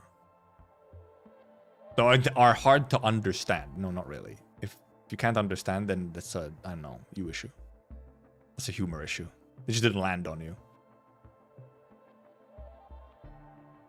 Voices don't match subtitles. Words don't match typical usage in my region. Some lines seem to be missing translations. Nope. Some terms feel culturally specific and are hard to understand. It's really just mainly some of the slang. For the localization. It's like, I don't have a fucking example, like, vibe. Mid. Maybe we put in sitch. Because it's kind of like, I truly don't see sitch being used, like, anywhere except Endfield, which is funny. Like, I have heard the word sitch more in Enfield than like ever in my life. Fam makes sense. It's used in a context. I feel that it makes sense to use fam. It's used of like the Chingbo stockade stuff, where they're like it actually is kind of somewhat of a thing that makes sense. Deets is also kind of just normal. That's normal to me, at least. Like, hey, can I get the deets? I could use deets at work at some point. That's like indeed. Sitch is probably just indeed that it's a really kind of a dated slang. There's more so like some of the slang is either too dated or it's too modern. I'll listen to English. Would you be like, would you, as of now, how likely would you be to continue playing this game? Well, I don't know why that sentence was difficult. Me? Still like an 8 or 9 or whatever. But like, you know. Or is this the one where you have 11 stars? 1, 2, 3, 4, 5, 6, 7, 8, 9, 10, 11. Oh yeah, it is. AK ever uses sort of slang in the script? A lot more rarely, but I think there is some characters who sometimes use some kind of slang. But it's because, you know, the character is that type of character. It's not in like the general prose of the game, though, no. Bloke felt off to me. That's just being British. What do you mean? That's just being British. Bloke, mate. Or like some accents, you know, like Southern or something.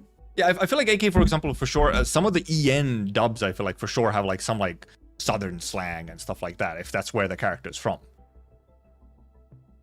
It's more so like if there's like Zoomer and Gen Alpha slang is where it somehow starts feeling weird because it's like too current and close to just internet stuff. Which for some characters can make sense. It's more so when a bunch of people use it. Where it's like, if it's like across the entire cast, everyone uses this particular slang. Well, JK does use vocabulary that goes beyond the standard 5th grade reading level. Okay, 5th grade in what country? 5th grade in some countries is like hair, apple, dog. So, low bar, depending on country. Which of the following are your goals for continuing to play the game? I would like to explore your maps. Collecting and upgrading more. Well, I mean, kind of, sort of, not exactly, maybe. In-game missions, main missions, side missions, yes.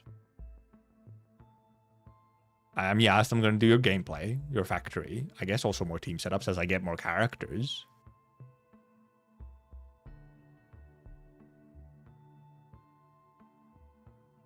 Honestly, setting up zipline routes and stuff, I don't really have nearly as much motivation for anymore. Mainly because I have the ones that I need, like, set up. It's like, okay, yeah, I'll have them for deliveries. But I don't need them for gatherables and stuff. So it's like, It's really just, okay, I do my deliveries. Tell me more about the lore. If you give me more of it, that is. You know? Give me more. More dungeons, activities, and events gameplay. Well, it depends on what your activities and events are, you know?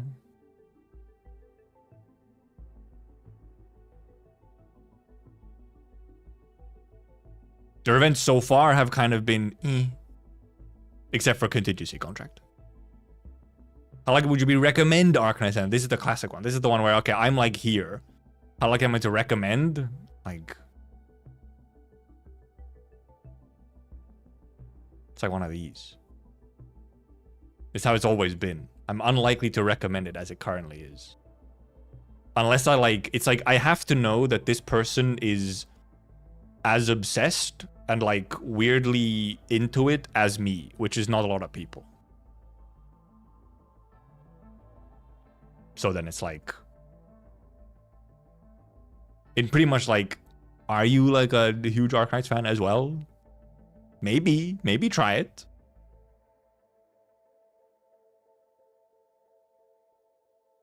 Main reason you're not very willing to recommend. What about game content? I don't usually recommend games to my friends. I mean, I actually don't recommend games to my friends that often, to be fair. I'm not a huge shiller. Lore and story somewhat, yes. Spending experience, character development. Somewhat, yes. Performance, community buzz, long-term content, yes. Multi-platform, grindiness, social interaction, reputation, progression. UI, audiovisual, rewards and benefits, gameplay content, the gameplay content. It's these. These are the main ones. Most of the other stuff is fine. I have unreasonable trust in the dev team, actually, but like irrational trust almost. Enter notepad. We're an hour in, we finally got to it. I have 10,000 characters. Let's see. How many characters do we get when I just copy paste the entire notepad? Only 3,700 characters. I've tried to be quite fairly concise in what I typed out. And some of these things are in here that I just have in like every survey until it changes or until the end of time. Like the 110 guarantee using up the normal pity still feels bad. Yep. This is something we discussed on stream. Being able to buy Arsenal tickets with bond quota would feel nice. And also Arsenal tickets could be including contingency contract rewards and stuff like that. I guess we can just go through this real quick. I don't think I really have to add too much here. I think I have most things that I would need in here. Gameplay. Ask before skipping a section due to multiple failures. See, this is here. This is right here is the like #1 thing. First, these are just in order that I wrote them, not in importance or anything. Training dummy, please, to test out teams and combos. Mifu is good to play. I like her, but sometimes the camera with her as the controlled operator can get a little crazy or too close. Yep. More camera options in general. Some combo skills, especially because the camera depends so much that if you move while it happens, you can lose track of the controlled character. This is what we started noticing. Now we're getting to the parts we started noticing with CC. Of like, oh, this is too much. The lock-on system feels bad and auto-targeting can be difficult to control. I would love a lock-on that keeps the camera free but directs attacks to the locked-on enemy. Lock-on limits your camera too much and it's difficult to keep track of the entire battle. Being able to zoom out further would also be helpful, especially when enemies are bigger. Messing up your points by marking stuff and ragging it? Am I? Oh, I am. What the fuck? Control Z me. There we go. How the fuck did that happen? How? Oh, you can't drag it like that. Okay. Funny. Funny. I want to highlight it though. Cycling through locked on targets with scroll wheels also feel bad. It doesn't even work properly often. Yep, when I'm trying to fucking scroll through target lock on, I'm like, I have no idea what the fuck it's gonna target next. It feels completely random on what it will target when you scroll. It's like, huh? When lots of effects and attacks are happening, you can lose track of the controlled characters. Something to make them easier to follow would be nice, like the character outline / silhouette feature for Monster Hunter. We also discussed this on the Discord. Where you get like a little white outline of your character model when you're like behind, for example, an enemy, or if there's something in the way between you and the camera.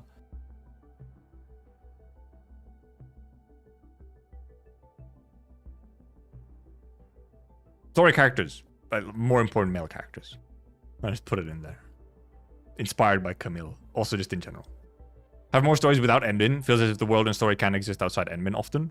More character conflict in story. People feel too nice all the time. Yep. Sort of all their story wasn't very interesting. Just a couple mentions towards Terra and not much more substance. Sometimes you don't need text on the black screen fade outs. You could just transition with the fade. But I also I like the effort to have endmin squeeze through the bamboo. More of this, please. Also, this should actually be like a enter so it's separated. This was inspired by Camille's story specifically. Story and especially character developments happen too fast and there isn't enough time to sit with things. With Camille, he is very suddenly completely on our side, even though he has very deep trust issues. This makes narratives feel thin and not earned. Also, the romantic undertones are still too much in character quests especially. I put it in there. Gotta put it in there like every time. Dialogue is sometimes too obvious. Characters saying all their emotions and thoughts directly out loud just feels strange and makes dialogue feel awkward. Yep, this was some bits in the Camille quest specifically. Leave something up to the reader to figure out and think about. I don't actually have it in here. Wait. Some lines are also just way too corny. Way too corny. Stories in general need more build-up time. Many characters happen in the span of a couple of hours at most, which isn't a lot of time to explore them.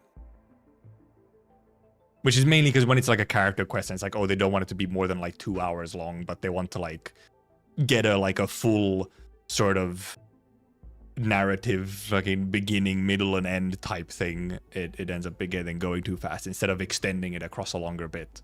Like, oh, get the next set of development in part 2 of the character quest, because who knows when it could come. So then they have to like do a lot in a small span of time, which hurts it. And I feel like they could try and find another way around it. Because then for many characters who are in main story, you get a more gradual bit of character development. Like Fungi. Because she gets to be there constantly in the character, in the main story. Quality of life stuff. Using production assist manually becomes quite annoying eventually. Yep. Stamina potions expiring feels bad. Yep. Oh, hey, I do have it here. Oh, I probably added it in. Oh yeah, I added it in at the start of stream. Let us select default factory depot when in Dijon, except it's mistypoed, instead of defaulting to Valley 4 in certain cases. Let us reduce or turn off shared fatalities. They're often in the way or disrupted, and make sure my own placements are how I like them. Fucking random zip lines in the middle of my zip line routes, which fucks it up. Sometimes. Using scroll wheel and mouse in menus feels too slow, so I end up clicking and dragging instead. Does anyone else have this as a problem? I want to like scroll down a list of something, but it's way slower than clicking and dragging. And I'm like, I'm on a fucking PC, not a phone. Let me use my scroll wheel to like an effective amount, man. It should scroll faster. Scroll like a web page. Please. I don't really want to use the unique stamina items you get from Protocol Pass, but they also end up clogging up menus. Put them somewhere else. Make a little collection for them. Put them in their little quarantine zone where they're like, you can save them and have them there, but like they're not in the way. It's clogging up my items menu. Miscellaneous. Okay, you can see when these were written. What in the world is going on with the IGN collaborations? I would really prefer for content to actually be on the official channels. I don't follow outlets like IGN for a reason. Upload posts between official channels have been inconsistent in general and makes harder to follow. Yeah, some of the stuff has been like earlier on other channels. Why did we have to wait a bunch of extra time for the Mifu EP just because they made like an English lyrics version for the EP? Why did we even actually get an English version lyrics for the EP instead of just having the Chinese one? Try to tease future content with less spoilers, mainly for the streams and so on. And then server time gap between Asia and Western servers feels bad, as I have to wait until the content is available to me while I can see all of Asia already playing. It is after all a global community. Make it if you use them, the idle still stays but goes in a miscellaneous tab. Yeah, or yeah, for example, yeah, that like if you use the unique stamina item, you get like a little keepsake or something. But yeah, I'm genuinely starting to get pretty annoyed with the server time gap. Like, it's the time gap is so fucking big. Why is the gap 13 hours long? That's kinda ridiculous. Other games have much shorter gaps. Even the original Arknights on global server is 8 hours between Asia and West. I checked, by the way. I checked. On Arknights Global, the gap is 8 hours between like JP server and EN server.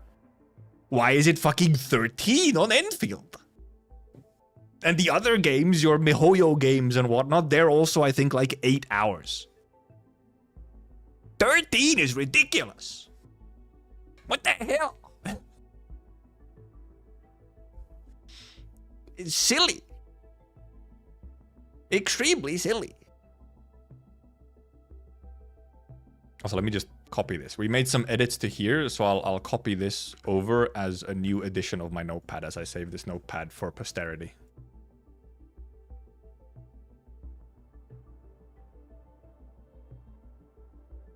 My 1.3 notepad.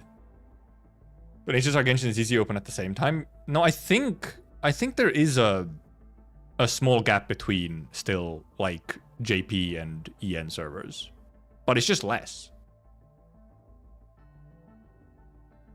I'm for content that pops up like same way that Endfield does it, where the actual, like, when a new patch hits, everyone gets it at the same time. It's like patch update time.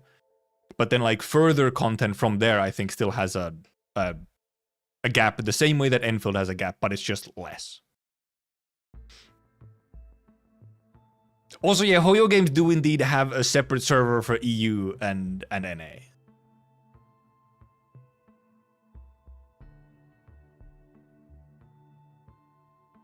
Yeah, you know what, for patch up, yeah, yes, for patch updates, not for events in second half banners, yeah. So same thing as what Endfield has. Endfield also has patch update is the same time for everyone, but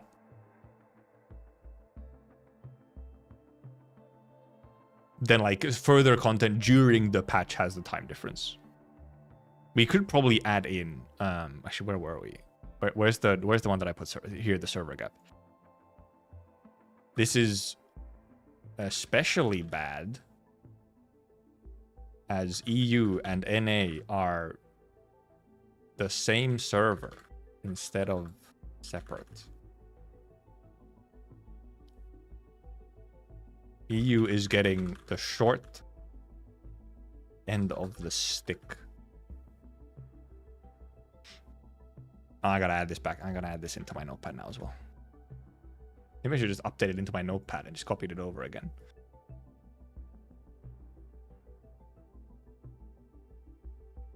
Okay, are we done? If we're done. Let's submit.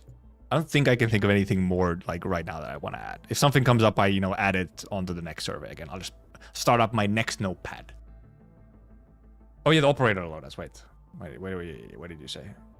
Operator loadouts. I guess we kind of, well, yeah, because we didn't actually specifically, they didn't just cast us. Where is game? I guess it would actually, it would be in quality of life. Quality of life.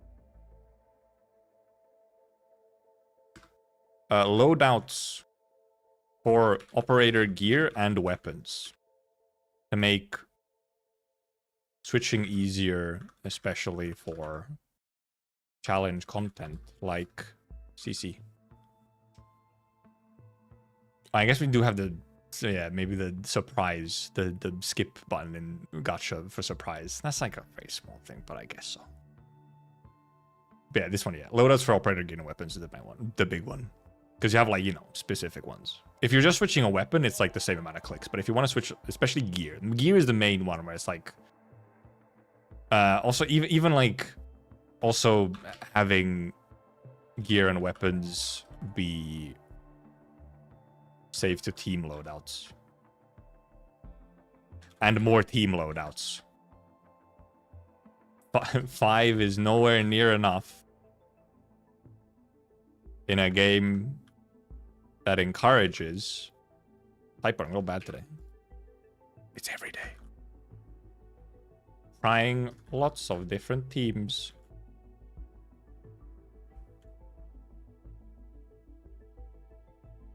Where is Gacha? Well, I guess we'll put in real quickly. Skip button spoils surprise 6 stars during animation. Watch them reduce it to 4 to mimic AK. In AK, you're constantly making new teams, though. You don't have, like, specific teams in that way. You know? Skip on disappearing. Well, yeah, I think they'll understand what I mean. I could, you know. Also, surprise. There's an R missing. There we go. Yeah, the gacha fake out. If you see the skip button, you know that you're not getting a gacha fake out. If you don't see the skip button, you know that you're getting the fake out. But because you can see it well before the fake out happens. So I'm sure teams of Q and E. Oh yeah, can you not? Yeah, in the team menu, can you not even do that? Read that sentence. Skip a disappearing button. It's in the wrong spot. Skip disappearing button.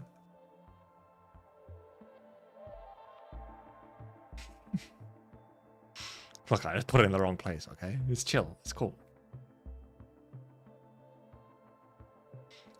Also, yeah, just, yes, in general, more. That's one of the default ones that I just have in here at all times under, like, quality of life. is more keyboard controls for menus, especially character menus.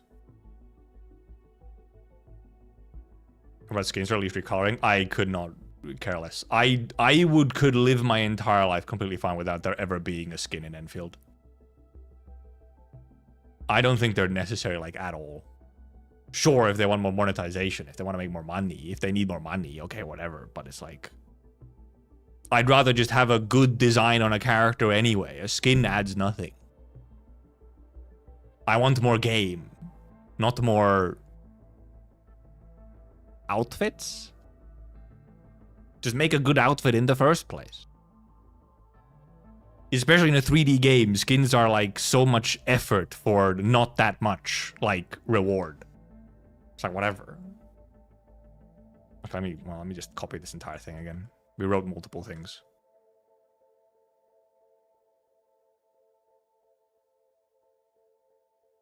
Are we done?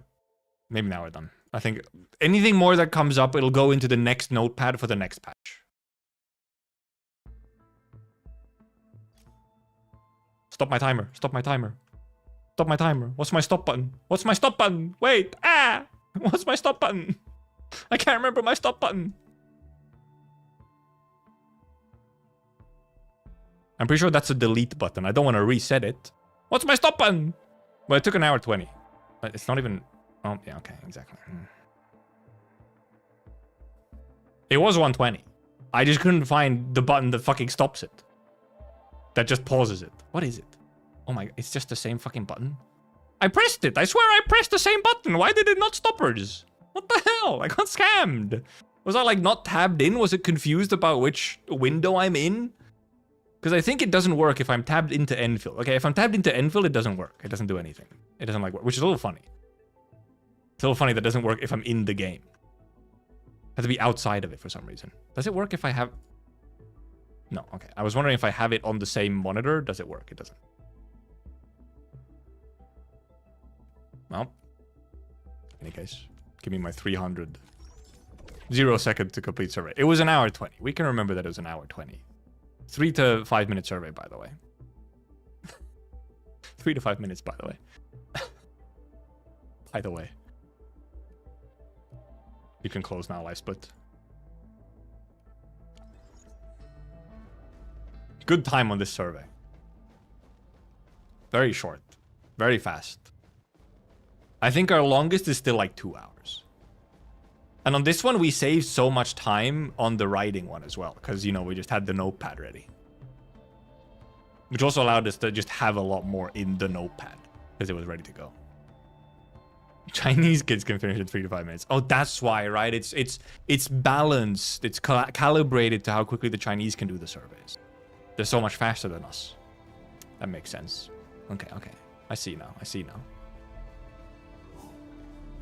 Fully understood. Hi, Camille. Any orders? You know, I kind of wish we could actually see him just sometimes walking on the roof, because apparently that's what he does. He will walk on the roof to avoid talking to people. So what if we, you know, what if he was just up there? Or like, well, maybe not here, but like, if he's in like a corridor or something, he would just be on the roof sometimes, on the corridor. Just upside down.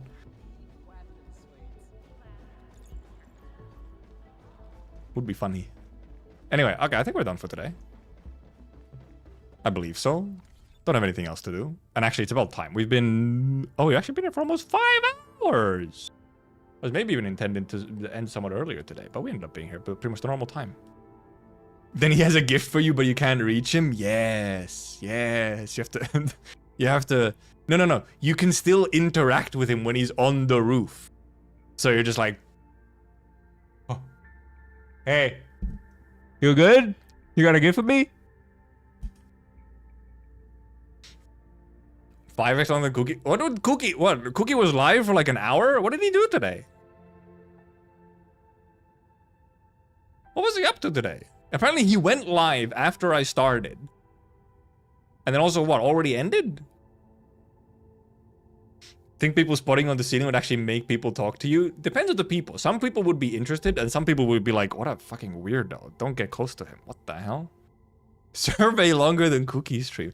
What did he do? What was his stream today? Why was it so short? That's very unusual of the guy. Oh, it's just the EX stages. He just did the EX stages for TT. Wanted to do EX stage before a trip tomorrow, but was so sleep deprived he stopped after 59 minutes because he was splashing water in his face to stay awake.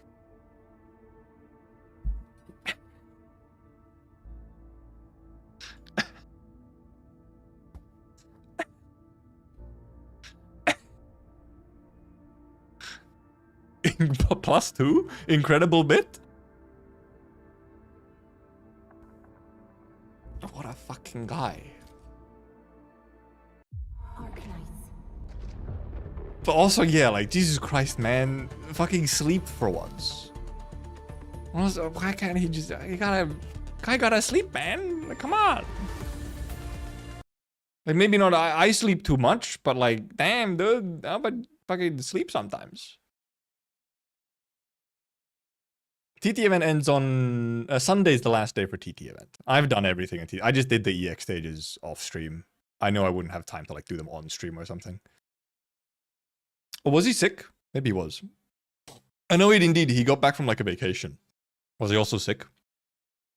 Endfield does need an exit button. Well, because so... I just don't have it like, I guess, enabled on my Windows right now. You can just Alt F4. Maybe that should be in the next...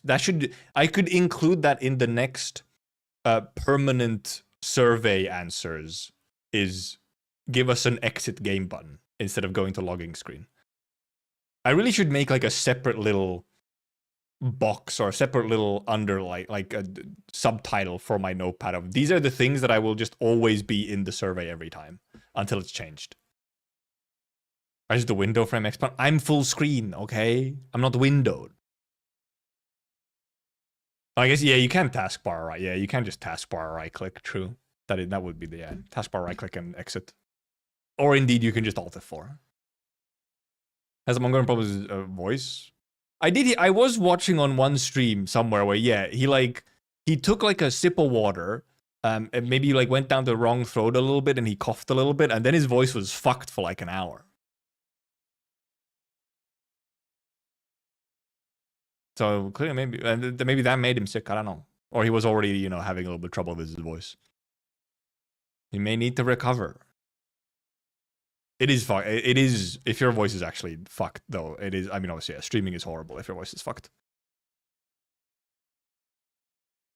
Add dates to the bullet points. Improve writing. Asking since 1.1. Asking since beta 1, actually.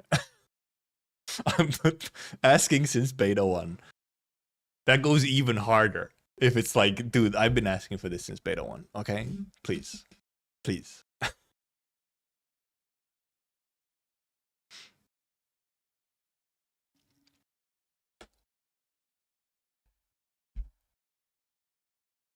I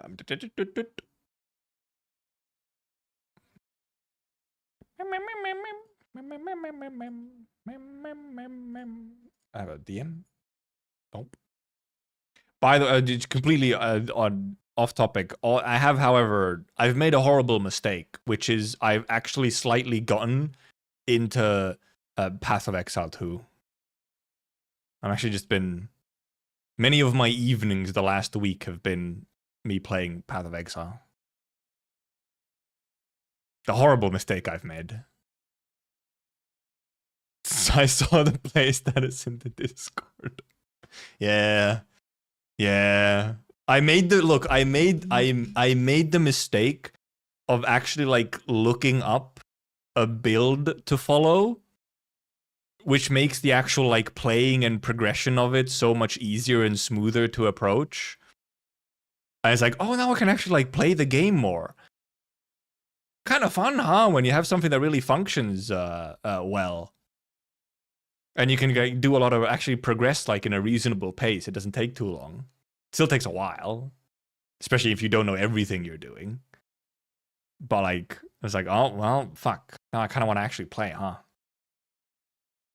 This one is, I'm a sorceress. I love that. I didn't know that this was when I picked this build, because I'm very much a noob in a huge sense. I don't know much about all of that stuff in general. Just in general, actually, of ARPGs. Of isometric ARPGs. I just looked up some builds and I was like, oh, that one looks fun. I'll do that one. And then when I showed it to my friend, who's, you know, like the PoE guy in our friend group, guy has like fucking 8,000 hours in PoE 1 and probably thousands of hours in PoE 2 now. He informed me that because the build is the final bit of the build, once it's like more complete, is a cast on crit build. So when you crit something, when you critical something, you get like more casts and you critical even more and like snowballs, which looks fun to me. I was informed that this is often referred to as cock builds because it's crit on cast or cast on crit, COC. So it's cock. I was like, well, fantastic. I've accidentally chosen the best possible build. The cock comet. I'm gonna cock my comets.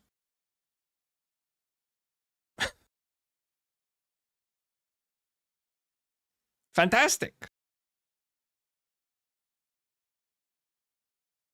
Oh, it's by either minions or ED contagion. Yeah, this time I did. I'm like it's a frost sort of sorceress.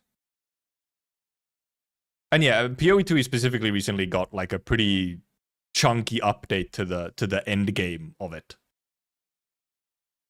which apparently people have been very, very happy with. Beat the game by spamming cocks. That's the thing though, is that like you actually only get to the cock part a lot later. I have not yet reached the part where I actually get to cock. I'm still in the leveling process. I haven't like completed the sort of basic part of the leveling yet, so I don't actually get to cock yet.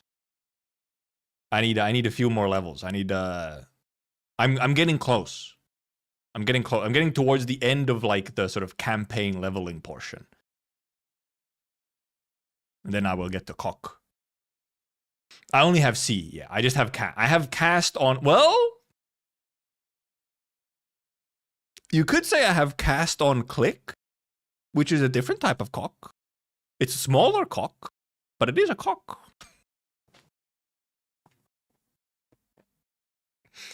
Why does he say these things? Why does he say these things? I'm getting cock blocked. You know what? Yes, I am. I'm getting cock blocked. I've had to make do with a different cock because the cock that I want, I don't have yet. I can't access it. They're keeping me from the cock. Farming clips again. They're completely out of context. Don't include any of the context of it. It's just, well, no, I kind of have it's a smaller cock, but cock nonetheless.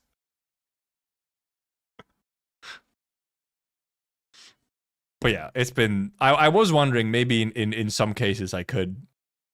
That is one. It's one of those specifically things where I could.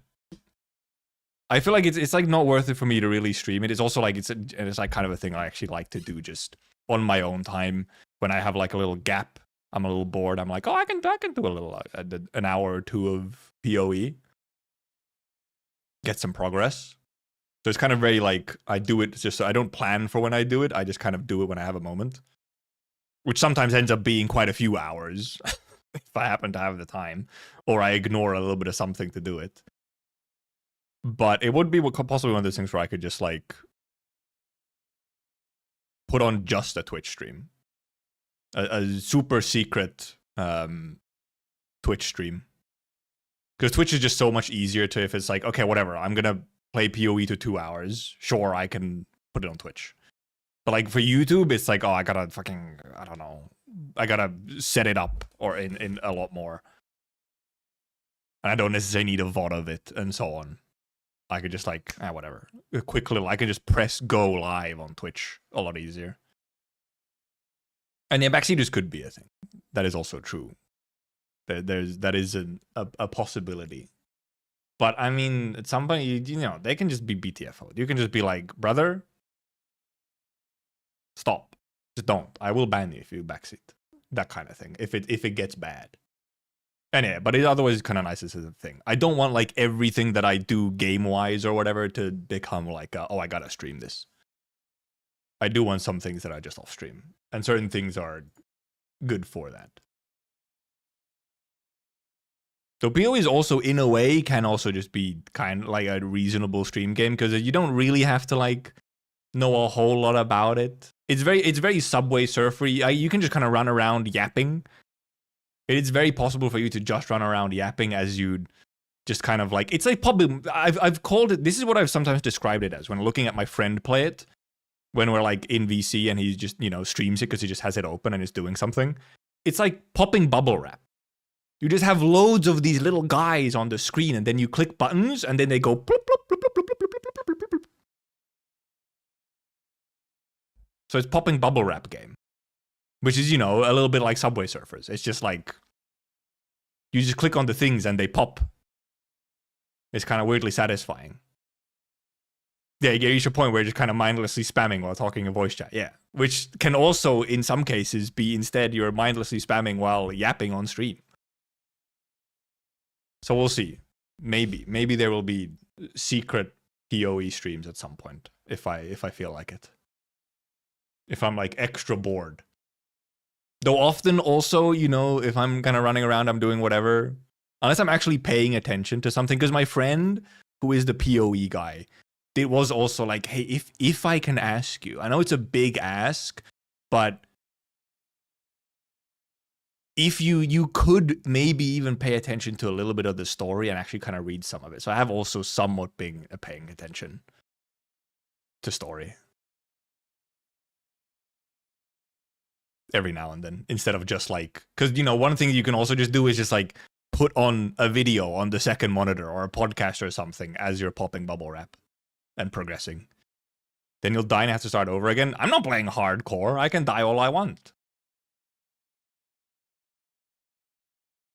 How high is the chance you get banned when the clip already does auto cycles that says it's a smaller cost?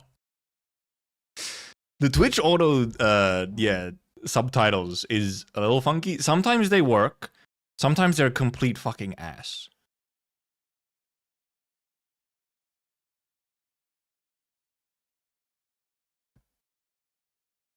That's deadly in PoE too. Nah, it's fine. It's chill.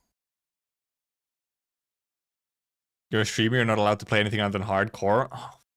Well, that's why I can't stream. I'm not playing hardcore. Stronghold Protocol was my bubble wrap game. Yeah. I mean, yeah. Auto chess is also often a bubble wrap game, yeah. I feel like that's one reason why TFT is pretty successful and popular. Is because it's essentially a second monitor game.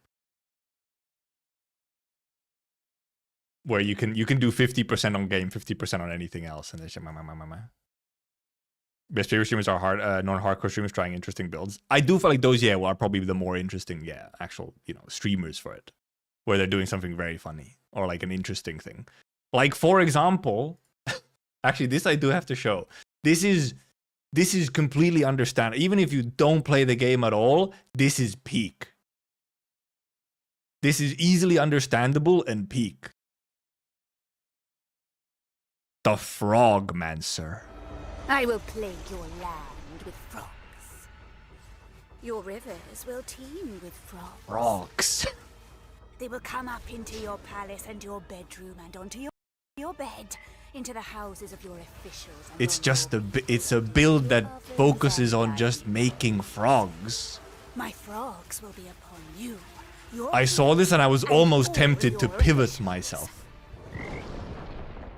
To Frogmaxxing. This biblical level build by UzoTV makes full use of Dodre's Undoing to recreate the second of the Frogs! plagues.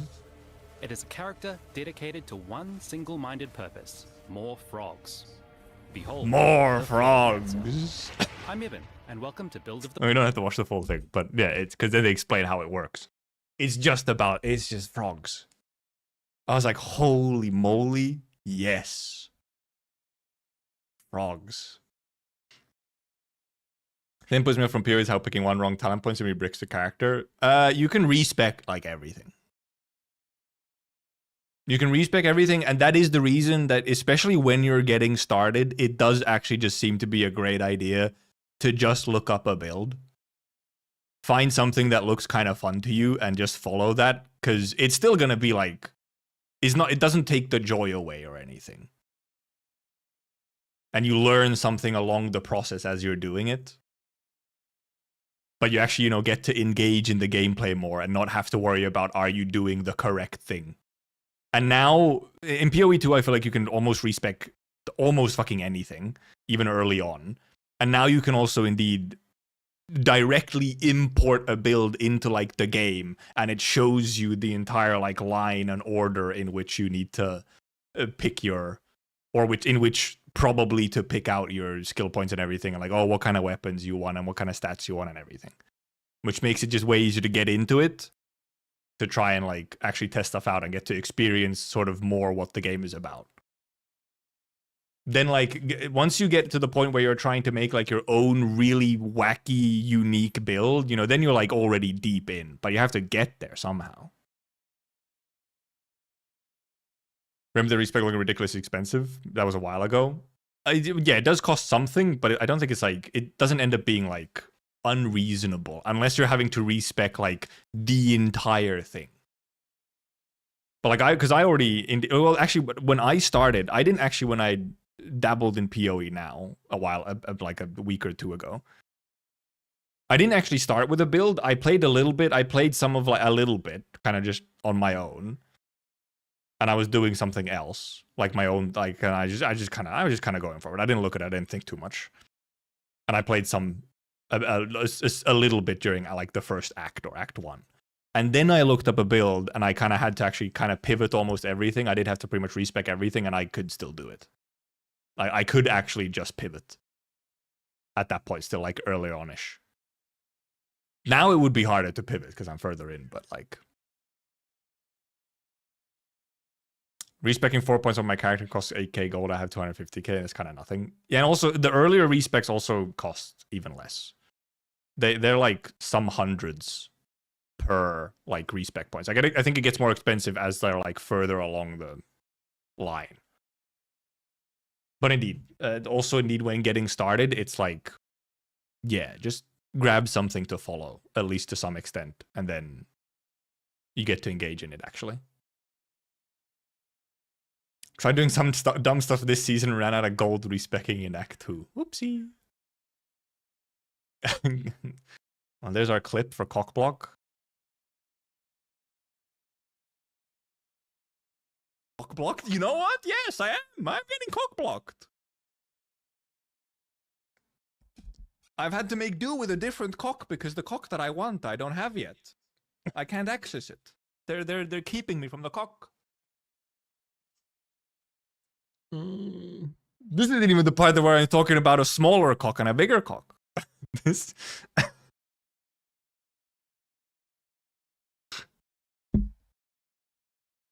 Yep. Who needs... No context needed. I've been away for an hour, come back to cock talk. Yep. Perfect timing. What can I say?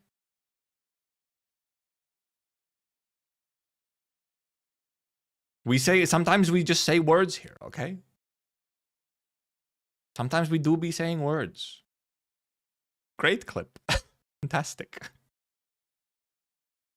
A small cock may not be as satisfying, but still get the job done. Yep. And you know, once you've used the smaller one for a little bit, then maybe you can graduate to the bigger one, and you know, start using that one as well. Once you're experienced enough, you can get the bigger cock. Okay, look, that's enough cock. I should go. That's enough. That's enough. In the Arknights Endfield category, talking about PoE cock.